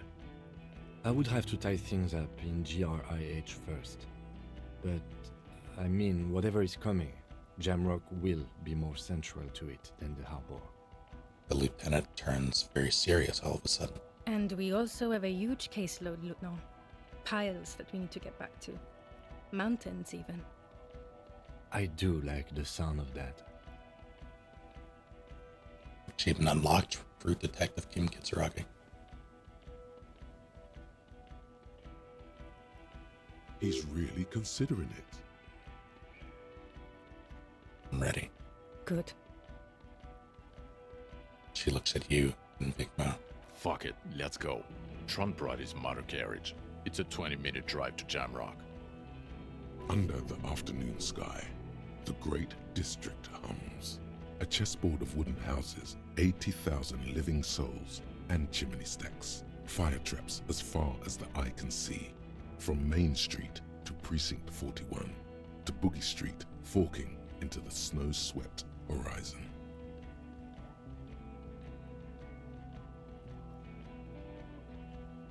You close your eyes and hear the dogs bark.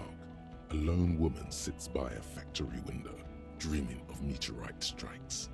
On Rue de Saint-Jérôme, a square bullet slides into a square-shaped chamber. In Old South, a man without eyelids smiles. Spring has come. It's time. Dawson?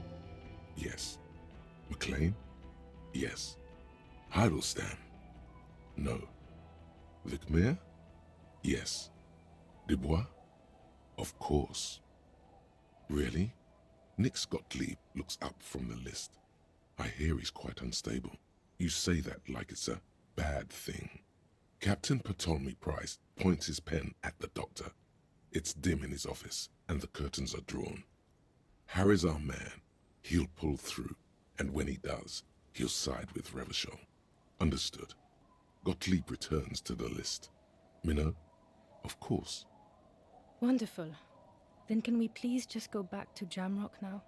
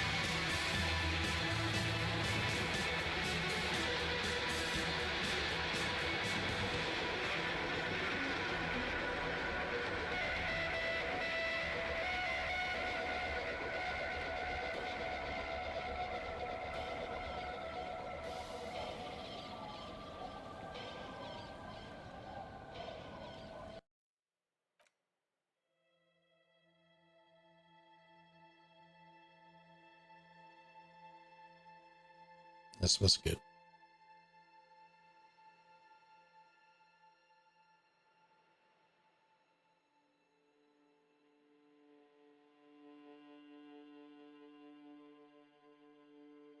I very much enjoy the different traits. I like all the different personalities. The writing for them.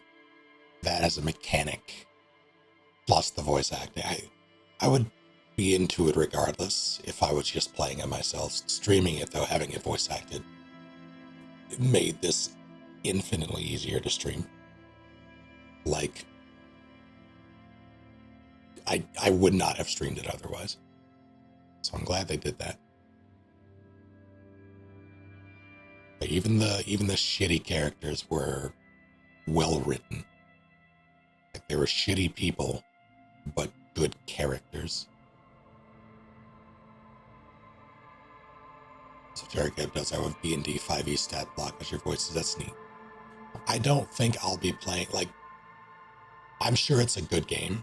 I don't really have an interest in the fantasy setting, though. Like, I'm sure it's well done. I just, like, stylistically it interests me, but settings-wise it does not. And it does kind of make me sad. He likes voice acting. Oh, that's tragic. Hopefully they add it, though. And, you know, Kuno is, I think, very well written.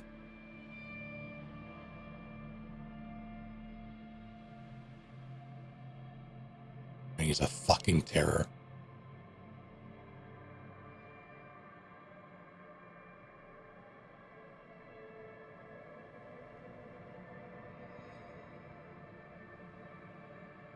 Yeah, there were. This was fun to sort of piece together as I played it. And even in doing so, like, usually I'm pretty good at sniffing things out, like, before they happen. This game does something that... This game doesn't give you all the information. Rather, it doesn't present everything for you to take at face value. It doesn't give you all the information and let you sort through it and maybe figure it out. It gives you just enough information to keep things interesting and progress the narrative, and only does it reveal what's actually happening when you get there. So it's sort of impossible to piece it together early. So I was right about a lot of stuff, but I didn't have enough information to be completely right. Because I didn't have all the pieces, things I couldn't possibly know. And that for me was enjoyable.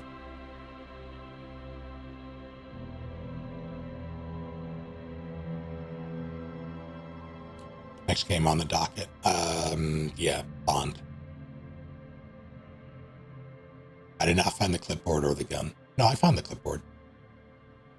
I think, right? Wasn't it with the badge?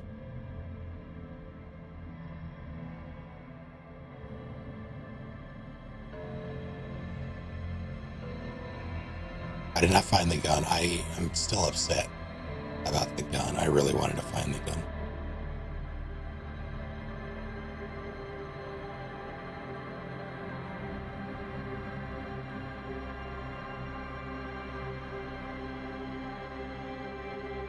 Yeah, I was going to start Bond tonight. I don't know if I'm going to do that.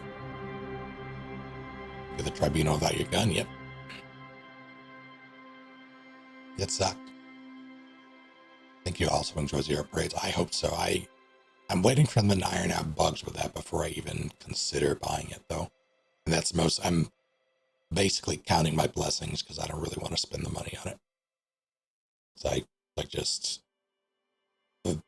because Azrael threw money at me, I was able to get Bond. I'm going to be playing that. Plus I get to wait for them to iron out the bugs. I'll jump into Zero Parades at some point. in the future, because I am interested in it.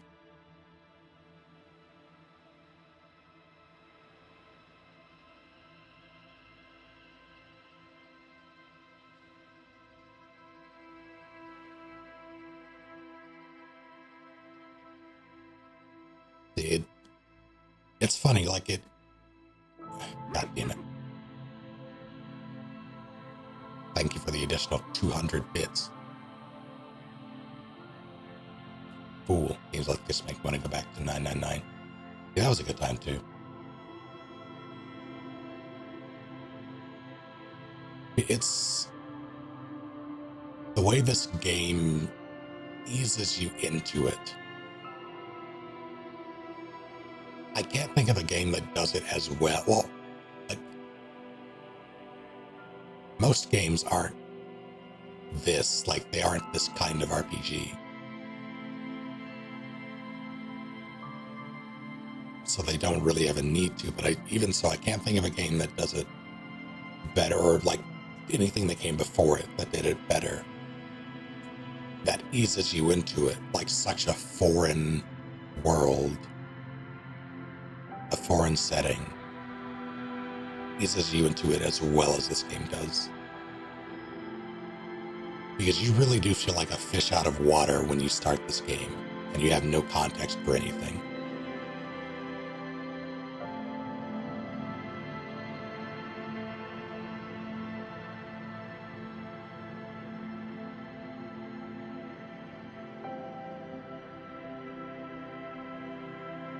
Yeah, there's so much world building. It's very well done.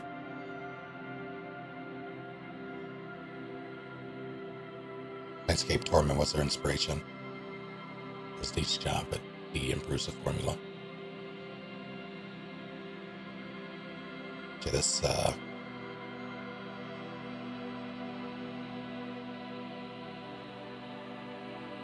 like it does it in. I was a bit annoyed that, well, not annoyed. I don't typically like time-locked progression.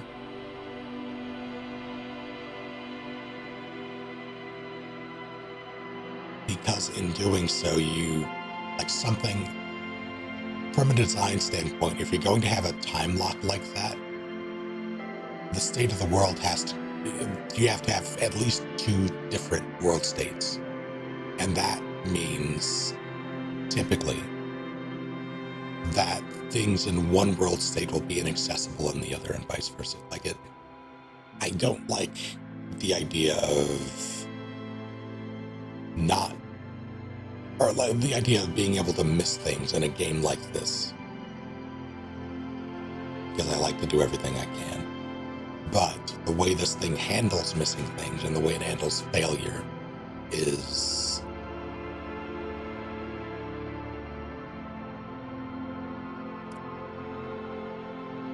it's rewarding in a way that doesn't feel like the game is handing you a victory, like despite you failing.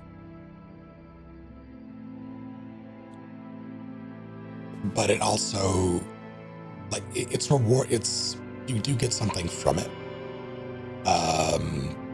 or at least you can, either narratively or mechanically later, or like you get another chance at it.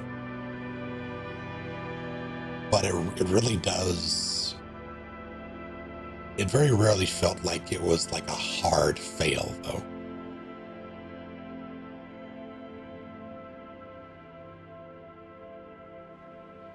Take care, Constable. Thank you for hanging out.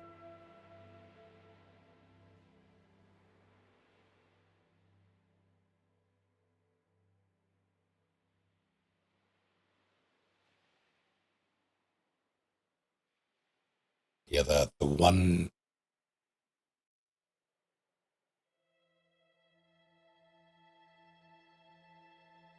I think my biggest gripe, question mark, but this is, even though failure isn't enough, or like failure isn't enough, even though failure isn't as punishing or as blatant as it is in other RPGs or other games in general, the way the dialogue system works and the way roles work.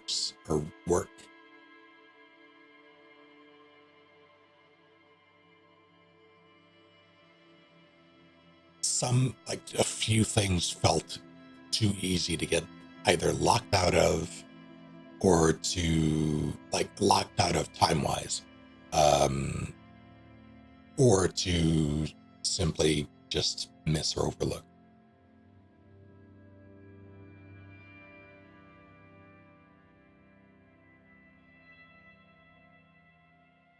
Shivers was good. Yeah, I like the city descriptions.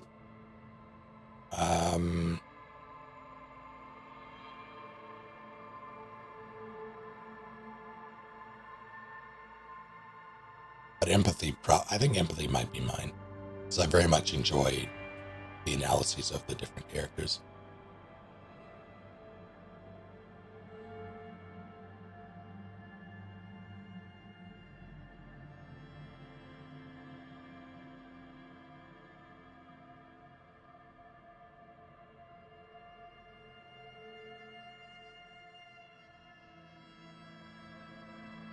Like that little extra insight.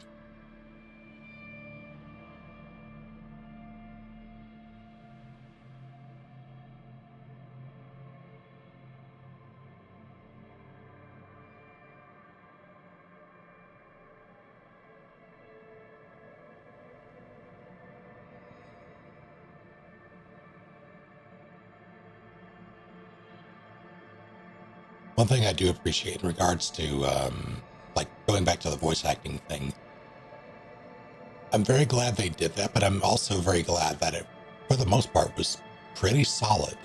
Like, it didn't feel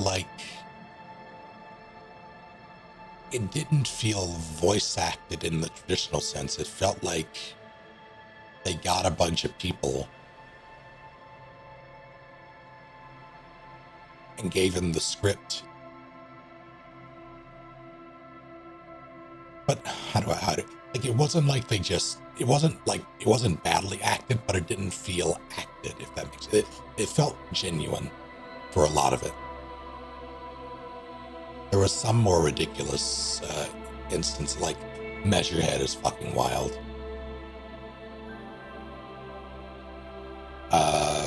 Who else?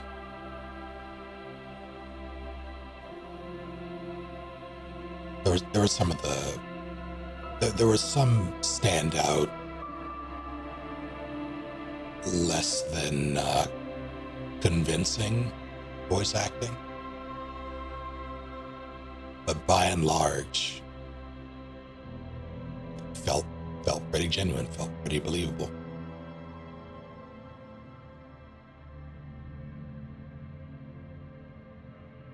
Favorite voice? Oh God.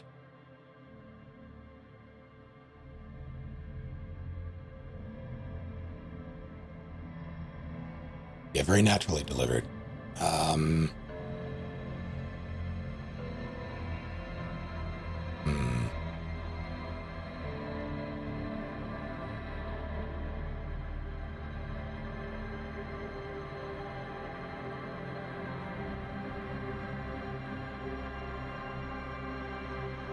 I'm torn between Renee, Klasha, and the Deserter.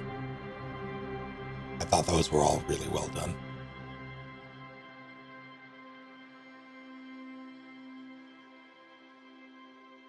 Titus too, like halfway through, like once I broke that initial barrier and I actually got to talk to him more.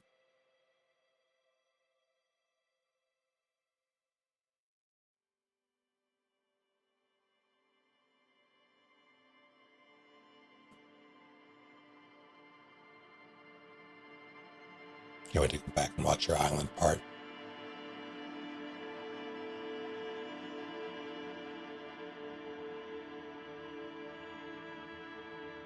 I'm still mad about that gun.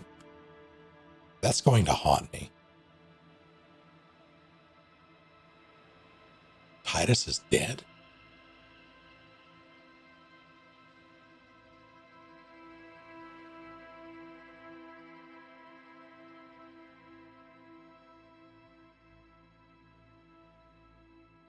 with the whole capital speech with the boat lady.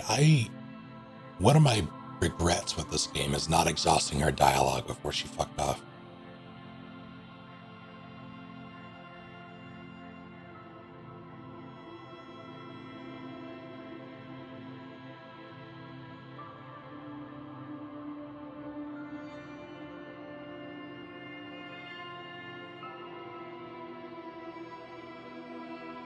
Another is not talking to the mercs when I had the chance. It told me I had 3 days. Told me I had 3 days, and then the next day the tribunal happened.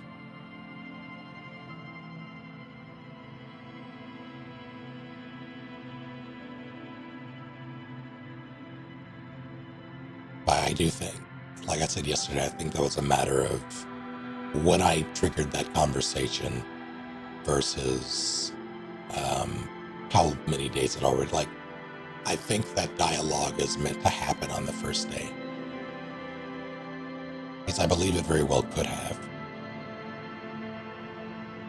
Well, I don't know.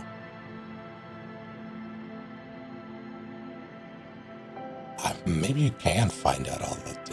It would strike me as odd if you could. There's a Molotov, Jesus. Yeah, I'm positive there's so many more things I have not seen for this. Like all the different traits with their different play styles, all the choices I simply refuse to do. So I'm not insane.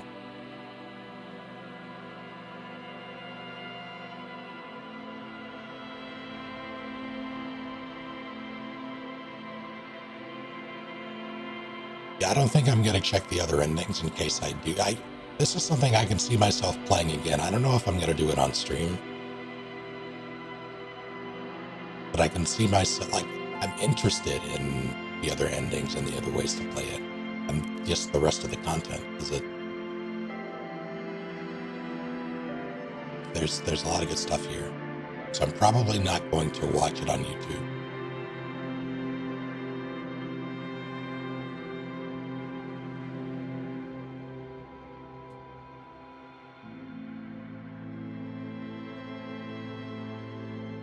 I'm gonna convince the wife to play this just to see how she plays. Do it.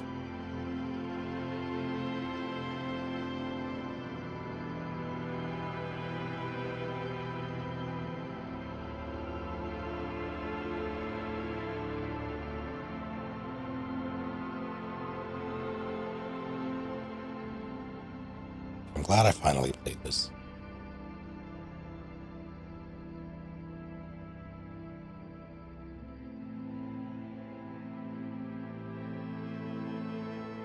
Also, the atmosphere of this game is something to behold.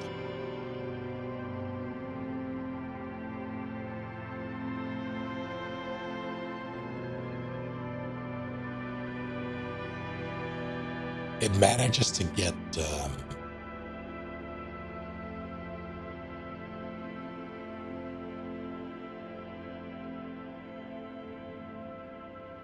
only way I can think to describe it is a bleak ambivalence.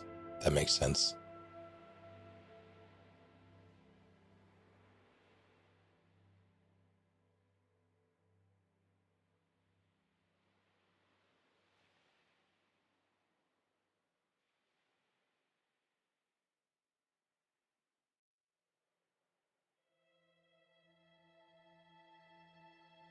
But like when it comes to depicting people,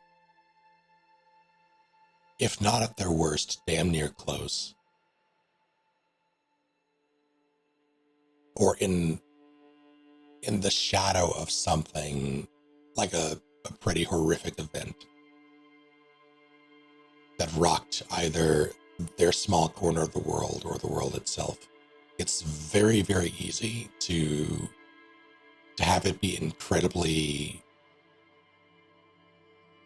like to play up the danger, the aggression.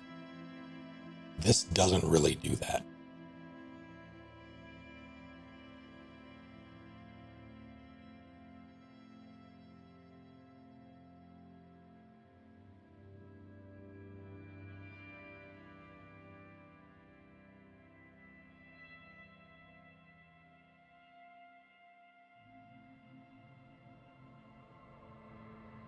I think it's better for it.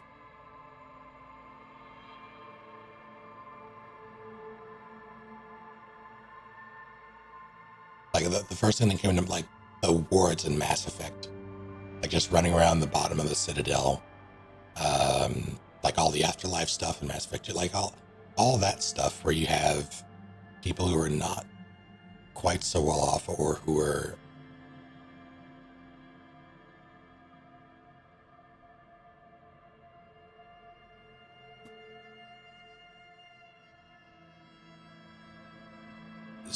struggling doesn't always have to equal dog eat dog, and it doesn't feel like that here, and that's good.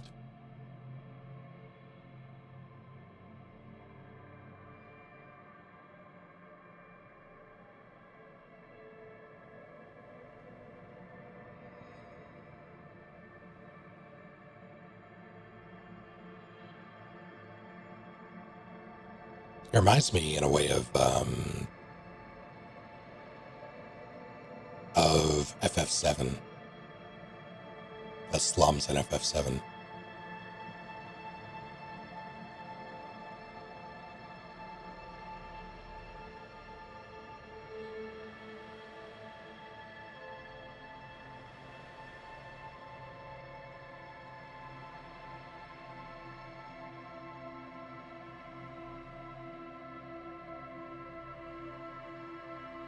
Yeah, it's well done.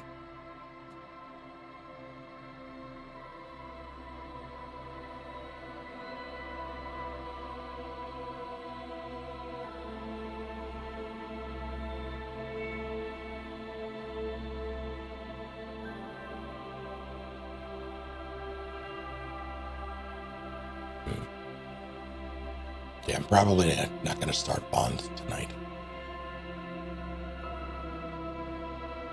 We'll see about tomorrow as well, because tomorrow is the start of a new season for My Hero, so I might do that as a palate cleanser, then go into Bond on Thursday.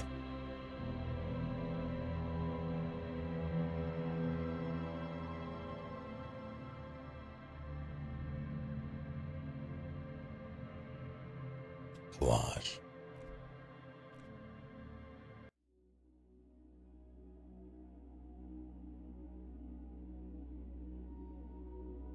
I don't know what this is, but I'm afraid, so I'm not going to do it. I'm ready to beat up bunnies. I'm afraid of what those bunnies can do.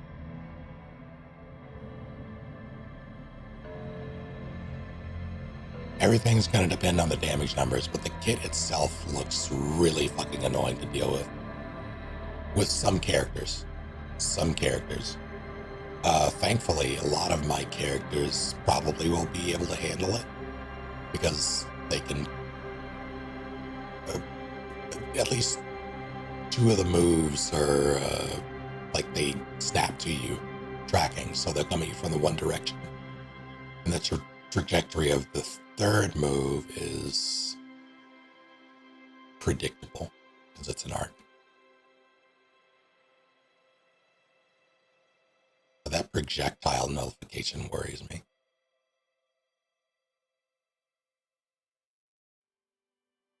Lets you make your own scenes.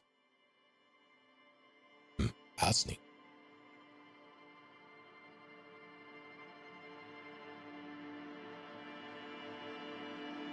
Give him the Phasmid kiss. I don't think I should do that.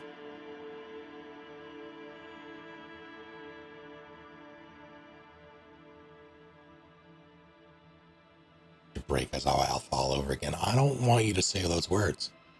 God, I'm not looking forward to the bugs introduced with his new skill set. As you know, there are going to be bugs.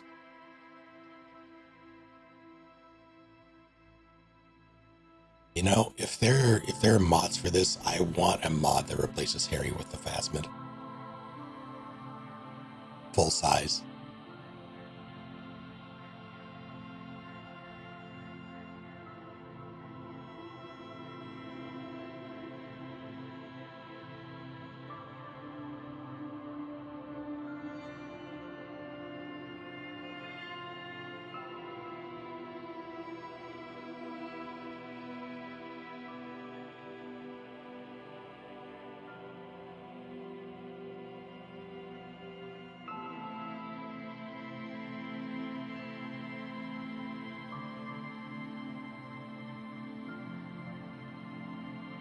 Isn't it Kafka with an A instead of an E?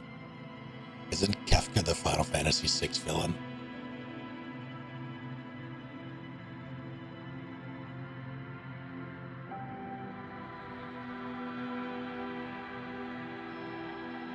That is a very amusing combination to me.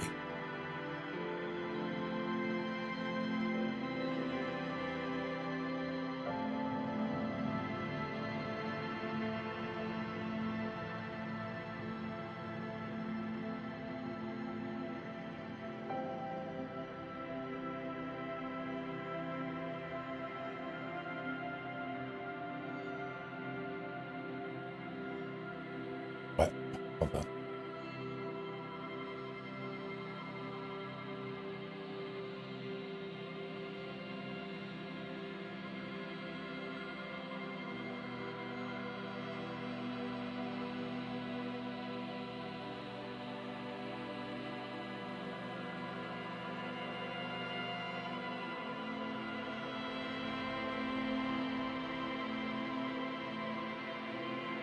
Oh dear.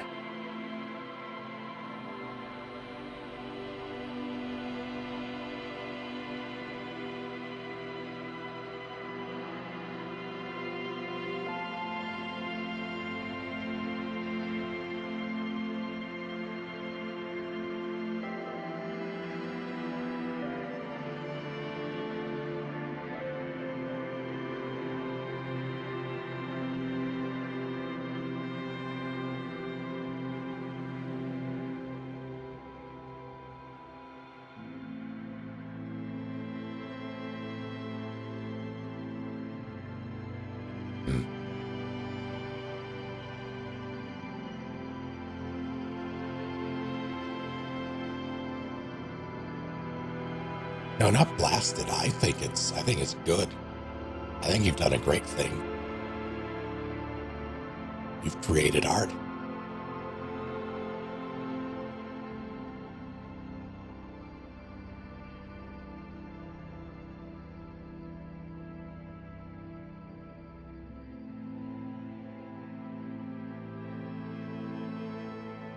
Yeah, all right. I think I'm going to call it here for the evening.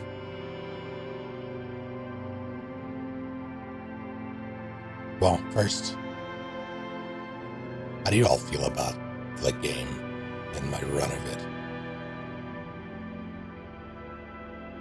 I know a lot of you have played it. At least some of you have played it.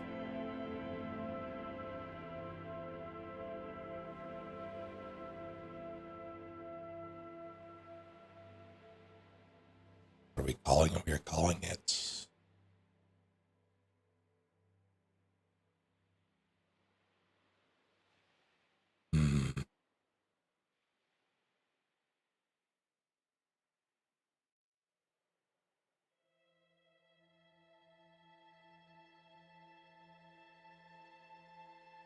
Fortress Accident.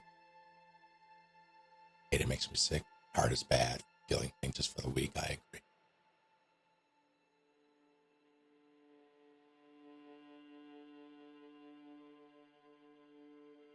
It's most enjoyable to return, especially with Earthseer Parades dive.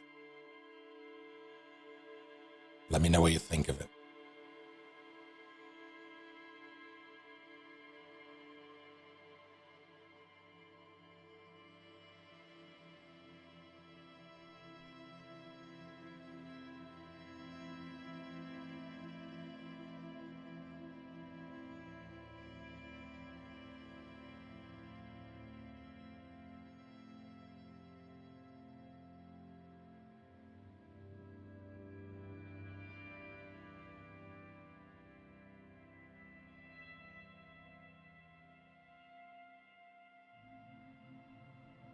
Oh no.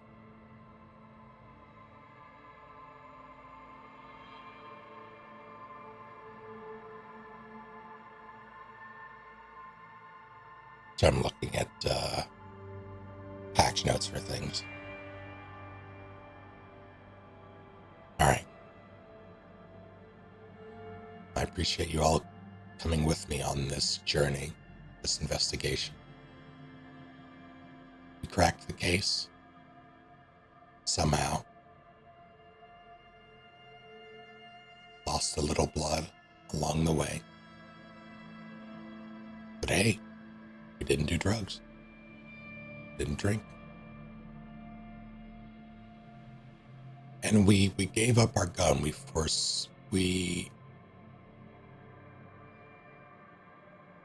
forswore violence. We didn't do drugs, no. No, we were boring. That's what I mean, that's fair.